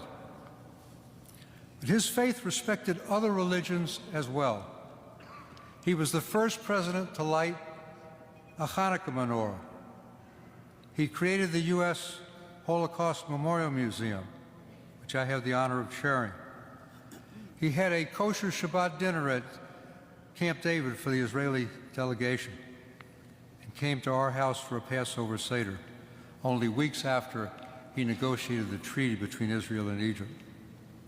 As we lay our 39th president to rest, it's time to redeem his presidency and also lay to rest the myth that his greatest achievements came only as a former president.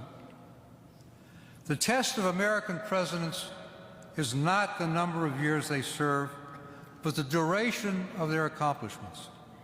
By this measure, Jimmy Carter was among the most consequential one-term presidents in American history. His intellect, prodigious work habits, discipline, and mastery of details were crucial to his success at home and abroad. President Carter parked politics at the Oval Office door to do what he believed was the right thing, taking controversial challenges on, regardless of the political consequences, and frankly, there were many. Much of his agenda passed with bipartisan support, a quaint notion in today's hyper-polarized politics. Independent surveys indicated he had one of the highest success rates in passing his major legislation of any American president. And he was remarkably accessible to the press and to the American people. This president from the deepest part of the Deep South championed civil rights, appointing more people of color and women to senior executive positions and judgeships than all previous 38 presidents before him. He created the Department of Education and dramatically increased funding for low and moderate income students. And we can thank him for all the ethics in government laws, comprehensive civil service reform, the creation of FEMA to coordinate natural disaster relief and rebuilding that remain crucially important today, and we see it in Los Angeles. Jimmy Carter was also the greatest environmental president since Theodore Roosevelt, adding 80 million acres in Alaska to the national park system. And his Global 2000 report forecasts climate change. His energy bills were critical to move our country from dependence on foreign oil to energy security. We are now, as a result, the largest oil and gas producer in the world. He provided the first incentives for conservation and inaugurated the era of clean energy and symbolized it with solar panels he installed on the White House roof. Underappreciated at the time, but now widely recognized by Republicans and Democrats alike, President Carter was the great deregulator, winning legislative battles to loosen the regulatory bonds and shackles on airlines, thereby democratizing air travel, on trucking and rails, therefore helping our supply chains be more efficient, telecommunications leading to the cable TV era, and even the beer industry, which encouraged local craft beers. And he did so without compromising health and safety. These laid the foundations for today's innovative economy. Nothing better embodies President Carter than how he dealt with the inflation that beleaguered the nation under three presidents, two Republican, Nixon and Ford, and himself during the 1970s. Over the objection of all of his advisors, he chose Paul Volcker to lead the Federal Reserve, knowing in advance that Volcker's tough monetary policy would raise interest rates and unemployment because Paul told him that, and would do so in a presidential election year. You take care of the economy, Paul. I'll take care of the politics. Inflation indeed dropped like a rock after he left office and remained low for decades. Abroad, Jimmy Carter laid the building blocks for a better world. He was the first president to make human rights a priority for U.S. foreign policy. And this led directly to the release of thousands of political prisoners in Latin America and stimulated them to a lasting democratic transition. He ushered in a new era of hemispheric relations with the Panama Canal treaties, the toughest legislative battle of his presidency. He uniquely combined the soft power of human rights, championing freedom for the communist East Bloc countries and tripling the emigration of Soviet Jews. He combined that with hard power, rebuilding America's military strength after its post-Watergate decline. He negotiated a major nuclear arms treaty with the Soviets, while at the same time initiated every single weapons system that came online in the 1980s. Those new weapons helped end the Cold War. He normalized relations with China, and even his critics applauded his tough measures after the Soviets invaded Afghanistan. Jimmy Carter's most lasting achievement and the one I think he was most proud of, was to bring the first peace to the Middle East through the greatest act of personal diplomacy in American history, the Camp David Accords. For 13 days and nights, he negotiated with Israel's Menachem Begin and Egypt's Anwar Sadat, personally drafting more than 20 peace proposals and shuttling them between the Israeli and Egyptian delegations. And he saved the agreement at the 11th hour, and it was the 11th hour, by appealing to Begin's love of his grandchildren.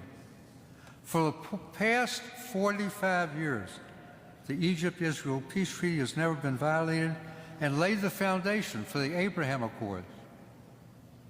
On the other side of the ledger was Iran. Jimmy Carter did not lose Iran, the Shah did. But the hostage crisis was a major factor in denying him a second term, despite his support for the Shah, because he placed the safe return of the hostages above his own political fortunes. He took full responsibility for the failure of the bold hostage rescue mission and worked tirelessly even after his bitter re-election defeat to Ronald Reagan, securing their release on the last day of his presidency. In the end, Jimmy Carter taught all of us how to live a life fulfilled with faith and service. He said, "I have one life to live. I feel like God wants me to do the best I can do with it, to let me live my life so that it will be meaningful." Well, Mr. President, you've more than achieved that goal. He may not be a candidate for Mount Rushmore, but he belongs in the foothills of making the U.S. stronger and the world safer. Jimmy Carter has earned his place in heaven, but just as he was free with sometimes unsolicited advice for his presidential successors, the Lord of all creation should be ready for Jimmy's recommendations on how to make God's realm a more peaceful place.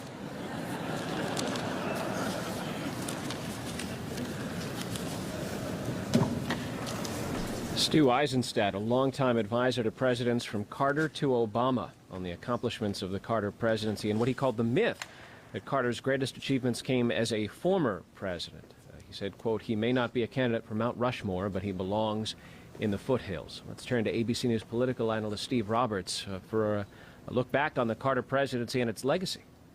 Look, I think that Eisenstadt makes some very good points, but he also admitted there are enormous blemishes, including inflation that was a major drag on American prosperity and well-being, and the failure in the end of the hostage crisis. But, you know, he said one thing that was really striking to me, Stephen. He said this in praise of Carter. He said that Carter parked politics at the door of the Oval Office. That's probably true, but I'm not sure that's necessarily a good thing. I was covering Carter. I covered the Hill during his presidency. And a lot of members of Congress felt that Carter disdained politics and felt it beneath him. And in some ways, one of the failures of his presidency was to be more of a politician. And that's in some ways why he was more comfortable after his presidency, Stephen. Speaking next, Jason Carter, Jimmy Carter's grandson, former member of the Georgia State Senate. In my church, we sing a song that says, "From the moment that I wake up until I lay my head, I will sing of the goodness of God." I don't know how many people in here can say that. I know I can't. But my grandfather certainly can.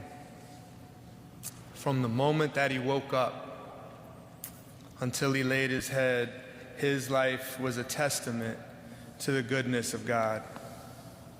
And I thank all of you for being here to celebrate this life. To the presidents and first ladies, it is a great honor to have you here. You know the human side of the American presidency like no others, and we appreciate you. To the vice presidents, Other distinguished guests and friends of all kinds, thank you for being here. To those of you who came from all across the world, thank you for being here to celebrate and pay tribute to my grandfather. I say grandfather, but we called him Papa, as many of you know. We called my grandmother Mom Carter, so we spent our time talking about Mom and Papa, and mostly, speaking of the human side of the presidency, just letting people know that they were regular folks. Yes, they spent 4 years in the governor's mansion and 4 years at the White House, but the other 92 years they spent at home in Plains, Georgia. And one of the best ways to demonstrate that they were regular folks is to take them by that home. First of all, it looks like they might have built it themselves. Second of all, my grandfather was likely to show up at the door in some 70s short shorts and Crocs. And then you'd walk in the house and it was like thousands of other grandparents' house all across the South. Fishing trophies on the walls. The refrigerator, of course, was papered with pictures of grandchildren and then great-grandchildren. Their main phone, of course, had a cord and was stuck to the wall in the kitchen, like a museum piece. And demonstrating their Depression-era roots, they had a little rack next to the sink where they would hang Ziploc bags to dry.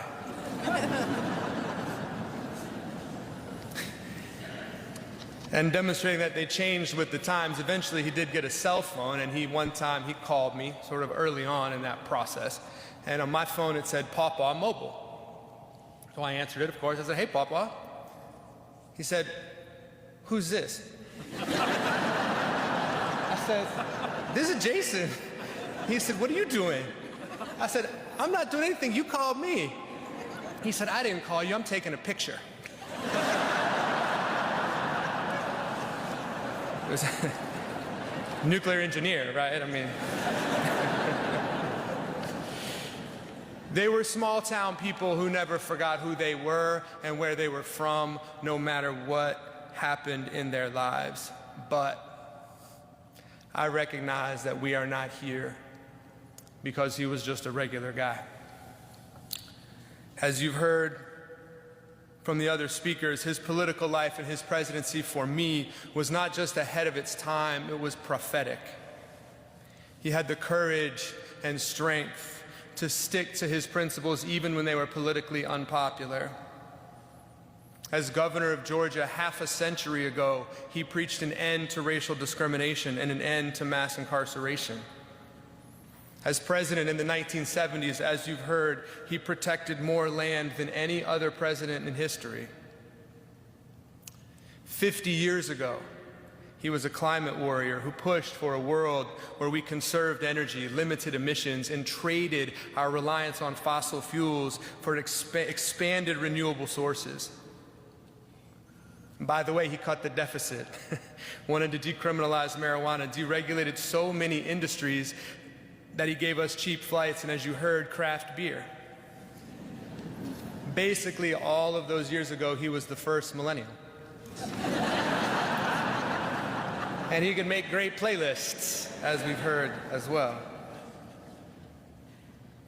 Maybe this is unbelievable to you, but in my 49 years, I never perceived a difference between his public face and his private one. He was the same person no matter who he was with or where he was. And for me, that's the definition of integrity. That honesty was matched by love, it was matched by faith. And in both public and private, my grandparents did fundamentally live their lives in an effort, as the Bible says, to do justice, love mercy, and walk humbly with their God. Sometimes I feel and felt like I shared my grandfather with the world. Today is one of those days. But really, he shared the world with me. The power of an atom, the beauty and complexity of a South Georgia forest. When we fished, he celebrated the majesty of everything from the smallest minnow to that grand circulation of waters. and he shared this love with my boys, taking these Atlanta public school kids out into the fields to show them about row crops and wild plums. In the end, his life is a love story. And of course, it's a love story about Jimmy and Rosalind and their 77 years of marriage and service. As the song says, they were the flagship of the fleet. And rest assured that in these last weeks, he told us that he was ready to see her again. But his life was also a broader love story, about love for his fellow humans and about living out the commandment to love your neighbor as yourself. I believe that that love is what taught him and told him to preach the power of human rights, not just for some people, but for all people. It focused him on the power and the promise of democracy, its love for freedom, its requirement and founding belief in the wisdom of regular people raising their voices, and the requirement that you respect all of those voices, not just some. That conviction made him a naval officer who believed and demonstrated, as you've heard, that the greatest power of America was not the military, but its values. And those values were personal to him, and he lived them both publicly and privately. As you heard Stu say, as president, he gave voice to dissidents, stood up to dictators, brought countries together in peace. His heart broke for the people of Israel. It broke for the people of Palestine, and he spent his life trying to bring peace to that holy land. And he talked about it at the dinner table. It was the same in public as it was in private. And for the last 40 years, as you've heard, he spent his time living out that love and that faith alongside the poorest and most marginalized people in the world. And that work, again, has been based fundamentally on love and respect. The Carter Center has 3,500 employees, but only a couple hundred in the United States. The rest are spread throughout the countries where we work: Ethiopia, South Sudan, Chad, Bangladesh. And all of the Carter Center's programs are based on a respect, that same respect for the power of regular people, even if they are in tiny villages miles from anywhere else. To give one example, we've all heard a lot lately about guinea worm disease. It's an ancient and debilitating disease of poverty, and that disease will have existed from the dawn of humanity until Jimmy Carter. When he started working on this disease, there were 3.5 million cases in humans every year. Last year, there were 14.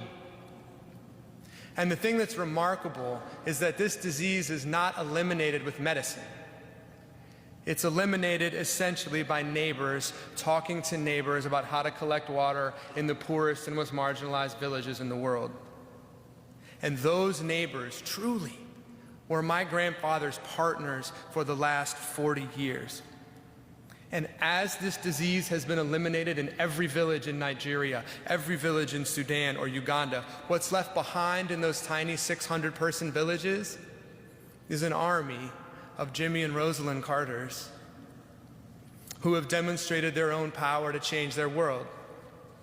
And that is a fundamental truth about my grandfather. It begins where it ends. When he saw a tiny 600-person village that everybody else thinks of as poor, he recognized it. That's where he was from. That's who he was.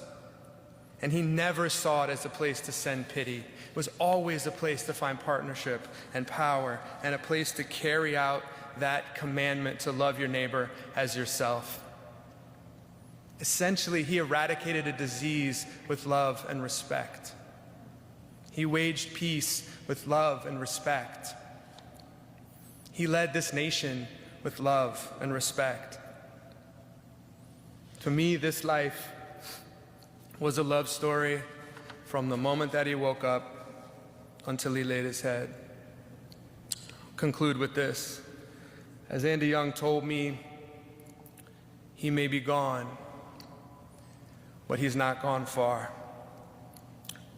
The outpouring of love and support that we have felt from you and from around the world shows how many lives he has touched and how his spirit will live on in many ways for us.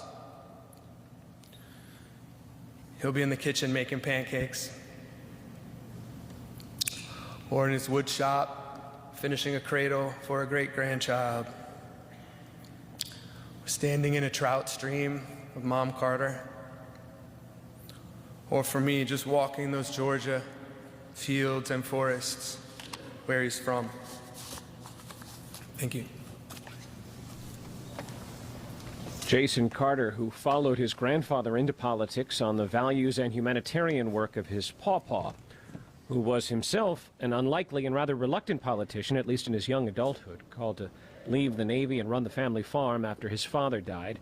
Jimmy Carter first served on the county school board, then in the state senate before running for governor of Georgia.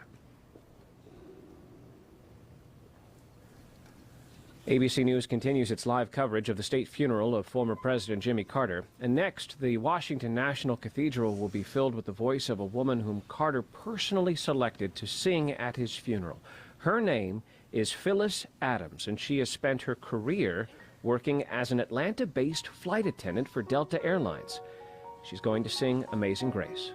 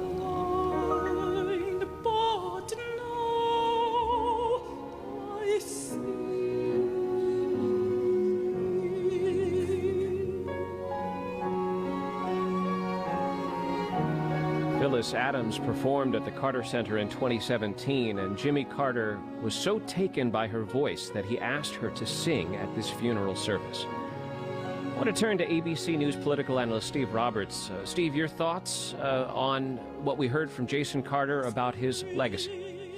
Well, I think one of the important things to remember today is the contribution Jimmy Carter made to equality on a racial basis and equality for women. He appointed 262 federal judges, but 57 of them were minorities and 41 of them were women. This is commonplace today, but you have to think back at what a revolutionary idea it was in the 70s to elevate blacks and other racial minorities and women to the federal bench. And often, Stephen, the judges a president appoints are often their most lasting legacies, years and years later. One of the women that Jimmy Carter appointed to the federal bench was Ruth Bader Ginsburg to the Federal Court of Appeals. Eventually, of course, she became a Supreme Court justice, but she's only symbolic of the contribution Jimmy Carter made toward elevating blacks and women in national life. And in some ways, that's also symbolized by his partnership with his wife, Rosalind. You cannot remember Jimmy Carter today without remembering how vital a role she always played in his life, and how she was part of a revolution of first ladies who didn't just keep the Christmas trees in the White House, but contributed to policy, contributed to the values and the advancement of the administrations. And you look at the group gathered today at the cathedral, including women like Hillary Clinton. And Rosalind Carter was one of her ancestors, one of Hillary Clinton's spiritual ancestors, who helped redefine the First Lady's job as a much more serious and important element in American politics, Stephen.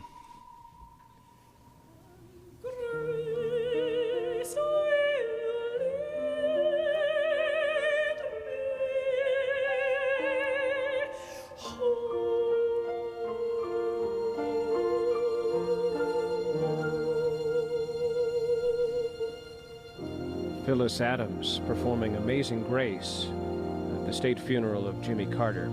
Watching in the front row, dabbing a tear from his eye, President Biden, who is next to speak. Let's turn to ABC News White House correspondent Karen Travers. Karen?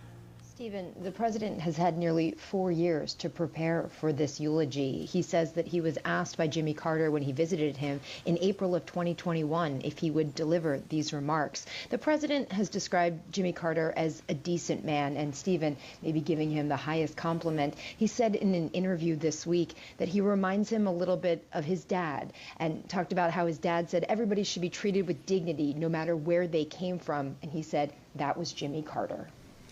The president making the sign of the cross after placing his right hand on the flag-draped casket. Now walking up the stairs to the pulpit. The President of the United States. This is live coverage from ABC News. Leaders of the clergy, distinguished guests, most importantly, the Carter family. In April 2021, Jill and I visited Jimmy and Rosalind on a warm spring day down in Plains, Georgia. We wanted to see them. Rosalind met us at the front door with her signature smile. Together we entered a home that they had shared for almost 77 years of marriage. An unassuming red brick ranch home that reflects their modesty more than any trappings of power. We walked into the living room where Jimmy greeted us like family. That day, just the four of us sat in the living room and shared memories that spanned almost 6 decades. A deep friendship that started in 1974. I was a 31-year-old senator, and I was the first senator outside of Georgia, maybe the first senator, to endorse his candidacy for president. It was an endorsement based on what I believe is Jimmy Carter's enduring attribute: character, character, character. Because of that character, I believe, is destiny.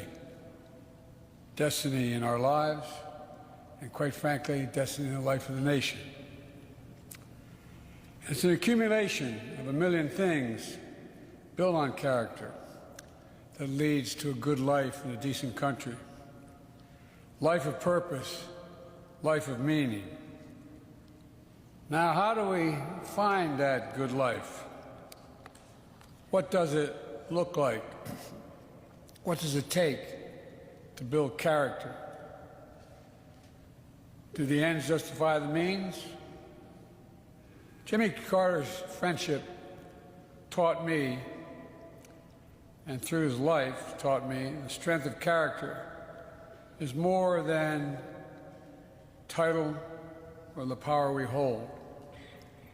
It's the strength to understand that everyone should be treated with dignity, respect, that everyone, and I mean everyone, deserves an even shot. Not a guarantee, but just a shot.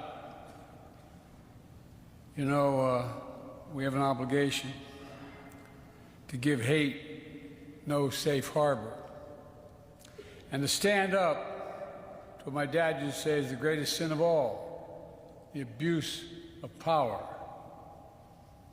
That's not about being perfect, because none of us are perfect. We're all fallible. But it's about asking ourselves, are we striving to do things, the right things? What values? What are the values that animate our spirit? Do we operate from fear or hope, ego or generosity? Do we show grace? Do we keep the faith when it's most tested? For keeping the faith with the best of humankind and the best of America is a story, in my view, from my perspective, Jimmy Carter's life. A story of a man, to state the obvious, you've heard today some great, great eulogies, who came from a house without running water or electricity, and rose to the pinnacle of power. The story of a man who was at once driven and devoted to making real the words of his Savior and the ideals of this nation. The story of a man who never let the tides of politics divert him from his mission to serve and shape the world. The man had character. Jimmy held a deep Christian faith in God, and that his candidacy spoke and wrote about. Faith as a substance of things hoped for and evidence of the things not seen. Faith founded on commandments of Scripture. Love the Lord thy God with all thy heart and all thy mind and all thy soul, and love thy neighbor as thyself. Easy to say, but very, very difficult to do. In his life, in this life, any walk of faith can be difficult. It can be lonely, but it requires action to be the doers of the world. But in that commandment lies the essence, in my view, found in the gospel, found in many faith traditions, and found in the very idea of America. Because the very journey of our nation is a walk of sheer faith. To do the work, to be the country we say we are, to be the country we say we want to be, a nation where all are created equal in the image of God and deserve to be treated equally throughout our lives. We've never fully lived up to that idea of America. We've never walked away from it either because of patriots like Jimmy Carter.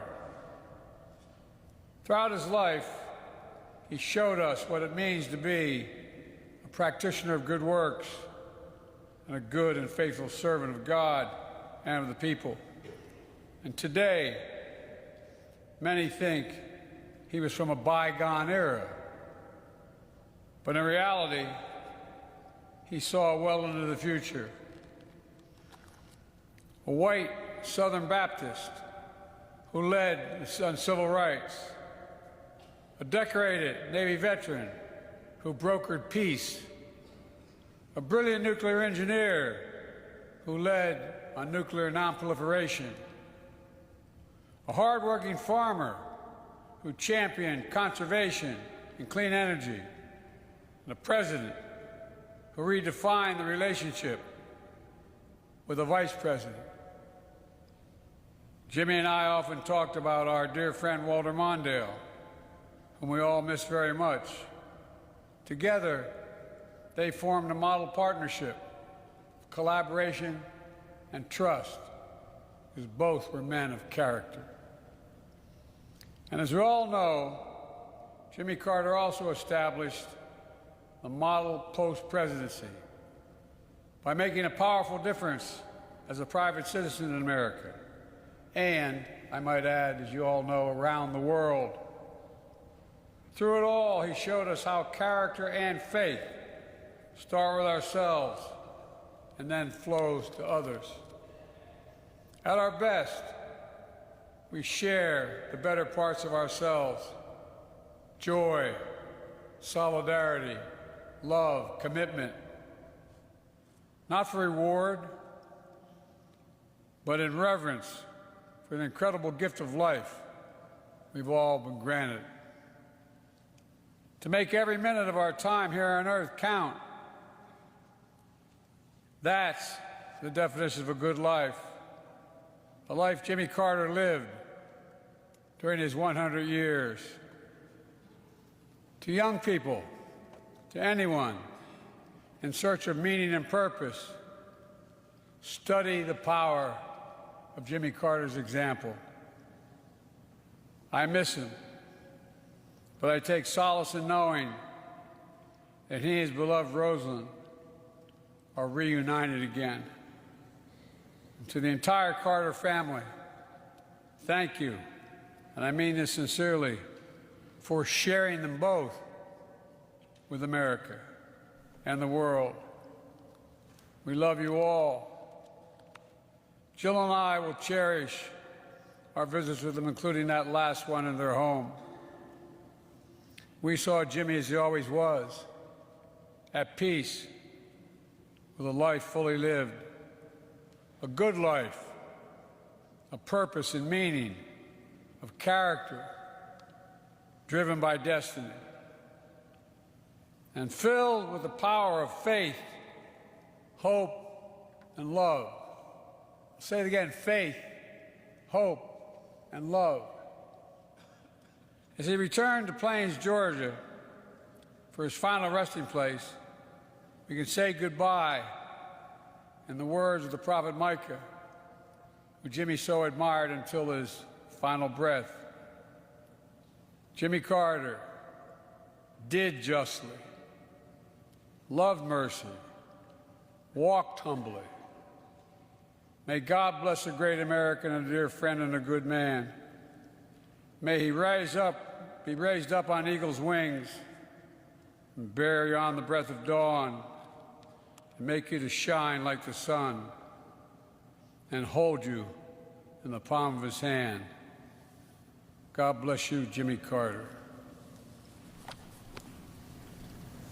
Joe Biden delivering the eulogy that his predecessor asked him to give, reflecting on what he called the model post-presidency of Jimmy Carter. Of course, Biden's own post-presidency begins 11 days from now, and each of the former presidents gets to make choices about how the country will celebrate their service, and in a state funeral. ABC's Ann Compton. Each of the five sitting there in this service have already begun elaborate plans for their own state funeral. The military has a committee based in Washington, and it meets with the family and meets with the staff of the post-presidency, and they plan every detail. You've seen how many military have been involved with President Carter's last 8 days since he's died. It is done with military planning and precision, but of course it has the choice of the president and the president's family on the kind of music, on the locations to visit. So it's both a melding of the personal and what the military can do for its former commander-in-chief to make the exit perfect. Next, James Carter, grandson and namesake, James Earl Carter IV, will give a reading from the book of Matthew.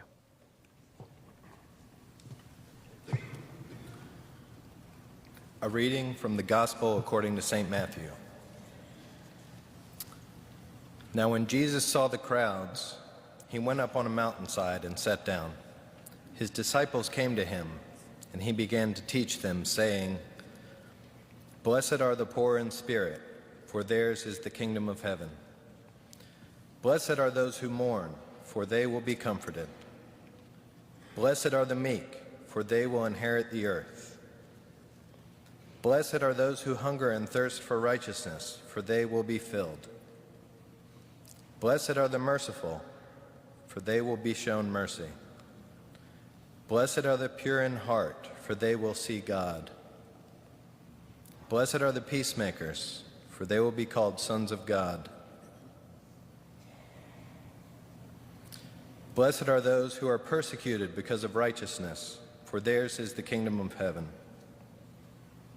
Blessed are you when people insult you, persecute you, and falsely say all kinds of evil against you because of me.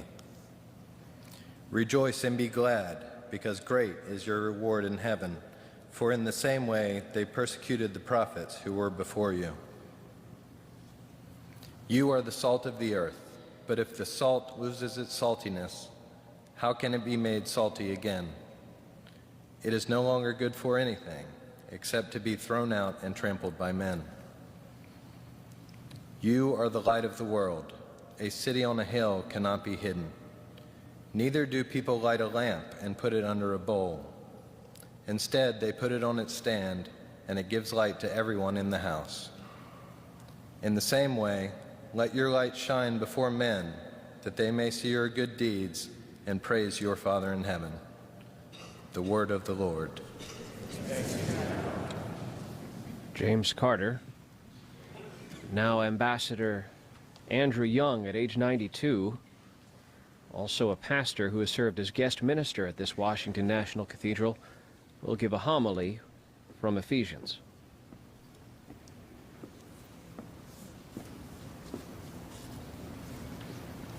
Ambassador Young, standing with assistants.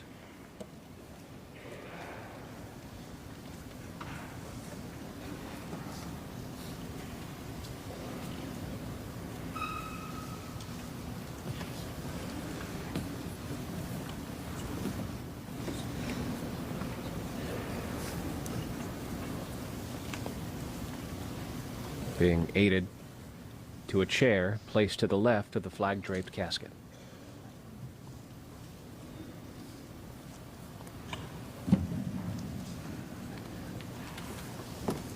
He's taking his seat now. The microphone's been placed in front.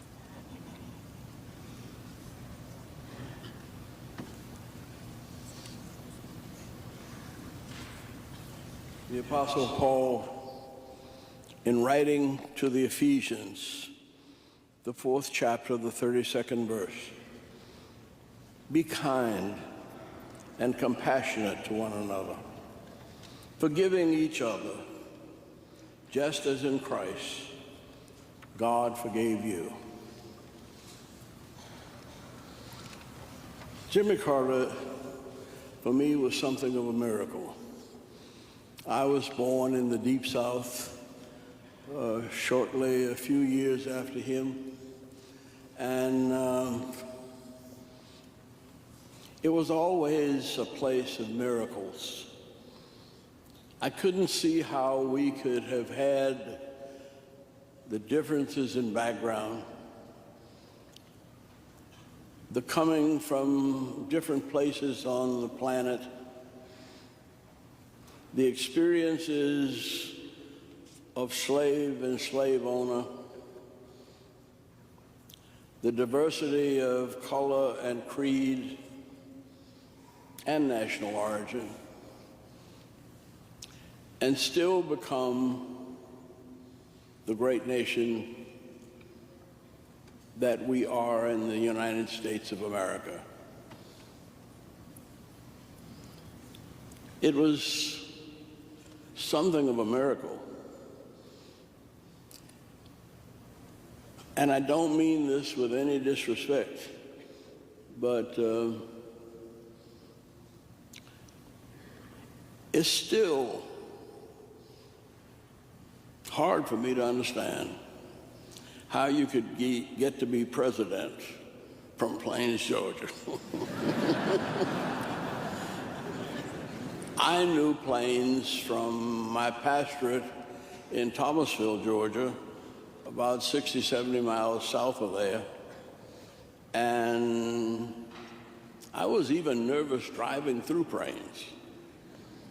And Plains and Sumter County gave us one of the meanest experiences that we had in the civil rights movement.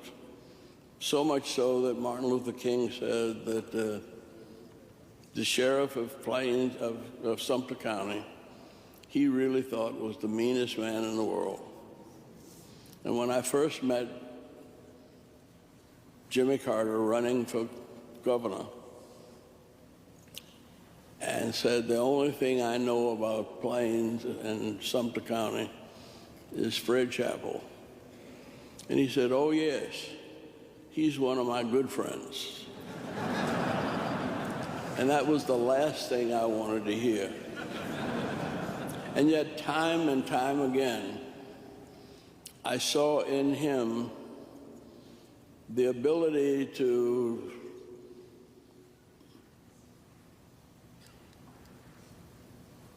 achieve greatness by the diversity of his personality and his upbringing.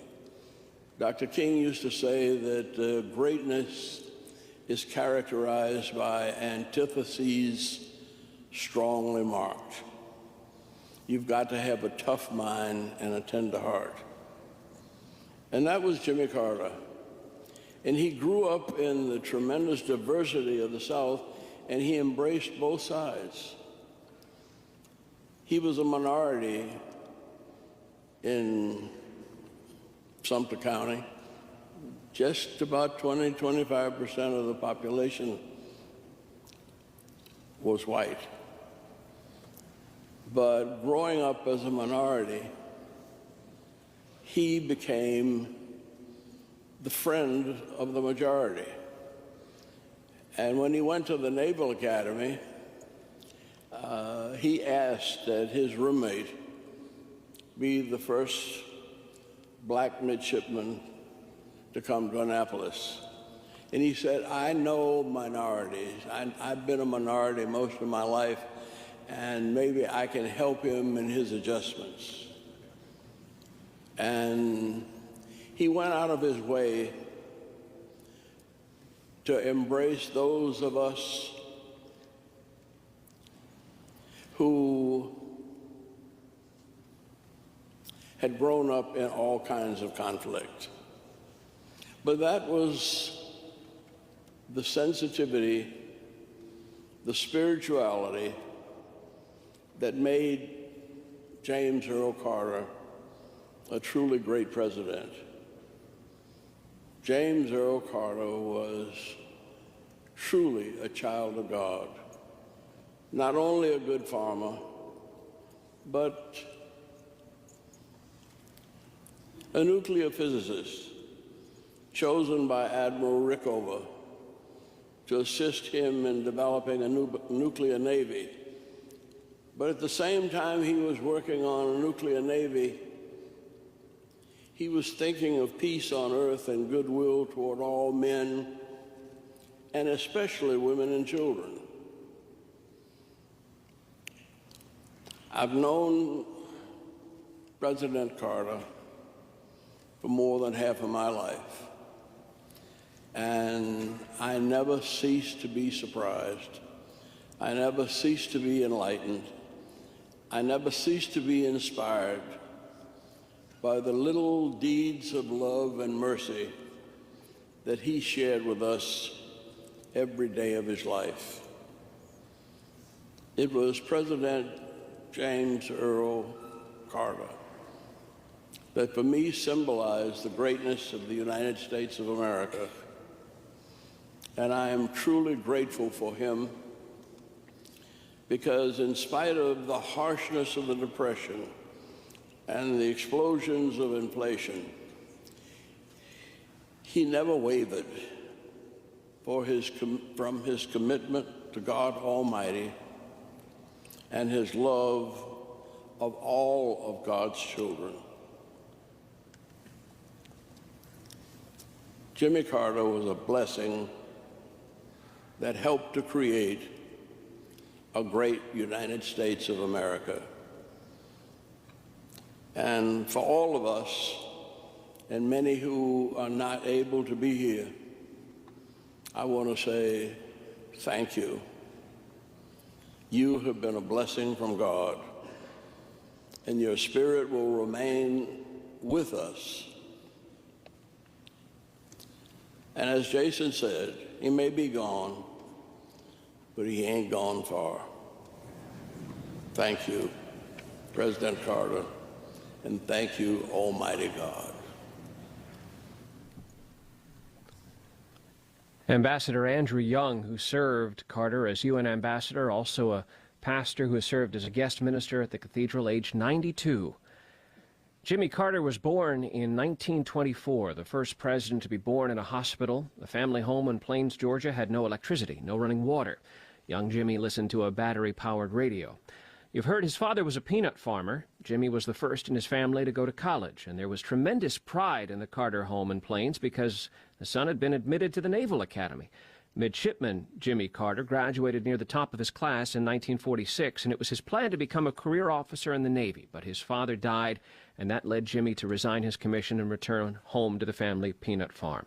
Jimmy had married Rosa Lynn, whom he knew growing up since she was best friends with his sister. They wed when he was on leave from Annapolis, and they were married for more than 75 years before her death at age 96 in 2023. They barely left each other's side.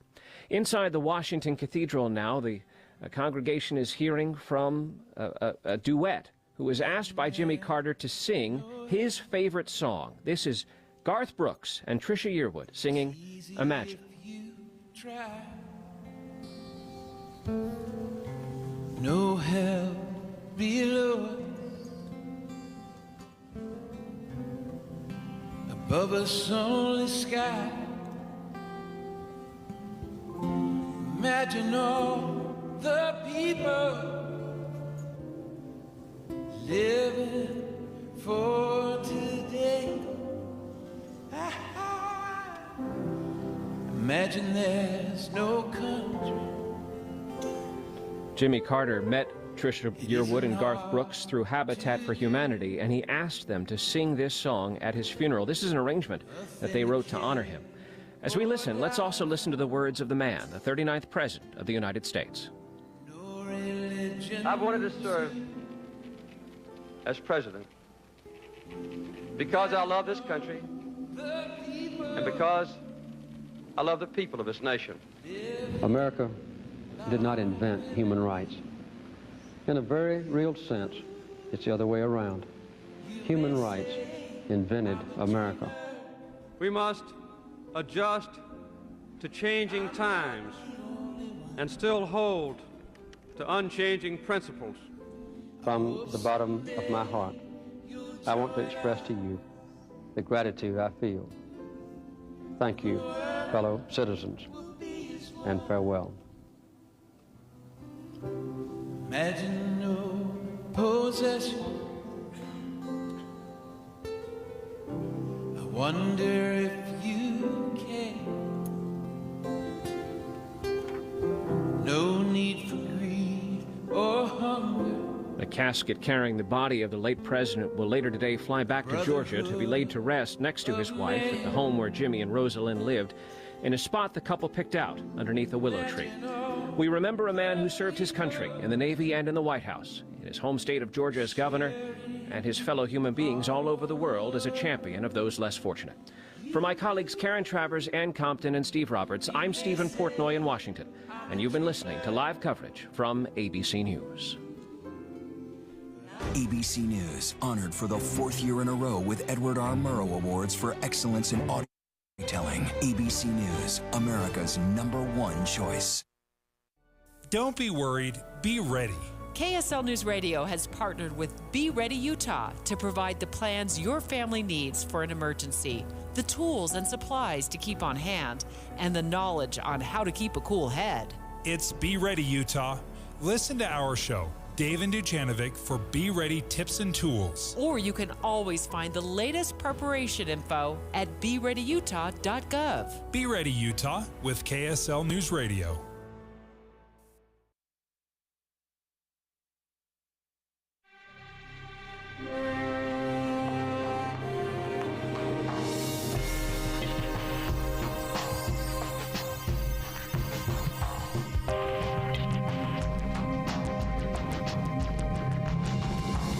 KSL FM Midvale. KSL Salt Lake City. From the KSL Common Spirit Health Studios, this is KSL News Radio, Utah's news, traffic, and weather station.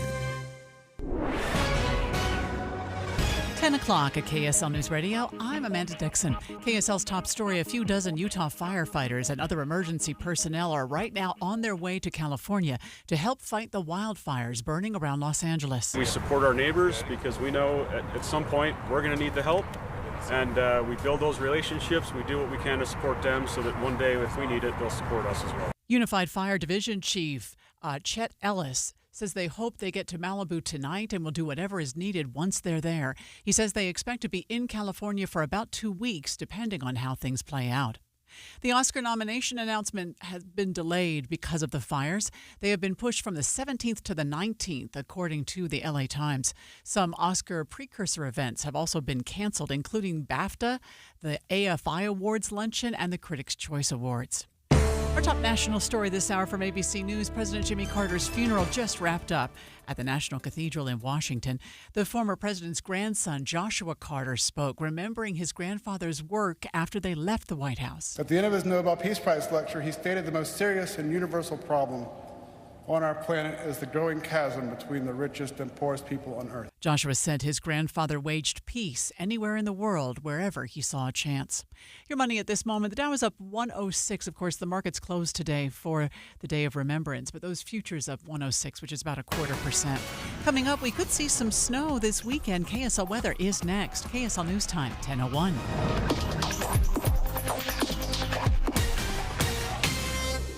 Mornings are for recharging. And they're for starting your day right. We volunteer to join you in the car. Get news and weather at 102.7 FM during the most important part of your day. Andy and Amanda, each morning between 5 and 9 on KSL News Radio. If you're trying to decide which gutter protection to put on your home, don't just ask how they'll handle leaves.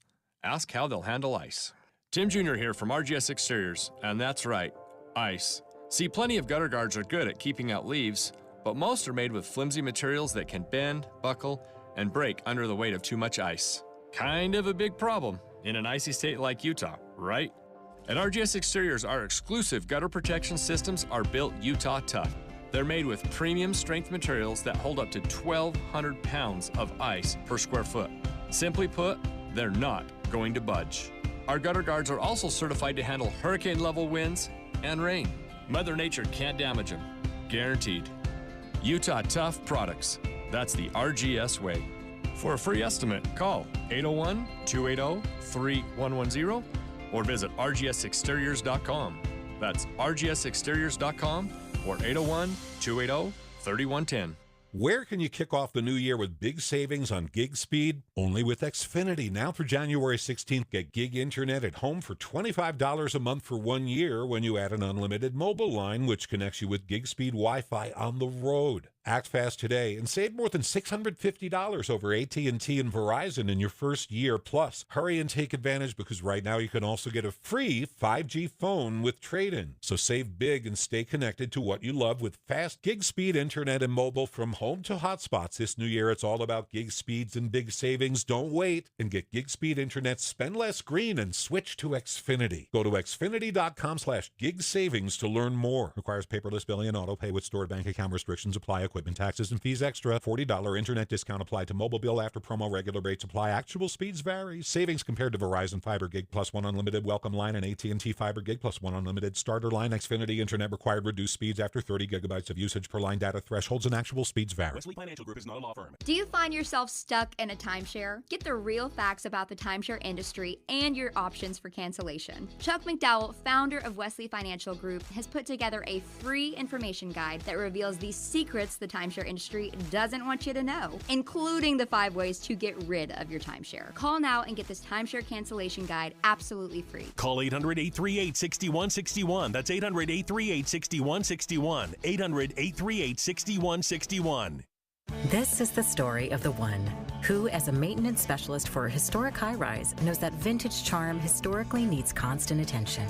Which is why when it's time to upgrade turn-of-the-century mechanicals, they turn to Grainger. With easy access to 1 million-plus products and the scale to deliver when and where you need them. The right tools and supplies are never far away. So the one can keep that vintage building running like new. Call, click Grainger.com, or just stop by. Grainger, for the ones who get it done. Traffic and weather together, brought to you by My Style Checking from Mountain America Credit Union. And here's Heather Kelly. No delays right now anywhere across the Wasatch Front on the major freeways, but we do have a crash on the on-ramp from Pleasant Grove to go northbound I-15 in Utah County. All the vehicles are over on the right shoulder, and the tow truck is on scene, so that should be cleared shortly. Murdoch Auto Team is celebrating 100 years of winter journeys at Murdoch Chevrolet. Right now, take up to $6,500 off a 2025 Silverado or up to $9,000 off a new Suburban. Heather Kelly in the KSL Traffic Center. Sunny and cold today with a high of 35. Then a storm moves in on Saturday that could drop a little more snow on the valley floor. Right now it's sunny and 31 degrees. I'm Amanda Dixon from the KSL Common Spirit Health Studios. Listen online at kslnewsradio.com. We're Utah's news, traffic, and weather station. Dave and Dujanovic, your morning companions for talk, analysis, and key perspectives on Utah's biggest stories on KSL News Radio. Remembering President Jimmy Carter. Special coverage on KSL News Radio.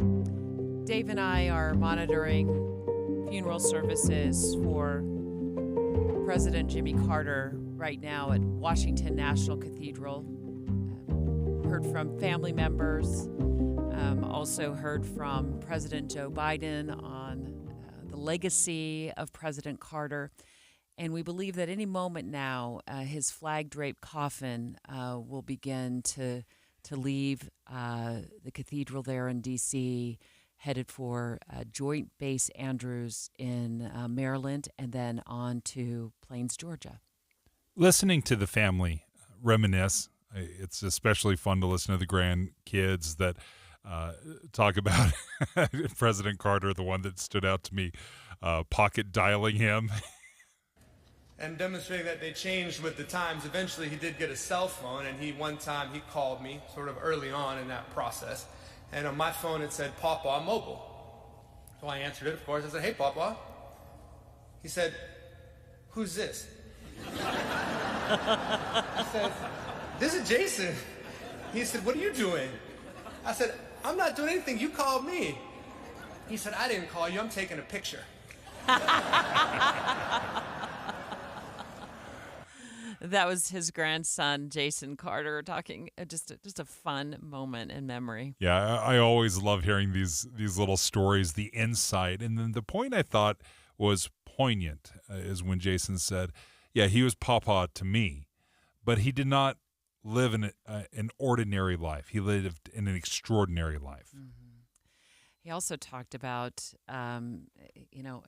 his story being a love story. In the end, his life is a love story.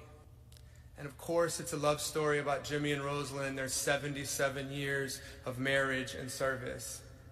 But his life was also a broader love story about love for his fellow humans and about living out the commandment to love your neighbor as yourself. I believe that love is what taught him and told him to preach the power of human rights, not just for some people, but for all people. And we will continue to watch as President Carter is escorted out. They just lifted up his casket and is preparing to walk out, as you said, Debbie, to proceed forth. Mm-hmm. Yeah, we'll keep an eye on that. There's certainly a very, very monumental moment and a sad day, certainly, for his family, although he lived to be 100 years old. Dave, what year was he born? 1924? I think they said he was born in 1924. And they are proceeding to walk his flag-draped casket, his coffin, out of the Washington National Cathedral. It'll head over to Joint Base Andrews in Maryland, and then his family will hold a private service for him this afternoon in Georgia. Dave and Dujanovic. Special coverage of the top local story. Talking now about a local coverage of the Great Salt Lake. I never thought alfalfa was the key to saving the Great Salt Lake, but according to a new study, it just might be. Farmers could be the heroes who saved the Great Salt Lake. That's the headline that caught Dave's attention in the Salt Lake Tribune. That's right. In this article, the lead researcher says, we're asking farmers to be the heroes here, to save the Great Salt Lake. Now, let's just accept that that's true. I think we can have a deeper discussion on this, but let's just say, okay, farmers, you got to be the heroes. Listen to what you're asking them to do. You're asking farmers to stop farming. And that is a tough pill to swallow. And then calling them heroes, that's not a spoonful of sugar that's going to make that bitter pill go down. That's a monumental ask. So what you're saying then is give up your livelihood growing alfalfa. Change what you've done for generations. Can we all just admit do we all know what alfalfa is used for? Feeding cows. I think a lot of us don't know that. Yeah, and that's largely what we grow here. We grow alfalfa and hay. Now, according to this study and this Tribune article, Dave, that you've been looking at, how much water do the farmers use? It's very important to look at the types of crops that we use. As you mentioned, of all the crops that are gobbling up our water, alfalfa and hay, they gobble up 80% of it, right? Now, comparatively speaking, if you look at how much water it takes to grow alfalfa, if you had an acre, right? Most of us live on a quarter-acre lot or maybe, a little bit bigger. But let's say an acre of land, 5 feet high, if you filled that entire acre 5 feet tall with water, that's how much water it takes to grow alfalfa. Every single acre needs 5 feet of water per acre. Wheat only takes 1 foot. So if we grew wheat instead of alfalfa, you could theoretically cut your water needs by a fifth or to 1/5. Do cows eat wheat? I don't. I don't think so. We eat wheat. I don't do cattle, but are you replacing apples with bananas here? So look, the message that I've always gotten. This is just another small step that we can take, knowing that those small steps can have some big effects. If I take shorter showers, if I do not run the water in my sink in my kitchen, while I'm over at the stove stirring up a pot of pasta, or brushing your teeth, turning it off. Yeah, right. if I wash my loads of laundry for 26 minutes instead of 56 minutes, that I will be able to help save bodies of water like the Great Salt Lake. Like, I've always thought conserving water is just a smart thing to do. Kind of like, conserving food, like not wasting food. Like, why would I waste food? Wasted food is wasted money. Well, wasted water is just a bad idea in my view. But from what you're saying is, like, no matter how little I brush my teeth or how short those loads of laundry are for me, I might not be able to save the Great Salt Lake single-handedly. How many showers would you have to not take? Mm-hmm. How many times would you have to not water your lawn to equal 5 acre feet of water?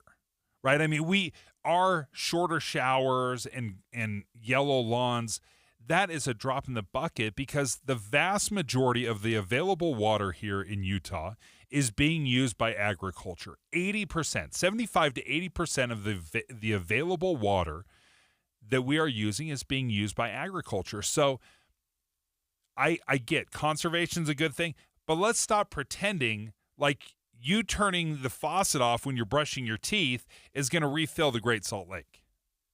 What if we all turn the faucet off when we brush our teeth? It doesn't matter. It's You're the problem. They're saying the alfalfa fields are such a water suck that no matter what we did, even though we should be doing that, and I do that, and I want to keep doing it because that's what I was raised to do, and that's what I've been doing. It has to come at the expense of farmers and their crops. But here's the thing. Isn't that like asking a police officer to give up his badge and no longer be a police officer? Isn't it like asking a talk show host to stop using a microphone?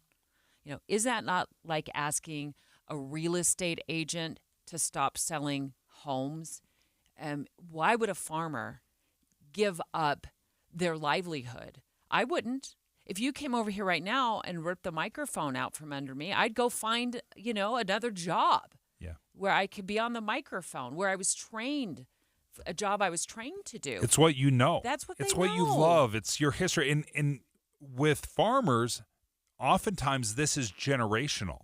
This is not just the job that you chose. This is the job your family has done for generations, generation after generation after generation. Now, if you came to me, Dave, and you said, I will give you a whole pile of money Yeah.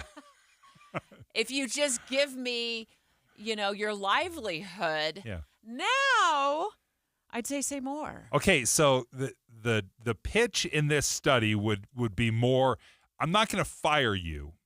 What I'm going to do is I'm going to cut your hours in half, but I'm still going to pay you a full-time wage. Now that, who of us wouldn't jump on that? Oh, you mean I got to do half the work and I still get paid the full amount? Yeah, sign me up. Every one of us would do that job. But I think it's important. I remember hearing this from comedian Dave Chappelle.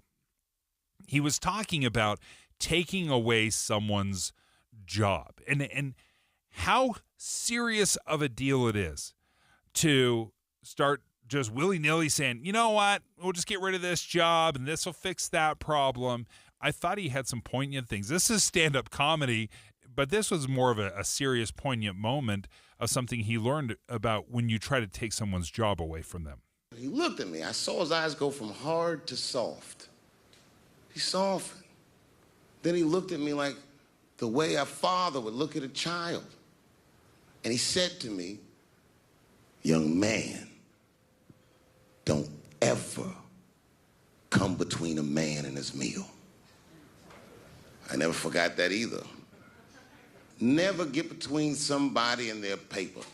Taking a man's livelihood away from him is akin to killing him. That is so profound to me. It really resonated with me. When you take away somebody's job, the way they provide for their family, you're not just taking away cash. You're taking away identity.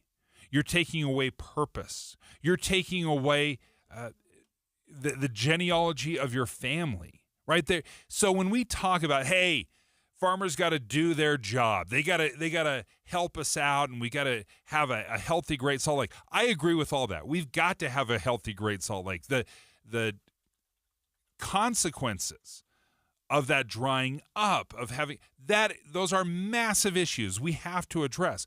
But we cannot minimize or simplify it to the level of like, oh, the farmers just got to do their job. So one of the points of the study, though, is you could compensate them, which I suppose means taxpayers could compensate them. Yeah.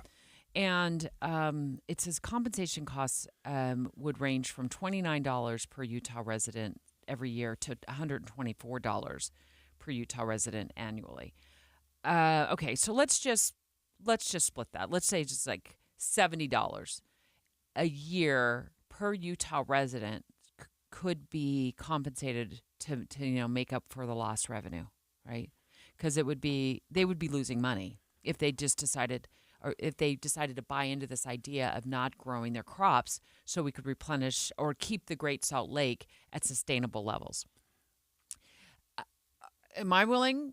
To me, I'll put $70 a year in a pot of money for the farmers if that means that the water in the Great Salt Lake would be replenished. Put on my property taxes. I'll pay, what does that work out to be? $6 a month or something like that? I'll pay that because I know that if the Great Salt Lake goes away or dwindles or becomes a real crisis and continues to hit the national and international news cycle and there's dust blown around, guess what's going to happen to my property values?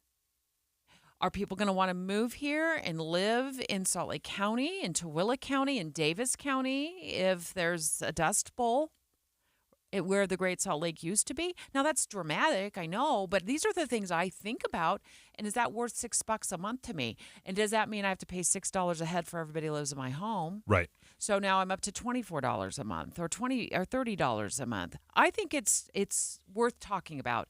And we couldn't think of a better person to talk about it with than House Speaker Mike Schultz. How's the Hill this morning, House Speaker?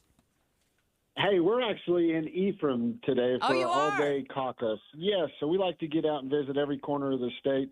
There's a majority caucus, and so today we're out in Ephraim with our whole caucus. And so, but it's great. It's beautiful, beautiful day out here in rural Utah, and grateful to be here. So thanks for allowing us a few minutes to be with you. Well, a perfect place to be if you're in rural Utah, because this is where this would affect is some more rural Utah. What to do with the Great Salt Lake in this most recent study that we're referencing.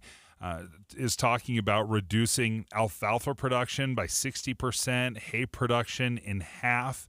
And the point I was making is, okay, yeah, I mean, agriculture gobbles up the vast majority of water here in Salt Lake, or in Utah in general, but we can't just put farmers out of business. That's their livelihood. It's their history. So how do you balance this?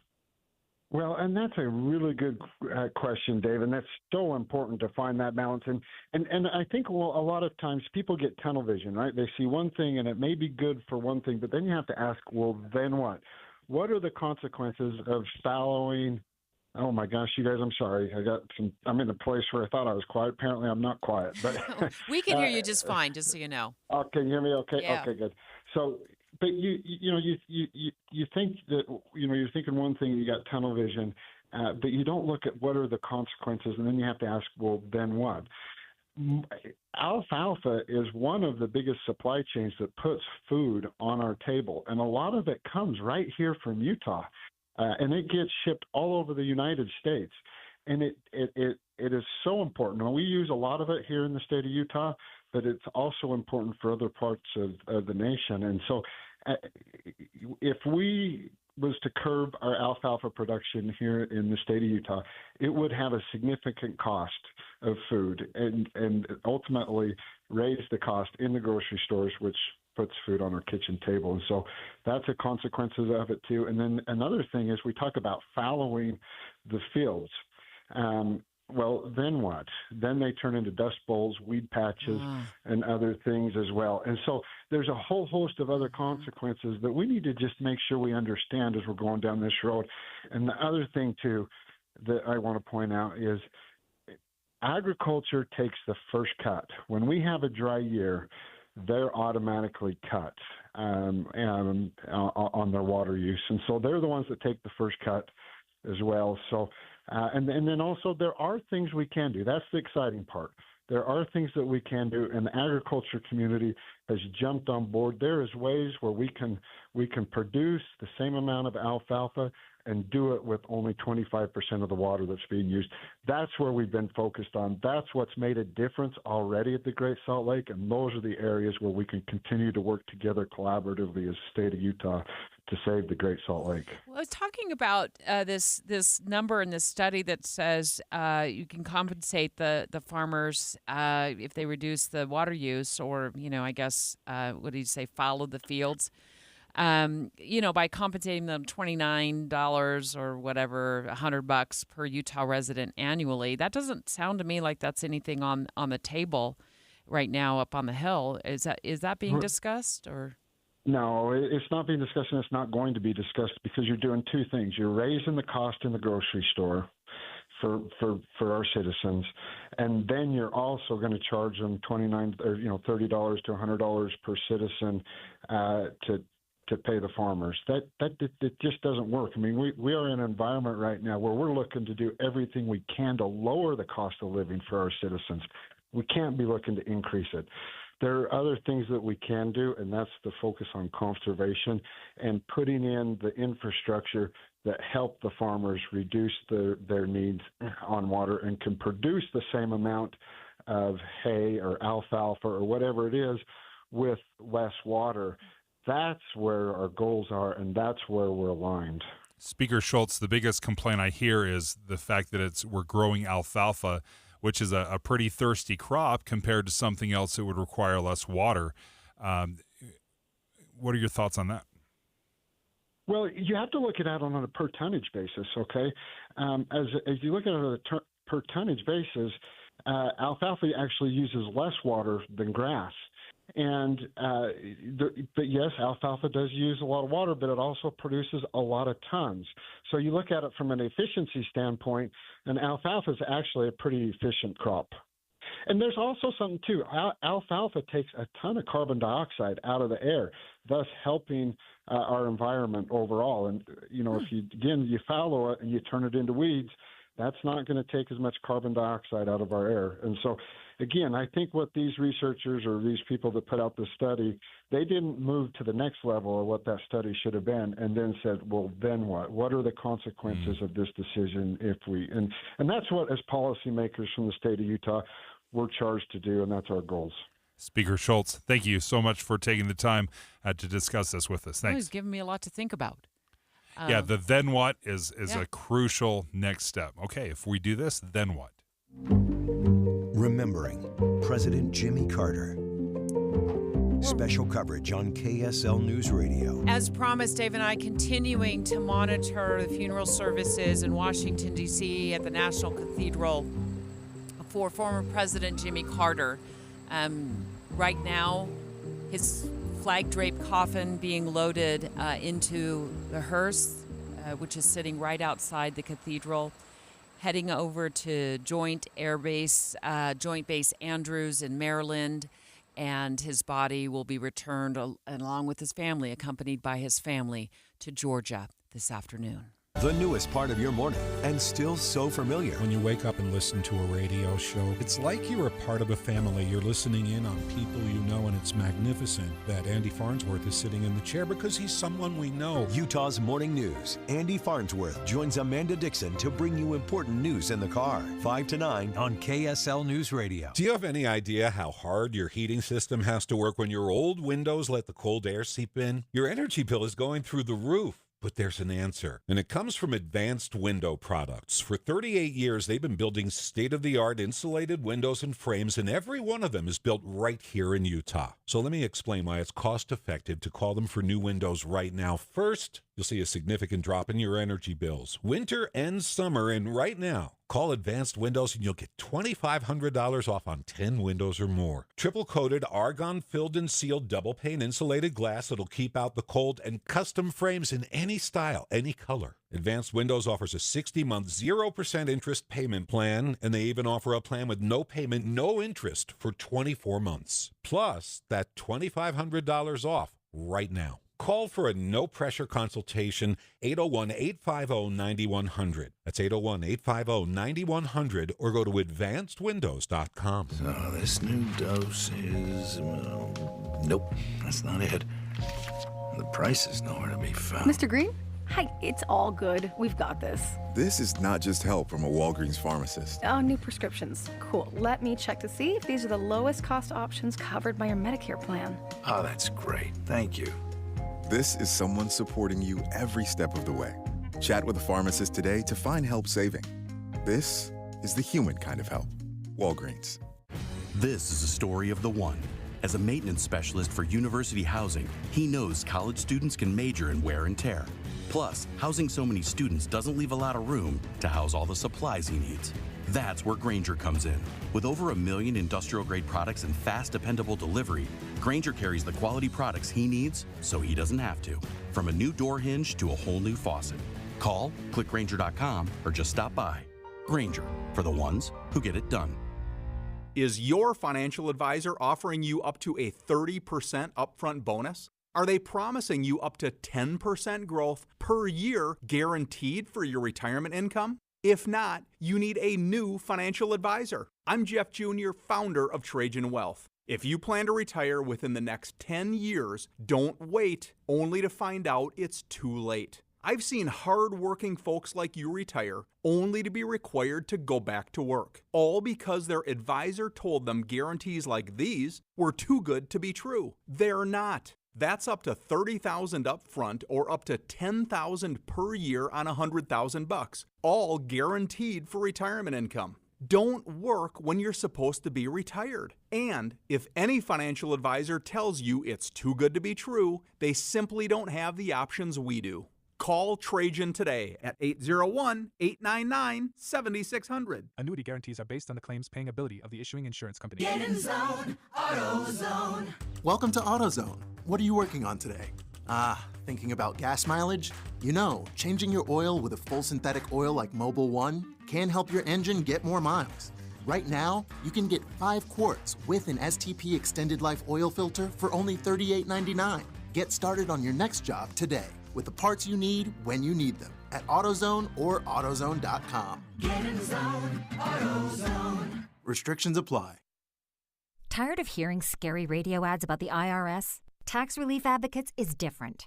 TRA is here to tell you that if you owe money to the IRS, whether it's $5,000 or $500,000, we have a solution. TRA can eliminate or reduce what you owe to the IRS with zero risk to you. We have over 1,000 5-star reviews on Google and an A+ with a BBB. End your tax nightmare today by visiting TRA.com or call 800-583-6681. That's 800-583-6681. 10:30 at KSL News Radio. I'm Becky Bruce. KSL's top local story this hour.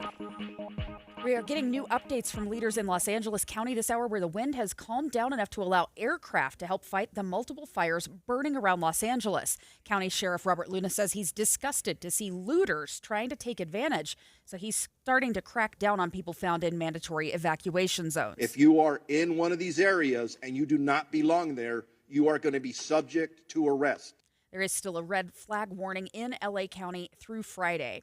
Several dozen Utah firefighters are on the way to Southern California to help fight those fires. Unified Fire Division Chief Chet Ellis says about half of the firefighters have deployed to other states before. Everybody is so gracious and so respectful and so grateful.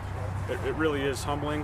But it's nice that we can help. It's unfortunate that we have to, but it's great that we can. Ellis says they hope to be in Malibu by tonight.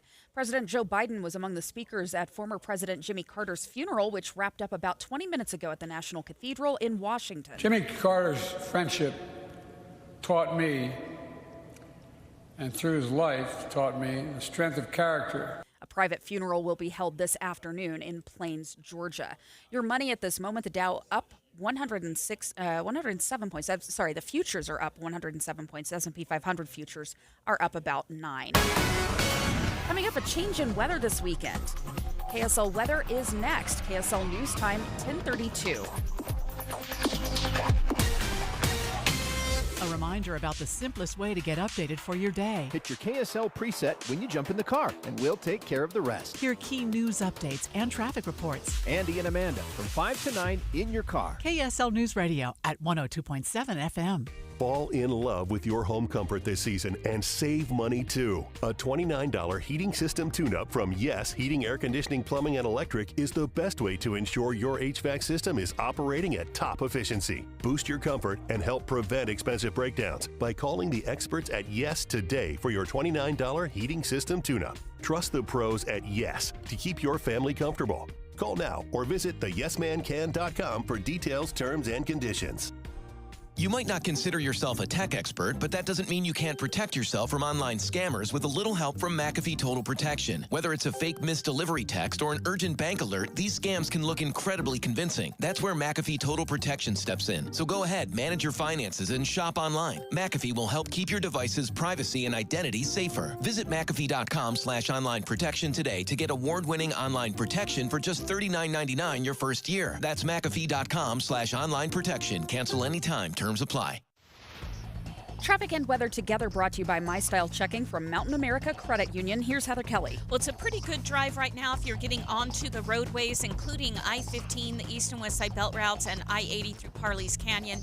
Now, we have had a few crashes on some of these roadways, but they were very quickly cleaned up, and now there's nothing holding you back from going the posted speed limit if you're north, south, east, or west. Get started on your dream kitchen or bath countertops with special financing from Bedrock Quartz for up to 18 months. Visit bedrockquartz.com for details. That's bedrockquartz.com. Heather Kelly in the KSL Traffic Center. We should see a high today of 35 degrees, 38 tomorrow, but then a change on Saturday. We could see some snow on the valley floor over the weekend. Right now, you've got fair skies, 32 degrees. I'm Becky Bruce from the KSL Common Spirit Health Studios. Listen online at kslnewsradio.com. We're Utah's news, traffic, and weather station. Dave and Dujanovic, your morning companions for talk, analysis, and key perspectives on Utah's biggest stories on KSL News Radio. Let's take you to Southern California and the Los Angeles area where those monster orange flames.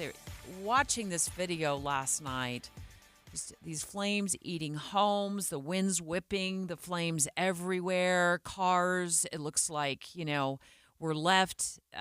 People were running for their lives, and it looks like Mars now. I stopped a couple fires. I stopped one that went and then it reignited at about 4:30 this morning, and thank God I woke up at the perfect time, and I got it, and I stopped it from burning my house, and it's a tough day today. And there was not just one fire. There were multiple fires and these huge hurricane-force winds that are just whipping it all around L.A., and it has been terrifying. It's been deadly. I've seen some reports where they're estimating it is tens of billions of dollars of damage already, just wiping out neighborhoods. I just can't even imagine trying to figure out what you should take, what you can't take, how to get out. And then the traffic was horrible. Cars were left everywhere. Let's go live right now to California and talk to a resident who lives in Hollywood. Matt Shepard, thank you so much for taking the time to join us. Walk us through this horror that was unfolding, and it still is. Well, first of all, thank you for having me on. And obviously, everyone's sort of covering what sort of happened. So for us in the Hollywood area, we were watching on the news all day and watching all of these different areas just continue to burn. And for example, the Pacific Palisades, their downtown, which is like all cement and just very built up, completely burned down. So that sort of let us all realize that even places that are very well developed could easily really be destroyed.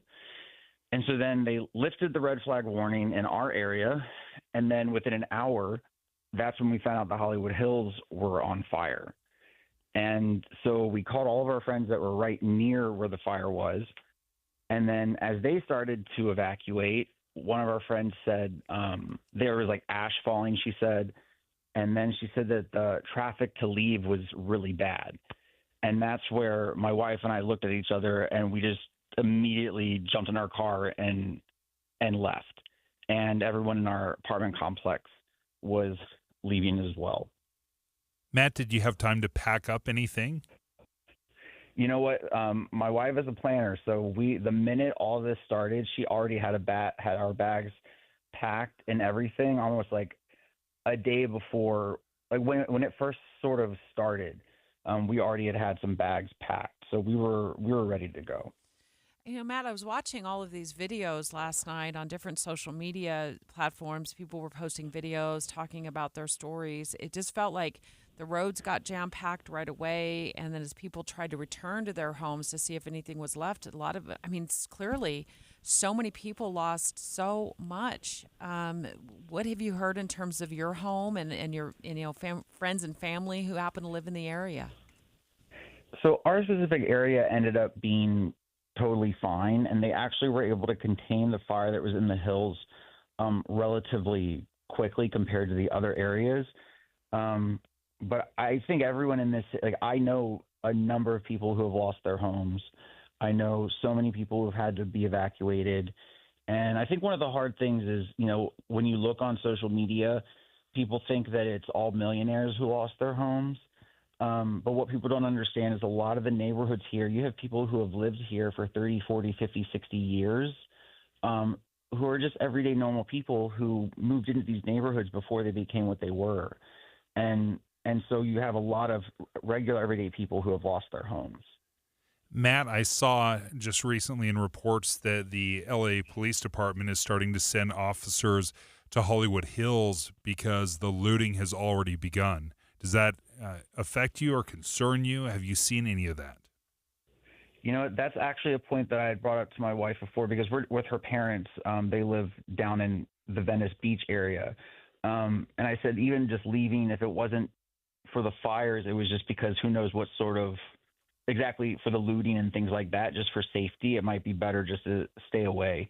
So we're actually going to spend like another day here before we even head home.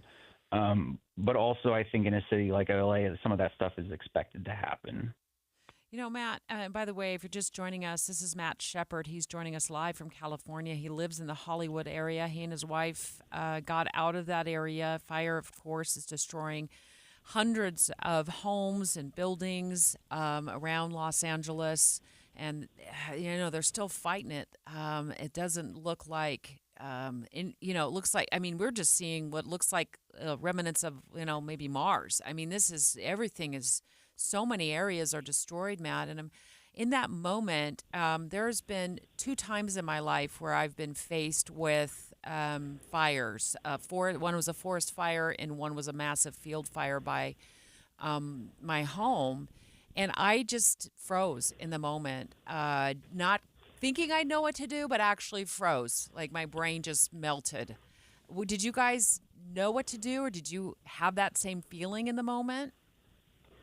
You know what? That's actually why I'm so glad that we pre-packed everything, what we had, because it kind of allowed us to be able to turn off our thinking so that we could just leave when we needed to. I definitely, I had lost my brother 8 years ago. So for me, I even felt just that in my body, that survival instinct, that tenseness that pops up because you just know you kind of have to just leave just in case. And but you know what's interesting, in our apartment complex, you could see different people responding differently. Somebody was on their phone crying, other people were already leaving. So everybody responds differently, and that's where I'm like, if you just pack ahead of time and prepare, that's what will allow you to deal with whatever comes up. Matt, give us an idea that these huge Santa Ana winds, I saw that there were winds 70, 80 miles an hour, that they've calmed a little bit now. Can you maybe compare and contrast what you saw? So where we were, we're like down the hill from like Griffith Park and the Hollywood Hills. So we probably saw like gusts of 30 miles an hour maybe, but nothing as bad as what they were showing up where like the top of the hills were, where like the main fires happened. But definitely all of the palm trees and stuff, like on my social media, I posted like you can see palm trees that have fallen, or not palm trees, but palm leaves that have fallen that are really heavy, and a lot of branches and stuff all over the different neighborhoods had fallen. So that was definitely happening. But we ourselves, where we were, we didn't see the 80 mile an hour winds. But we really had to educate ourselves pretty quickly about how like it didn't matter because the wind can carry an ember like up to a mile and start a fire somewhere else. So that's why everyone was really like on edge. Well, Matt, best of luck. Stay safe, and we're pulling for everyone in California right now. We know this is just absolutely devastating. Thank you so much for joining us. Matt Shepard is calling us live from California. He and his wife evacuated the Hollywood area. They live just a couple blocks away from the evacuation zone, so they just felt unsafe, and they evacuated even further, and they're going to spend an additional day away because they're concerned about the safety because of looting. So this is the next level. It's not just the devastation from the fire, which is still a massive problem and not contained, but now you're dealing with looting. He talked about looking at social media and seeing a lot of posts about, these are just, world famous actresses and actors, really the ultra rich who've lost their homes. But he pointed out there's a lot of everyday people who have lived there for decades, who bought their homes or moved into the area long before it became what it is. Let's talk about why it is that we seem to lose compassion for the loss of 5 people have died in those fires. There's 100,000 people or so have been told to evacuate. It looks like hundreds of homes have been lost. But why do we lose compassion when it comes to the ultra-rich? Next. You bought a house, or maybe you're building one, but it just isn't feeling like home. Not yet. AMC Building Materials has this undeniable knack for transforming a house into a home, your home. How do they do that? They combine years of exceptional kitchen and bath creations with your ideas. In fact, customer satisfaction is their #1 priority. You know what you want. You know it's not going to be cookie cutter, and this is exactly where AMC shines. AMC delivers exceptional quality, bold-style kitchen and bath designs, along with their exceptional value and a timeline you'll love. Most projects are complete by the elite AMC professional installers in under 10 days. Immerse yourself in the beauty, function, and feel in person at the AMC Building Materials Showroom in Salt Lake City. Get directions and schedule your free estimate at amckitchenslc.org. AMC Building Materials, transforming your house into a home. amckitchenslc.org. Ooh, ma. What was that? That is business phone bliss with the Ooma Cloud phone system. It handles all our voice, video, and messaging needs. You sound very... Calm? I am. Ooma has everything I need to run my business more efficiently, like virtual receptionist, call routing, and video conferencing. And it starts at just $19.95 per month per user, plus taxes and fees. Ooma. Nice. Find your business calm at ooma.com/radio. Oh no, stomach issues again? Stomach issues? Who are you? Your pancreas. I could be the real reason for your diarrhea, gas, bloating, stomach pain, or loose oily stools. I thought it was my stomach. People often do, but any of these symptoms could mean having a condition called exocrine pancreatic insufficiency, or EPI. With EPI, the pancreas doesn't release enough enzymes to break down food, but EPI is manageable. Use the symptom checker on identifyepi.com and speak with your doctor. That's identifyepi.com. Sponsored by AbbVie.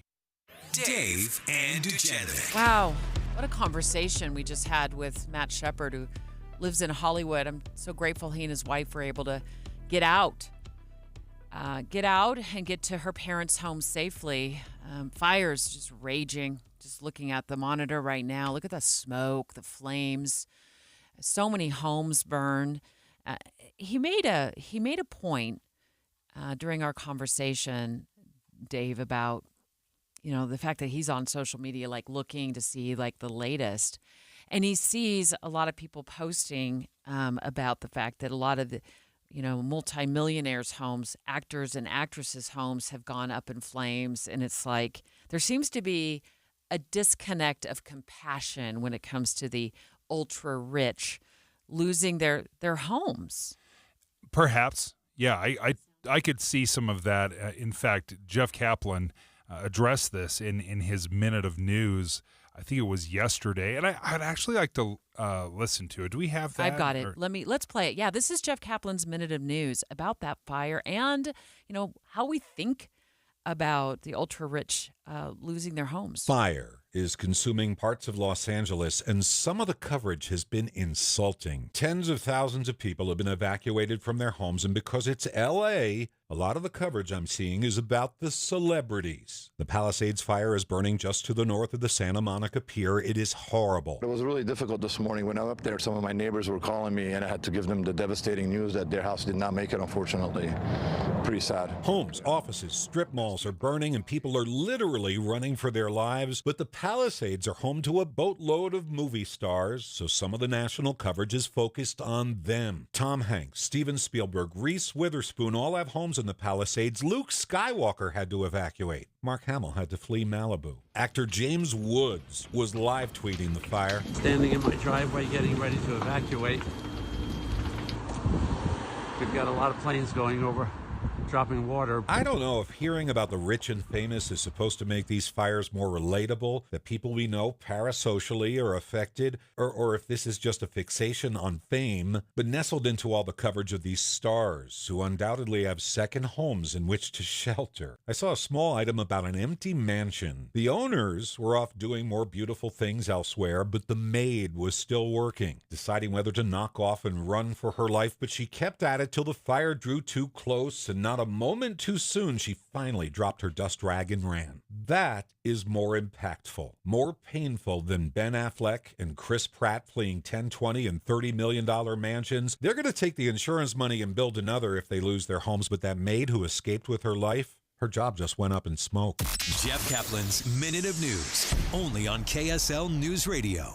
I love you, Jeff, but I'm going to disagree with you. I think that a home is a home, no matter who owns that home. And maybe I feel that way because there's been 2 times in my life where we have been in situations where we were fearful of losing. One was our home, and the other was a very old family cabin. There was a fire many years ago in the Uintas, that had engulfed so much of the mountainside, and trees were going up. No idea when containment is. The smoke was so thick, and we drove actually toward the fire, toward the cabin, my husband and I, to save what we could of his family's belongings.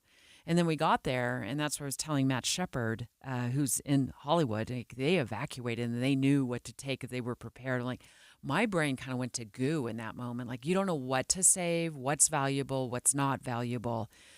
But the fact that it was an old family cabin, I don't think made it any more or less heartbreaking. It was horrible. And then there was another time where a field right by our house caught fire, and our neighbor's home, the flames were just brushing up against the back fence, and we ran over and we were grabbing hoses, and you feel so helpless because the flames are so huge and they're coming toward your cul-de-sac, and you don't even know in that moment what to do. And then you think after the fact, we should have just gotten out. But then what if our homes burned?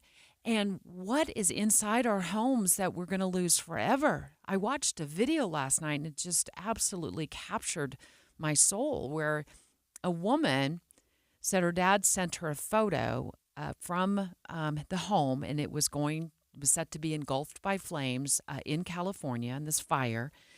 And he said, I don't know what to grab. So what I'm going to grab are your stuffed animals from when you were a child, so one day you can pass those on to your own children. I think we judge loss based on our jealous bones. And because somebody is very, very wealthy, you think, oh, well, they can afford to rebuild. They have another home to move into.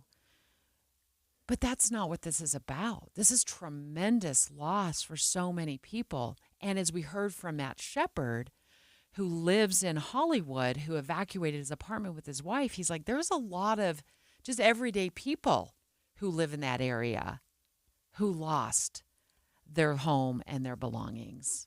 And I see that point of view, right? I mean, these are, even if you're rich and you have a $10 million mansion, this is where you raised your children and made those little growth marks on the wall, right? Even if you're really rich, you have these great memories that you're trying to hang on to. But I also don't want to discount when you have money, when you have a second home or that, you don't worry about, okay, where am I going to feed my family, or how am I going to feed my family, or where are we going to stay because we've lost everything. And you know, when you do have money, there isn't the dread of what is next. Where are we going to live? How are we going to rebuild if you have somewhere else you can go? So I am sympathetic to both sides. I actually see Jeff's point, and Debbie, I think your point is very well taken as well, because we can't be so blinded by our jealousy because they have a $30 million mansion that we forget, you know what, you just lost your home. But I do want to point out, actors and actresses who've made it big in Hollywood started somewhere, you know, and they worked really, really hard, long hours, probably got a lot of rejections. And then I saw actor Steven Guttenberg from Police Academy and It Takes Two, the movie, on 3 Men and a Baby. 3 Men and a Baby, yeah. Yeah, I remember that, on the national news. And I didn't know who he was, right, because I haven't seen him on the big screen in years. And he is talking to a national news reporter or a reporter on live television, and his message is, if you are in your cars and you are evacuating right now, do us a favor. I want to get this message out to people who are evacuating. Please leave your keys in your car so I can start moving your cars out of the way to get the fire department through. Well, it has to be done. You know, I just decided that all these cars are abandoned and we got to move them out because emergency vehicles need to get up the hill, especially to the highlands. So I just started moving cars and pushing up the curbs. A very successful actor is still just your average neighbor who wants to do something for your community, and he's willing to stay behind, risk his own life with smoke and flames engulfing the area to get your car that you've been told to run from now, leave parked there, and move it out of the way. And in fact, he started pointing out during one of his television interviews, oh, that's the car I moved out of the way. And then I couldn't figure out how to start the Tesla. And so here's just your average guy, right? But he's an actor, there to save the day and get the fire trucks up the hill to hopefully save homes. The sources where we get our news matters. When you listen to Utah's Morning News, we want you to feel the stories are important to you and trustworthy. This is Amanda Dixon. And I'm Andy Farnsworth. Join us weekday mornings on KSL News Radio. I don't know how often you think about your garage door and how well it's working, but Advanced Garage Doors has some incredible expertise in this area. And they just got a new phone number, too, so I'm going to get that to you in just a second. The great thing about Advanced Garage Doors and giving them a jingle is they have certified technicians who are available 24/7 with same-day service. And a lifetime warranty on all residential doors and parts. You can have that peace of mind knowing that your garage door is always going to be protected. You just got to follow some of those recommendations. You know, and any garage door or motor that they install includes a free inspection and tune-up once a year. I have never once had my garage door tuned up, and that's probably why it was breaking and not working efficiently. I didn't even know about garage door tune-ups, but Advanced Garage Doors, they can take care of you. All you have to do is reach out to them. Their website, very easy, advanced-door.com. That's advanced-door.com. And here's that new phone number I promised you, 801-989-3667. Again, 801-989-DOOR. At Intermountain Children's Health, we've created a bold plan called Primary Promise to build the nation's model health system for children. Help us achieve this once-in-a-generation vision so together we can bring the world-class care of Primary Children's Hospital closer to home for every child in our communities. For more than a century, Primary Children's has kept the child first and always. Join us for the next 100 years. To learn more, visit primarypromise.org. Les Olson IT structured cabling is second to none. Tired of old and inefficient cabling? Have an upgrade or remodel planned? Building a new network from the ground up?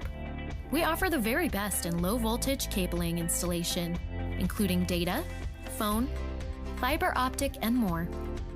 Ask us how to get your free consultation today.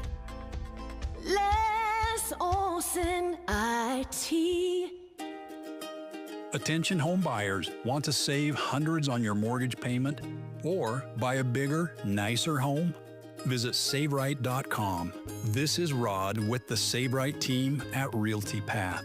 SaveRight, our name says it all. SaveRight real estate clients often save $300 to $600 a month on their mortgage. Life of loan savings can be over $300,000. SaveRight clients qualify for and buy bigger, nicer homes. Interest rates are around 7%. SaveRight clients can get fixed rates in the 5s. Our affiliate lender makes it all possible. You can even start with a rate in the 2s. If you're buying or selling a home in Utah, save a ton of money. Hire the SaveRight team of realtors. Visit SaveRight.com for more information. Did you know your skin is the largest organ of your body? Huh? That's why you should shower with Old Spice Super Hydration Body Wash instead of plain old bar soap. Love your skin by super hydrating it with vitamin B3 and glorious notes of vanilla and shea.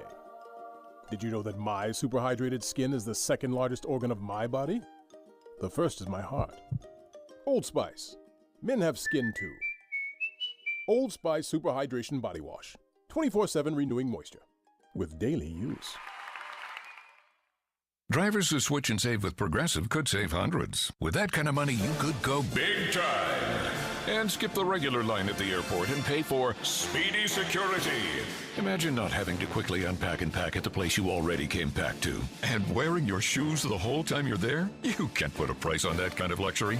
Well, actually you can, and you paid for it. Switch to Progressive and you could save big time for speedy security.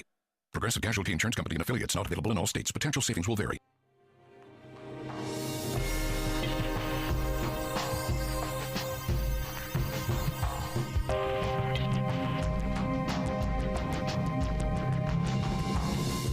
KSL FM Midvale. KSL Salt Lake City. From the KSL Common Spirit Health Studios, this is KSL News Radio. Utah's news, traffic, and weather station. 11 o'clock at KSL News Radio. I'm Jessica Lowell. KSL's top story this hour. Dozens of Utah firefighters are now officially on their way to Southern California to help with the fires burning around Los Angeles. Unified Fire Division Chief Chet Ellis says for himself and about half the group, this isn't their first time helping in another state. Everybody is so gracious and so respectful and so grateful. It really is humbling. Yeah, but it's nice that we can help. It's unfortunate that we have to, but it's great that we can. Ellis says they hope to be in Malibu by tonight. They're planning to be in California for roughly the next 2 weeks, depending on how the situation plays out. Our top national story this hour from ABC News. President Jimmy Carter has been remembered in a memorial service today at the National Cathedral in Washington. His casket is now on its way back to Georgia so he can be laid to rest in his hometown of Plains. And winter weather could be impacting tomorrow's Cotton Bowl in Texas. Bad weather has forced the cancellation of around 1,000 flights at Dallas-Fort Worth International Airport, which could make it tough for 80,000 Texas and Ohio State fans to get here. Once at the venue, says Cotton Bowl chair Kelvin Walker. I'm still optimistic that even if we have snow on Thursday, with our team at AT&T Stadium and the staff, we're going to be fine. Cotton Bowl and AT&T Stadium officials say they're prepared for all contingencies leading up to the Friday evening game. Jim Ryan, ABC News in Dallas-Fort Worth. Coming up, we've got winter weather on the way here, too. KSL weather is next. KSL News Time, 11:02.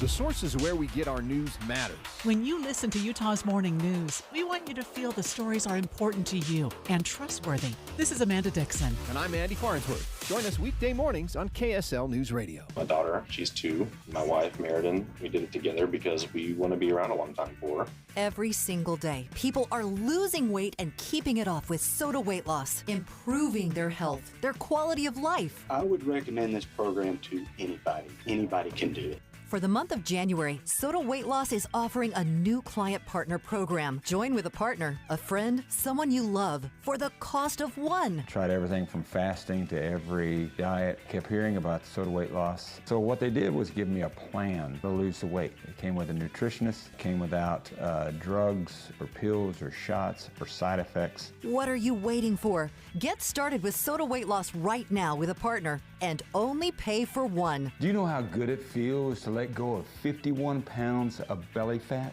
Because Soda Weight Loss works. Visit sodaweightloss.com. That's SOTA weightloss.com. Soda is, say it with me, state of the art. Why choose a Sleep Number smart bed? Can I make my side softer? Can I make my side firmer? Can we sleep cooler? Sleep Number does that. Cools up to 8 times faster and lets you choose your ideal comfort on either side, your Sleep Number setting. And now it's our lowest price of the season on our top-selling i8 smart bed. Your best savings plus special financing. Exclusively at a Sleep Number store near you. All Sleep Number smart beds offer temperature solutions for your best sleep. Learn more at sleepnumber.com. When you're hiring, have you ever felt like you're missing out on meeting great candidates? Well, they're not hard to find when you go to ZipRecruiter. Every day, ZipRecruiter helps people who are actively looking for jobs like yours, so it's easy to find the right person fast. 4 out of 5 employers who post on ZipRecruiter get a quality candidate within the first day. Try ZipRecruiter for free at ZipRecruiter.com/free. That's ZipRecruiter.com/free. Hi, it's Kathy. And Jason from Window World. Doug and I have always been called the mom and pop Window World business. Where folks are treated like family. Well, now it's mom and kids. And you'll still be treated like family. Here's our welcome to the family special. 4 windows and a patio door, only $56.12. That's right, folks. 4 windows and a patio door, only $56.12. Find us online at windowworldutah.com. Window World. Simply the best. And as Doug always said, that's no baloney. The Movie Show is at Minky Couture in Layton this Friday, January 10th from 11 to 1. Join KSL News Radio and Minky Couture and get special discounts and savings on your favorite Minky Couture products. Looking for the best gift ever? That's what you get at Minky Couture, the original luxury blanket company. New this year at Minky are family pajamas, luxury robes, and snuggly sleeping bags. Save 50% this Friday only. For the Movie Show in Layton, use code MOVIE50 at minkycouture.com or any of the 6 Minky locations. Join the KSL Real Estate Show at 10 before BYU basketball. Heather Osmond and her guests talk about a new community development in Eagle Mountain. That's this Saturday at 10. Traffic and weather together brought to you by My Style Checking from Mountain America Credit Union. Here's Heather Kelly. We are accident-free right now all across the Wasatch Front. You may see a little bit of congestion on Bangerter Highway on the road construction zones and approaching the 201 freeway. That's really the only slowdown I can see at the moment. So enjoy the drive if you have to get out and about. Advanced Window Products, $2,500 off 10 windows or more. AdvancedWindows.com, affordable windows guaranteed. Heather Kelly in the KSL Traffic Center. Chilly today with a high of 35. Tomorrow, 38 degrees. By Saturday morning, we could see some snow on the valley floor. Right now, clear skies and 32 degrees. I'm Jessica Lowell from the KSL Common Spirit Health Studios. Listen online at KSLNewsRadio.com or Utah's news, traffic, and weather station. Dave and Dujanovic, your morning companions for talk, analysis, and key perspectives on Utah's biggest stories on KSL News Radio. There's a chance a very popular social media app called TikTok could go away, and go away pretty soon.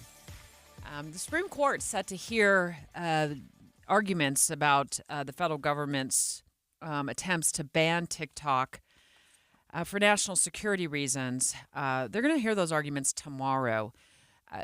But what I really want to know is, okay, let's say that the Supreme Court, I don't know what they're going to do, but says, oh, yeah, we agree. TikTok and the way it's owned and the Chinese government's, even if it's a loose involvement, yeah, that's a national security threat to 170 million Americans who are using this thing, and we're going to ban it. Does that mean that it just gets like, am I holding my cell phone and then zap, the app just goes away?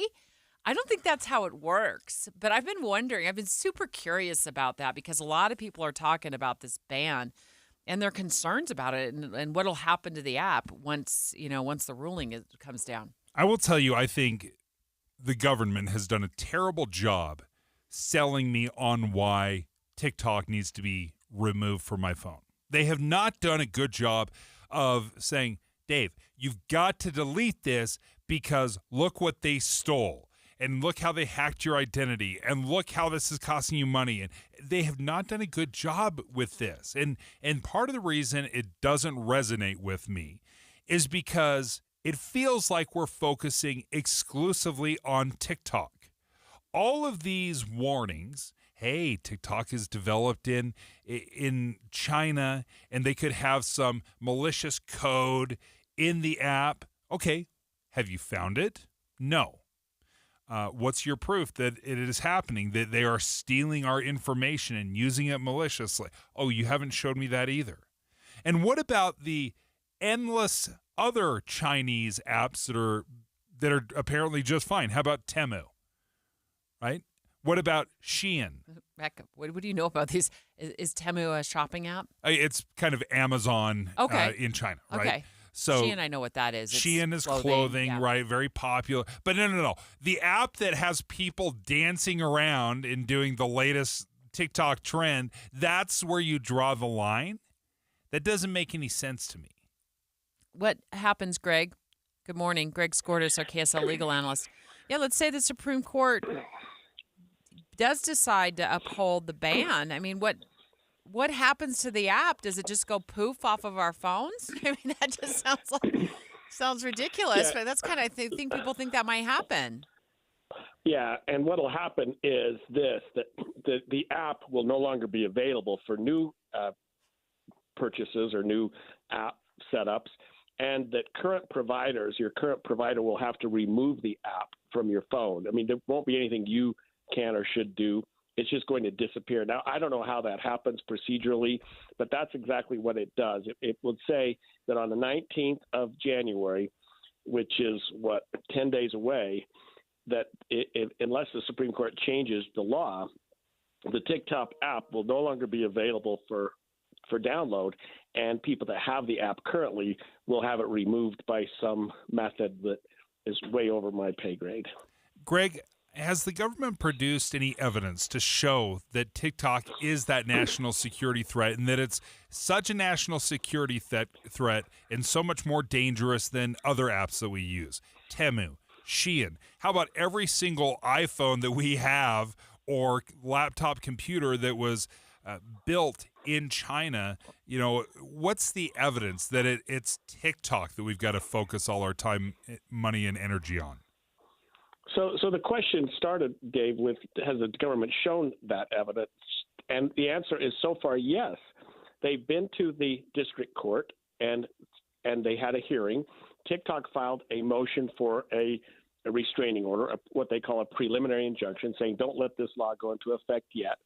But the judge at the trial court said, no, I'm not going to withhold the imposition of the law. It's going to go into effect. They went to the Court of Appeals, the D.C. Court of Appeals.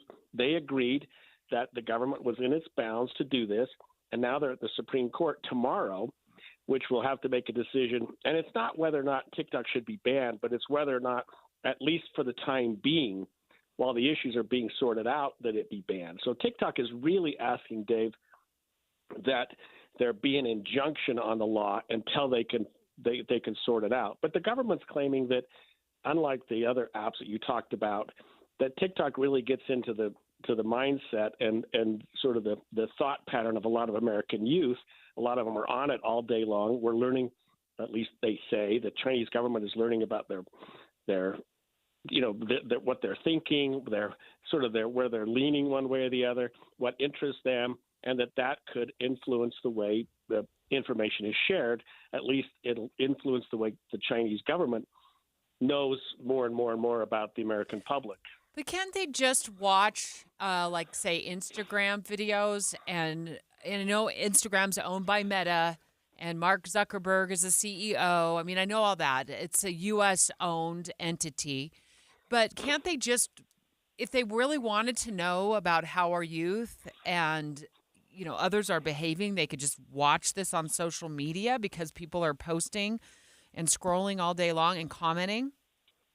They probably could. I just think that they get it firsthand through the app that is arguably owned by the Chinese government. And all that the Biden administration is doing so far, and Trump may very well set it aside. I mean, he takes office on the 20th. The ban is supposed to take place on the 19th. Okay. But all they're saying is that that as long as it's controlled and owned by the Chinese government, it couldn't exist. So if an American buyer bought TikTok, it would all go away. It would all be moot, because what they're saying is the app's just fine. It's just that the information that is being conveyed and being learned by the people who use the app is all going to the Chinese government, and somehow that's going to give them inside information about the thoughts and patterns of American youth. Greg Skordas, thank you so much for joining us, our KSL legal analyst. And ByteDance, who owns TikTok, has fought very much against that, saying that China, even though we reside in China and we're a Chinese company, that the Chinese government is not asking us to turn over all of this information. They've claimed that this is protected and that they wouldn't share it even if they were asked. And quite frankly, the argument from the U.S. government is like, we don't believe you. We don't believe that that's what's happening. Of all of the things Greg said, I just want to be there in front of my phone when the TikTok app goes zap. I just want to see it disappear. And that just seems so. I just didn't know that was how it was going to happen. So we'll have to watch for that. Of course, we'll monitor the hearing tomorrow. I don't know if they're going to have a decision right away, but I was wondering, I was trying to get in check with my feelings on this. Like, if this app goes away, do I care? And so dialed up Marissa Ashby. We've had her in studio before. She's an influencer on TikTok, and she actually sells products on TikTok. She lives in Utah. Her handle is Hello, it's Marissa. She also posts really cute videos about her family life as well. And I asked her, like, about this, if this goes away, which is an income stream for her and her family, and she does a lot of her video content, Dave, she produces it at her home, so she's able to be home with her kids. I'm like, what are you going to do? As it gets closer, it's scary to think of it being a possibility for sure, but I think that's why it's important to diversify the platforms that you're posting on. This happened with Vine, and there are creators that thrived after Vine disappeared, and there are creators that kind of disappeared when it disappeared. So I want to be one that thrives, and I'm going to continue posting on other platforms and focus my attention on those if anything were to happen with TikTok. But I was just looking at her social media accounts, and on TikTok, she's got 52,000 followers. On Instagram, I think she had something like 3,000. So she spent a lot of time and effort building up this TikTok profile. So to have to restart, she's absolutely right. Anyone that's ever had success on social media and it goes away, I was very much a Viner, and I had a following on Vine, and it disappeared. And I'm like, I've got to restart this. I got to restart every single follower, and it was awful. I just look at it and like, okay, one door closes, another opens. If this goes away, maybe I'll get some more time back in my life. I'm not, watching all of your videos. But Marissa brought up a good point because this really does impact her family's income. And I think we kind of don't realize that this is social media in general, whether it's YouTube, right? I mean, we talk about people on YouTube making a lot of money or, Instagram. People have been able to adapt, their career path, selling products, or posting podcasts and getting advertisers to sponsor their podcasts on social media. And that's what Marissa's doing with TikTok. There are a few ways that I earn money on TikTok.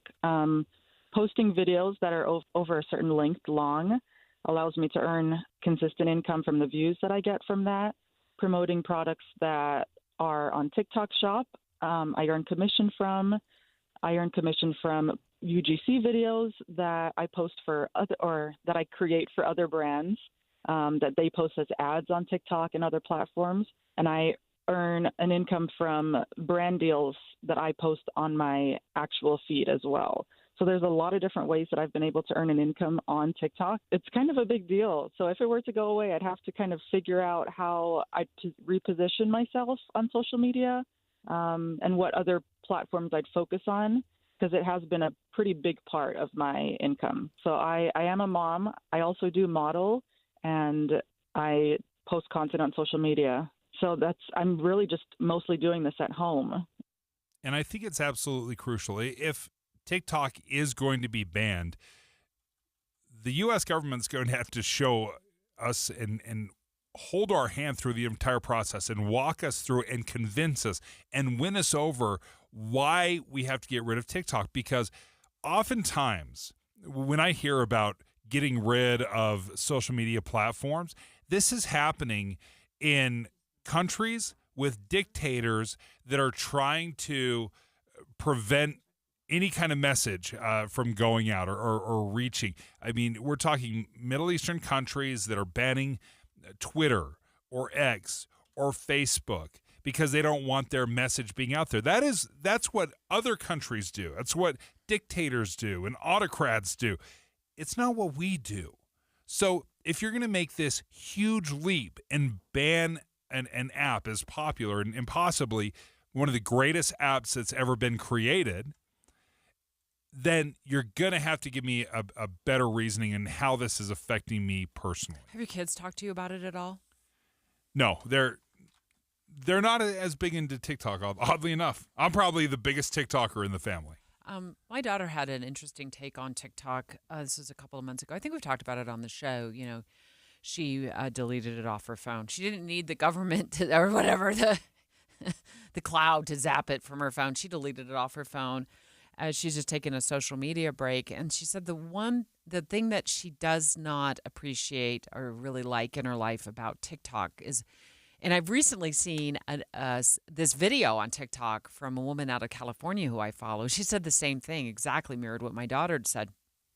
And she said, I just cannot get past how the algorithm feeds me beautiful moments in people's life. And then the next video is somebody's losing their parent to a horrible disease. And then the next video is how to frost a cake. And then the next video is, I just lost my best friend in a car accident. And so her brain. The whiplash. Yes, her brain was just all over the place. She's like, I just does not resonate with her with that app. And I can see that. So I've started to monitor that more when I'm on the app and I'm flipping through people's videos. And she's right. It's a lot of, like you said, whiplash. And I'm like, I don't know if this is good for me or not, but it feels like it's all over the place. TikTok really, I think, brought in the death scroll, right? Where you just scroll endlessly. That is what they contributed to social media more than any other platform, more than Instagram and Twitter. Everyone has kind of adopted this endless scroll, but nobody does it as well and as effectively as TikTok. And they really change the game and the way we handle social media. It's no longer, hey, I follow these people and this is largely the feed that I see from the producers. No, this is from a million different producers all over the world, and they just send it to you in an endless feed. Hi, Ruby. I saw you just texted us at 57500. I texted you back and asked you to call. Thank you so much. You own a small business. Do you advertise on TikTok? I do advertise on TikTok, and I do reels on TikTok. And I've done the videos exactly the same on TikTok and Instagram, and I have like 100 followers on Instagram and almost 1,000 now on TikTok because I don't know what it is. And I have one video on TikTok that had 30,000 views. And it's their exact same video on both platforms. Oh, so okay. So what business do you own, Ruby? It's called Ruby's Natural Essentials. I make homemade cold processed soaps, solid shampoo bars, lotion bars, things like that, all natural goat's milk soaps. Oh, so you sell your products from Utah. You make them in Utah? I do. I'm in West Valley. Nice. Well, and so then you post your videos on TikTok and Instagram, and then do you get sales from those? I do get sales from those and things like that. So, and people will say, oh, how do I get in contact with your website? You know, just from watching me cut my soap or, you know, making my shave soap or different things like that. And they'll say, well, how do I get, you know, where's your website? So then I can do that, and then they can go to my website. Well, we appreciate you. What are your thoughts? Are you worried about this? Is this or do you think maybe this is just going to pass over? I think it'll probably be banned, and I'll have to figure it out. You know, try and do more advertising. And being older, because I'm older, social media is hard to learn. And people say, oh, it's social media. It's easy. It's not easy to try to keep up with Facebook and all of it. As an older person in in the generation of the 60s, it's not that easy. No. Best of luck. Yeah. We'll continue to follow this story closely. Yeah, Ruby, thank you so much for calling and Thank you. responding to my text and texting us. I'm going to get Caitlin, our producer, to grab your phone number so we can continue to track, how your business is doing. Whether TikTok gets banned or not, we love it when local businesses thrive. So thanks for sharing your story and your journey on the app with us. But that's an important angle to it, is there are a lot of Americans that are making millions of dollars through the TikTok app. So you remove that, you're essentially firing somebody, right? And you cannot, to her point, you cannot just assume that if it's doing well, if your content is doing well on TikTok, that it will do well on Instagram or YouTube. For some reason, it works on one app and it won't work on another. I'm going to have a Debbie Downer moment here with this. I feel like if it goes away, like I'm at peace with that. One door open, it closes, another one opens. But I think, well, maybe it's just for the best in my life. I'll just get all this time back because I do tend to stare for way too many hours, Ruby, at videos like yours, like making soap, I love it to watch. Goat milk soap. I'll watch that video. I love watching somebody decorate a cake. Like, these cake decorators are phenomenal. I'm trying to think of what other video. All day long, I will watch you remodel your kitchen DIY style. All day long, I'll watch you repaint your, veneer kitchen cabinets. So I'm like, okay, if that app did go away, come on, Deb, you would get a ton of time back. Maybe I'll go take a cake decorating class. There you go. Right? I've remodeled 2 kitchens. I don't need to watch another one of those videos, but maybe I'll just go take a cake decorating class. Well, Ruby, we'll keep watching this for you. I know the hearing is tomorrow, and we'll have to see. We don't know. That's part of the mystery here. What's the Supreme Court going to decide? And then Greg threw another wrench at us, our legal analyst, just moments ago when he joined us. And he's like, well, maybe President Trump, when he takes office, he'll do something about it. We'll keep an eye on it. The best parts of KSL News Radio are so easy to use in the car. Catch the biggest stories affecting Utah's communities throughout the morning. If you miss a newscast, the next one is just a few minutes away. Plus, we have traffic updates every 10 minutes on the 9s like clockwork. We try to make it easy for your commute, mornings and afternoons. Rely on KSL News Radio. Mountain Home Services. You guys know them. It's unique because it started off with two companies that have been very successful here in Utah. That's Mountain Air and Master Electrical Services. They've combined forces. They've joined up together to create Mountain Home Services. And you have known Master Electrical Services for, more like 70 some odd years. They've been in the Valley, and they've been around Utah since 1954. The great thing is, now that they've combined forces, as you said, Dave, is they can take care of your electrical needs. That means they can install that new EV charger. You've been looking for a new generator. They're your go-to. Plus, your HVAC. Yeah, and plumbing as well. So you're bringing all of these companies together to provide expertise in just about everything you can imagine for your home, and it all comes with that upfront pricing guarantee. Yeah, that's the price that they quote you up front. Is the price you pay when the job is done. There are no hidden fees. Check them out online, mountainhomeservices.com. That's mountainhomeservices.com. Or you can give them a call, 801-543-2222, 801-543-2222. Are you 50 or older? This news is for you.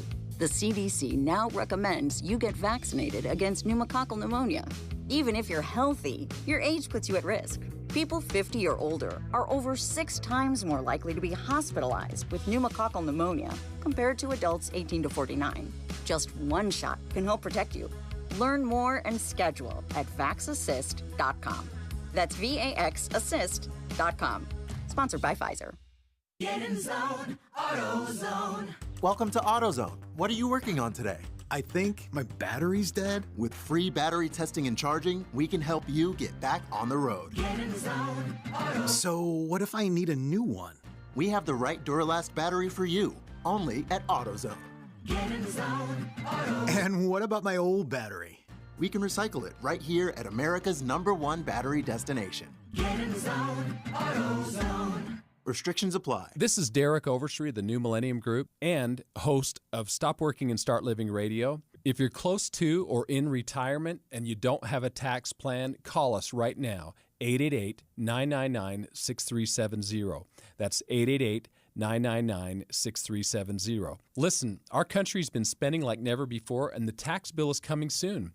If you need an income tax strategy and a financial plan that will get you through the rest of your life, give my team a call, 888-999-6370. That's 888-999-6370. If you want an investment plan that allows you to keep more of your gains and pay less taxes, give us a call, 888-999-6370.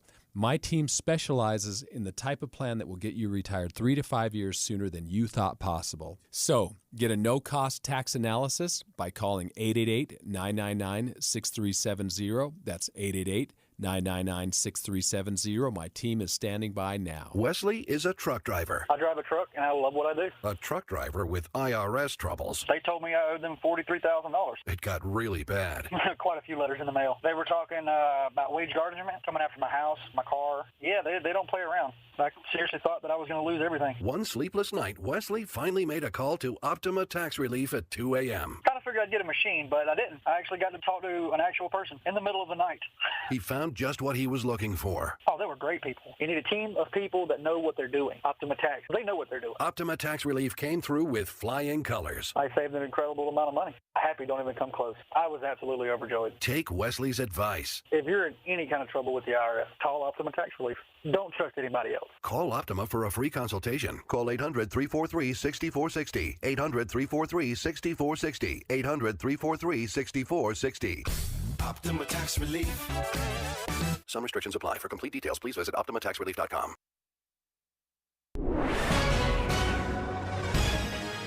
.30 at KSL News Radio. I'm Claire Scott. KSL's top story this hour. The Santa Ana winds are easing in Southern California, allowing air operations to attack the wildfires. Los Angeles Mayor Karen Bass, speaking today, says firefighters still have a huge job ahead of them. Historic winds and extensive drought have created a perfect storm that has driven people from their homes and have taken people's homes, and that has taken people's lives. The number of homes and buildings destroyed over the last few days are in the thousands, with over 170,000 residents ordered to evacuate. UDOT says 2024 was a productive year in Utah, with 138 projects completed statewide. Bridge work was a big focus for UDOT in 2024. 19 were completely rehabbed and another 32 were repaired in the Salt Lake Valley. Davis County saw a brand new highway open and Ogden Canyon received safety upgrades, according to a UDOT press release. KSL News Radio's Heather Kelly reports Utah and Washington counties also had major road repairs done on city streets and freeways. Coming up, highs in the mid to upper 30s. KSL weather is next. KSL News Time 11:31. Mornings are for recharging. And they're for starting your day right. We volunteer to join you in the car. Get news and weather at 102.7 FM during the most important part of your day. Andy and Amanda, each morning between 5 and 9 on KSL News Radio. One of the things I love about Salt Lake City fat loss is huge results. That's what I saw.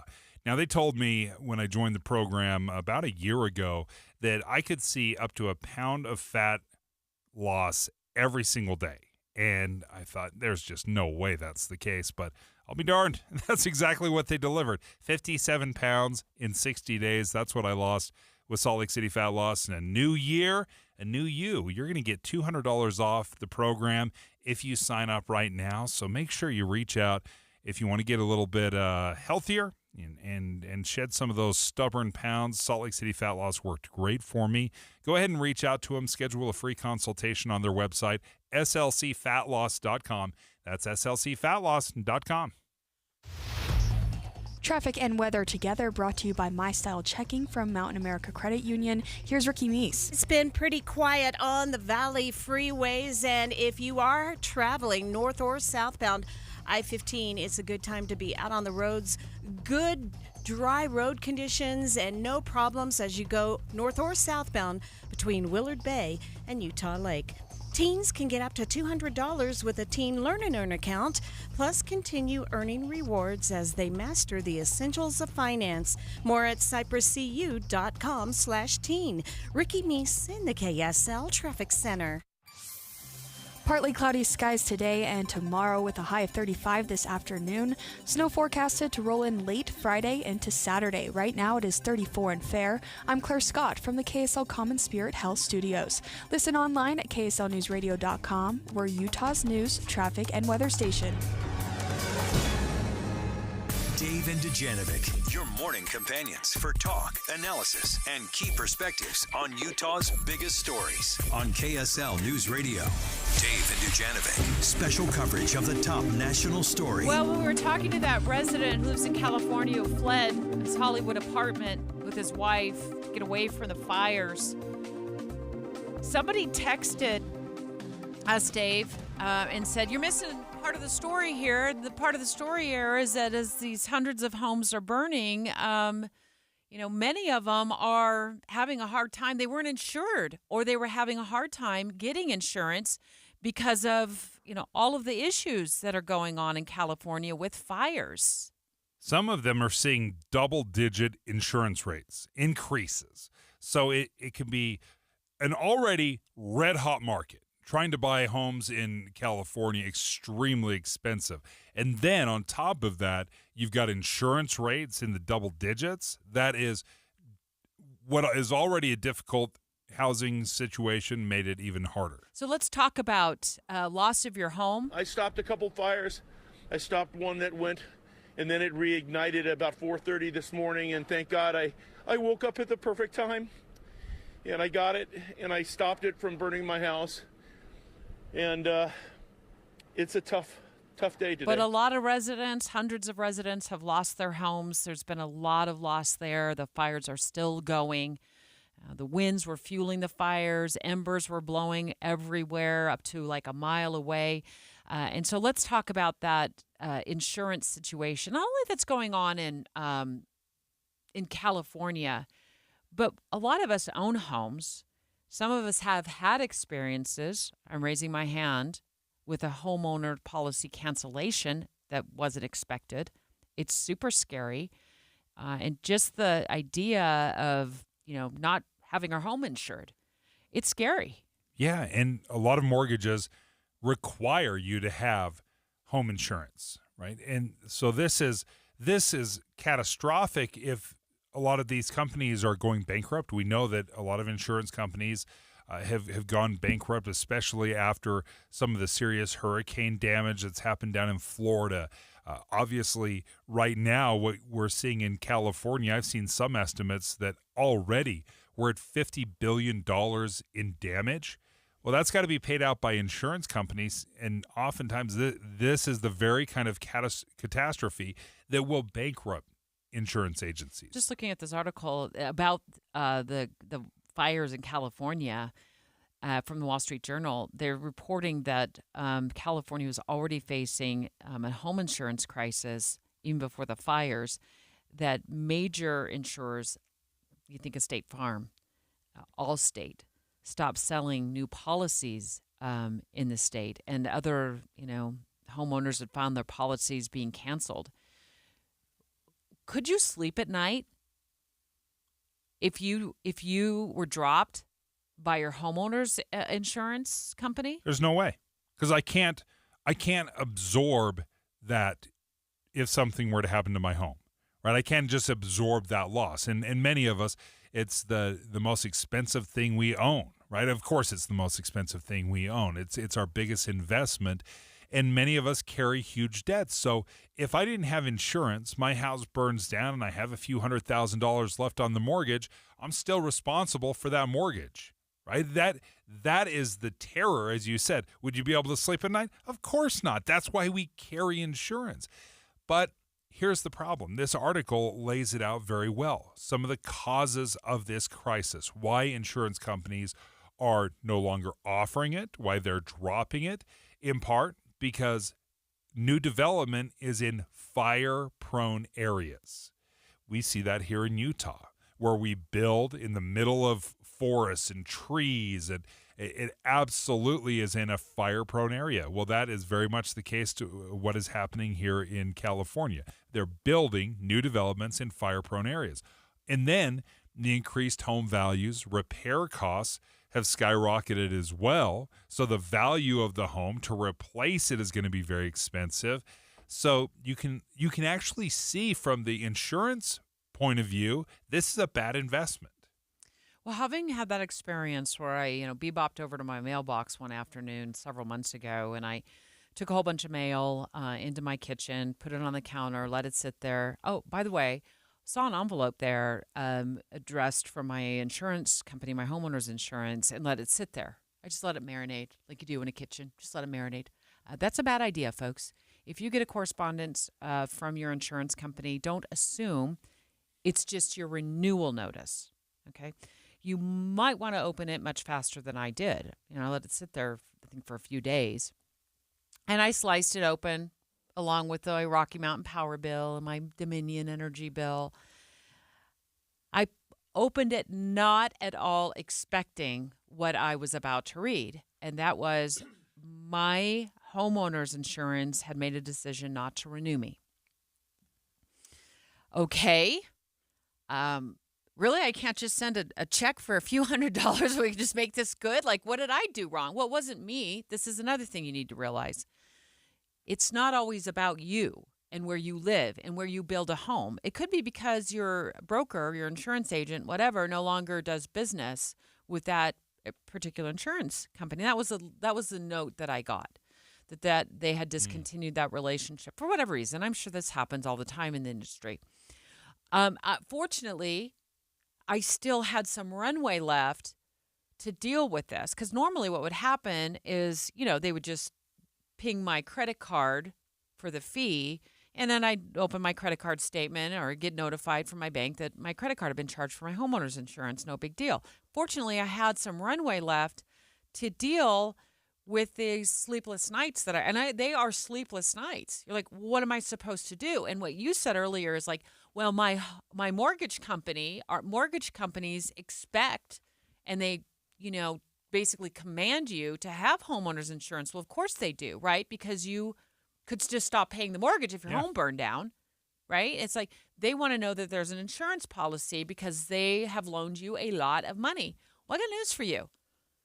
Your insurance company doesn't care.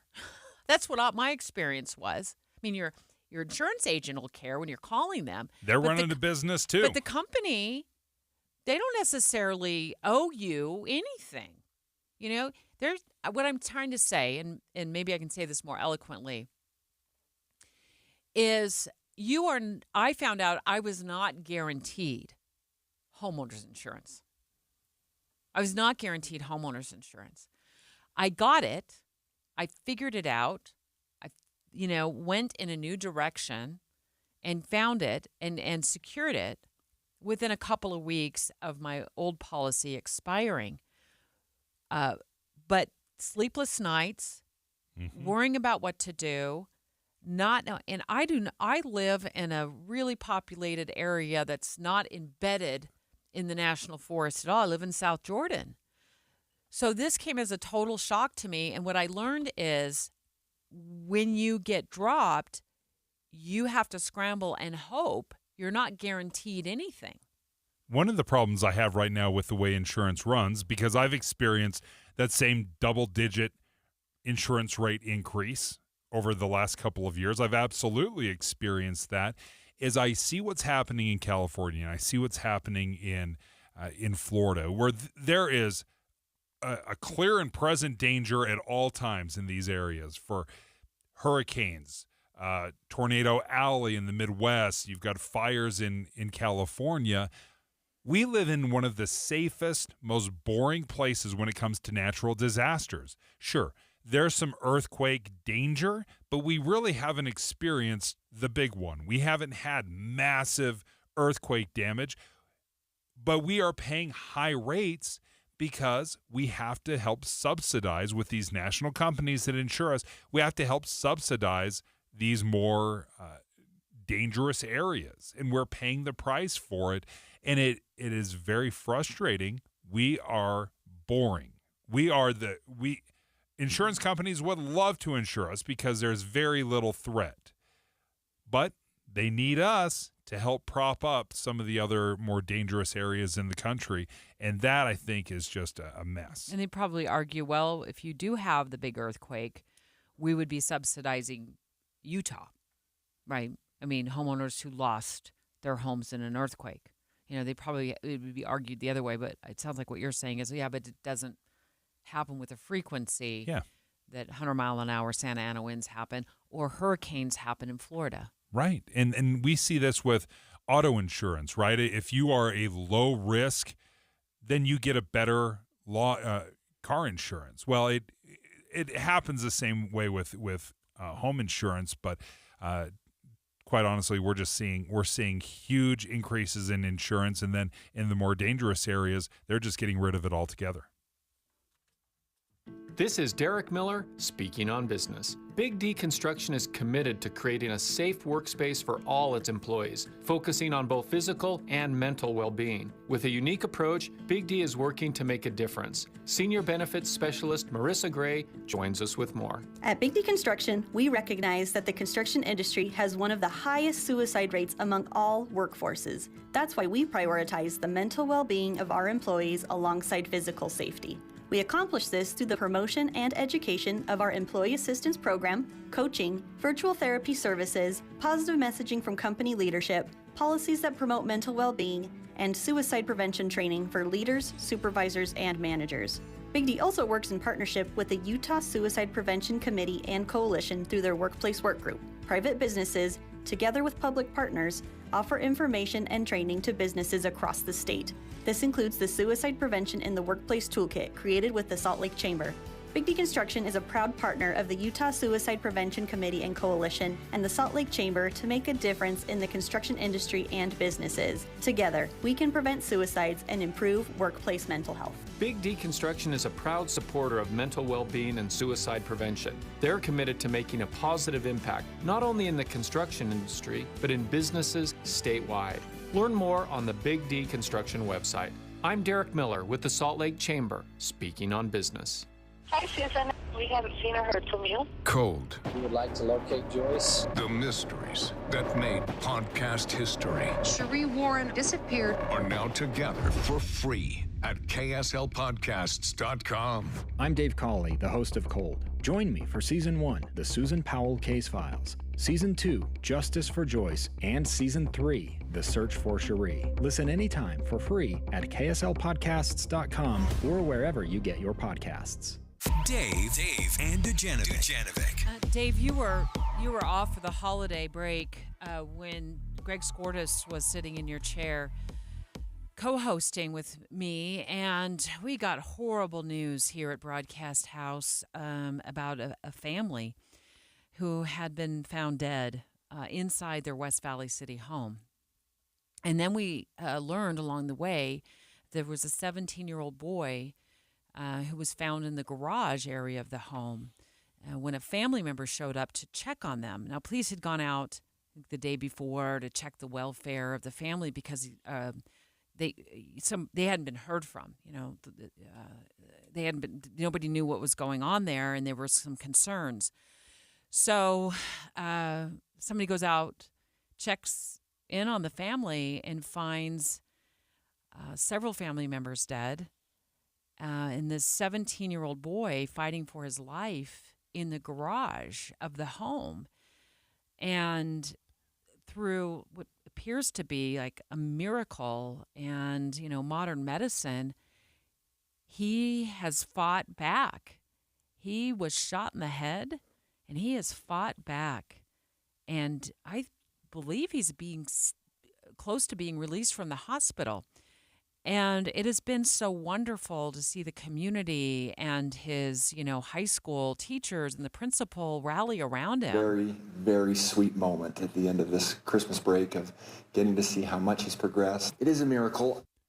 A miracle that he survived, but I can't help but look at this story, Debbie, and I think, how do you recover? Yeah. How do you recover from this? Because it's not just the physical damage, but the emotional devastation. Mm-hmm. Garna, good morning. Good morning, you guys. Garna Mejia from KSL5 Television. Were you able to be with Cherie? I know, I believe he's even turned 18 since this horrible tragedy at his home. Have you been able to meet him yet or meet his family? Yeah, and you guys, we've been in contact with his family as well as these two wonderful families that really embraced the Ray family. They are refugees from Myanmar. And when they came to Utah about 10 years ago, these families just took them in and just helped them transition and understand American culture. And really, Shaw's story is just so remarkable from day one. From that night, we think it was about 3 days that he was shot and somehow survived. He was found in the garage. The idea is that, he probably tried to make his way out of the house, tried to get help, but just couldn't get far enough. He was, shot in the head. When he was found, he was actually found by a church leader and family members. Okay. So the family of the wife had been coming over. They knew something was wrong. They weren't answering phone calls, and they kept knocking on the door, and they finally got a church member to come with them, jump the fence, get into the house through the back, where they found Shawray in that garage, and just horrific, tragic circumstances. But you've got this 17-year-old who turned 18 the day that his family was buried. He is still fighting to have a life, fighting to see a brighter future for himself. Garna, remind us, when you say he was shot in the head, how is he doing right now? What I'm told and what we've, had family members release publicly is that it's been a tremendous progress. He still has a really long road ahead of him. He's lost his vision, so he's experiencing what doctors refer to as new vision loss. There are times when he can kind of discern, hey, maybe the light is on, maybe the light is off, but really those are sporadic events. They don't know if he'll ever recover his vision. He's also experiencing memory loss, so he can't remember a lot of, those really tragic events. And they've been doing a lot of physical therapy with him, a lot of counseling with him to really, help him through this journey of recovery. But, they are describing this as a miraculous, recovery. And remind us as well, I believe the last time that at least I listened to a news brief from the West Valley City Police Department, what they believed happened inside that home was that his father had pulled the trigger as they had found the gun resting underneath the father's body. He ended up taking his own life as well. Yeah, so the idea, what we've heard, is that there were friends. The same refugee host family had stopped by Friday evening. Mom was at work. So sometime after midnight, I think, is where the timeline begins. And then there's this gray area, right? The mother's family says that it was very unusual for her to not answer, phone calls and text messages. She probably got home around midnight. She worked an afternoon shift. And so somewhere in that space of time, Saturday morning perhaps, this event happened with Dad, going and killing each of his family members, shooting them. Shawray somehow survived and managed to fight for several days until he was found. The physical miracle is absolutely incredible that he is able to survive. And can you speak at all to the concerns or the emotional and psychological trauma that he's experienced? I spoke with, those that have been by his bedside, his family friends, last night, and they said, to be really honest, it's been a roller coaster. There are those really high highs and those really low lows. And he was in this really dark place when he gained consciousness and a realization of what had happened to his family. And they've managed to help him pull out of that and work with him and support him and love him. But they know that, it's going to continue to be a roller coaster as these waves of grief and processing his new reality as all of that sets in. They know that that's coming. They're trying to do their best to prepare for it and to, quite frankly, build a small tribe of family and friends and healthcare professionals that support him through this process. And he attends Granger High School in West Valley?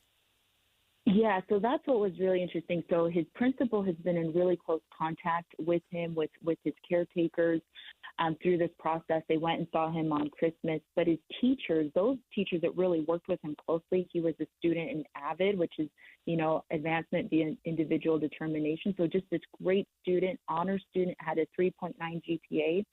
What they came to find out is that he actually has enough credits to graduate early. So he won't be returning to Granger High once he's released. He'll be, kind of transitioning. They're talking about having him go to a school for the deaf and blind to help him kind of adjust and gain these new, just critical life skills. They're hoping that he'll be well enough to be able to walk in May and they're helping him kind of keep his goals. He had this dream of going to the U and becoming an attorney. Garna, thank you so much for bringing us up to date. It was one of those stories that has just captivated and broken the hearts of this community. Thank you so much for the update. Yeah, we'll be pulling for him to walk at the graduation ceremony at Granger High in May. I know the entire community out there has rallied support for him. There's been a GoFundMe set up, and just praying that, he's able to, doctors are able to somehow work through his injuries. What a miracle in so many ways, and yet at the same time, so just devastating for him, for his family. He lost his mom. He lost a brother. He lost a sister, and at the hands, apparently, according to police, of his father.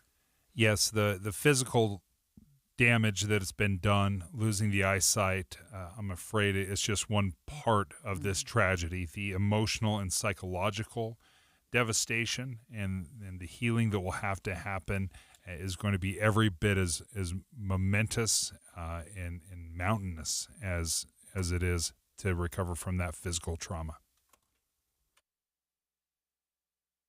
My daughter, she's 2. My wife, Meriden, we did it together because we want to be around a long time for her. Every single day, people are losing weight and keeping it off with Soda Weight Loss, improving their health, their quality of life. I would recommend this program to anybody. Anybody can do it. For the month of January, Soda Weight Loss is offering a new client partner program. Join with a partner, a friend, someone you love for the cost of one. Tried everything from fasting to every diet. Kept hearing about Soda Weight Loss. So what they did was give me a plan to lose the weight. It came with a nutritionist, came without drugs or pills or shots or side effects. What are you waiting for? Get started with Soda Weight Loss right now with a partner and only pay for one. Do you know how good it feels to let go of 51 pounds of belly fat? Because Soda Weight Loss works. Visit sodaweightloss.com. That's SOTA weightloss.com. Soda is, say it with me, state of the art. Do you have any idea how hard your heating system has to work when your old windows let the cold air seep in? Your energy bill is going through the roof.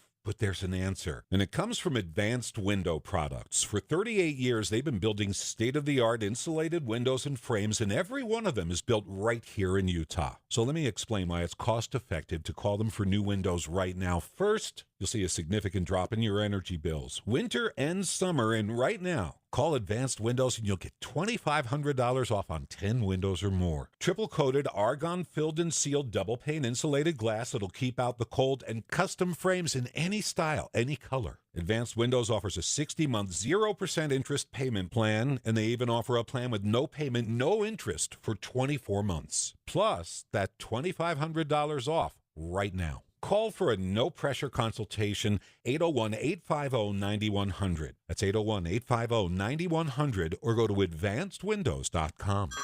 Hey everyone, it's Ted from Consumer Cellular, the guy in the orange sweater, and this is your wake-up call. If you're paying too much for wireless service, you don't have to keep having that nightmare. Consumer Cellular has the same fast, reliable coverage as the leading carriers for less. And for a limited time, new customers receive their second month free when they sign up and use promo code SECONDFREE by January 26th. So why keep spending more than you have to? Seriously, wake up and call 1-888-FREEDOM or visit consumercellular.com. Taxes, fees, and other third-party charges will apply. See website for additional details. Why choose a Sleep Number smart bed? Can I make my side softer? Can I make my side firmer? Can we sleep cooler? Sleep Number does that. Cools up to 8 times faster and lets you choose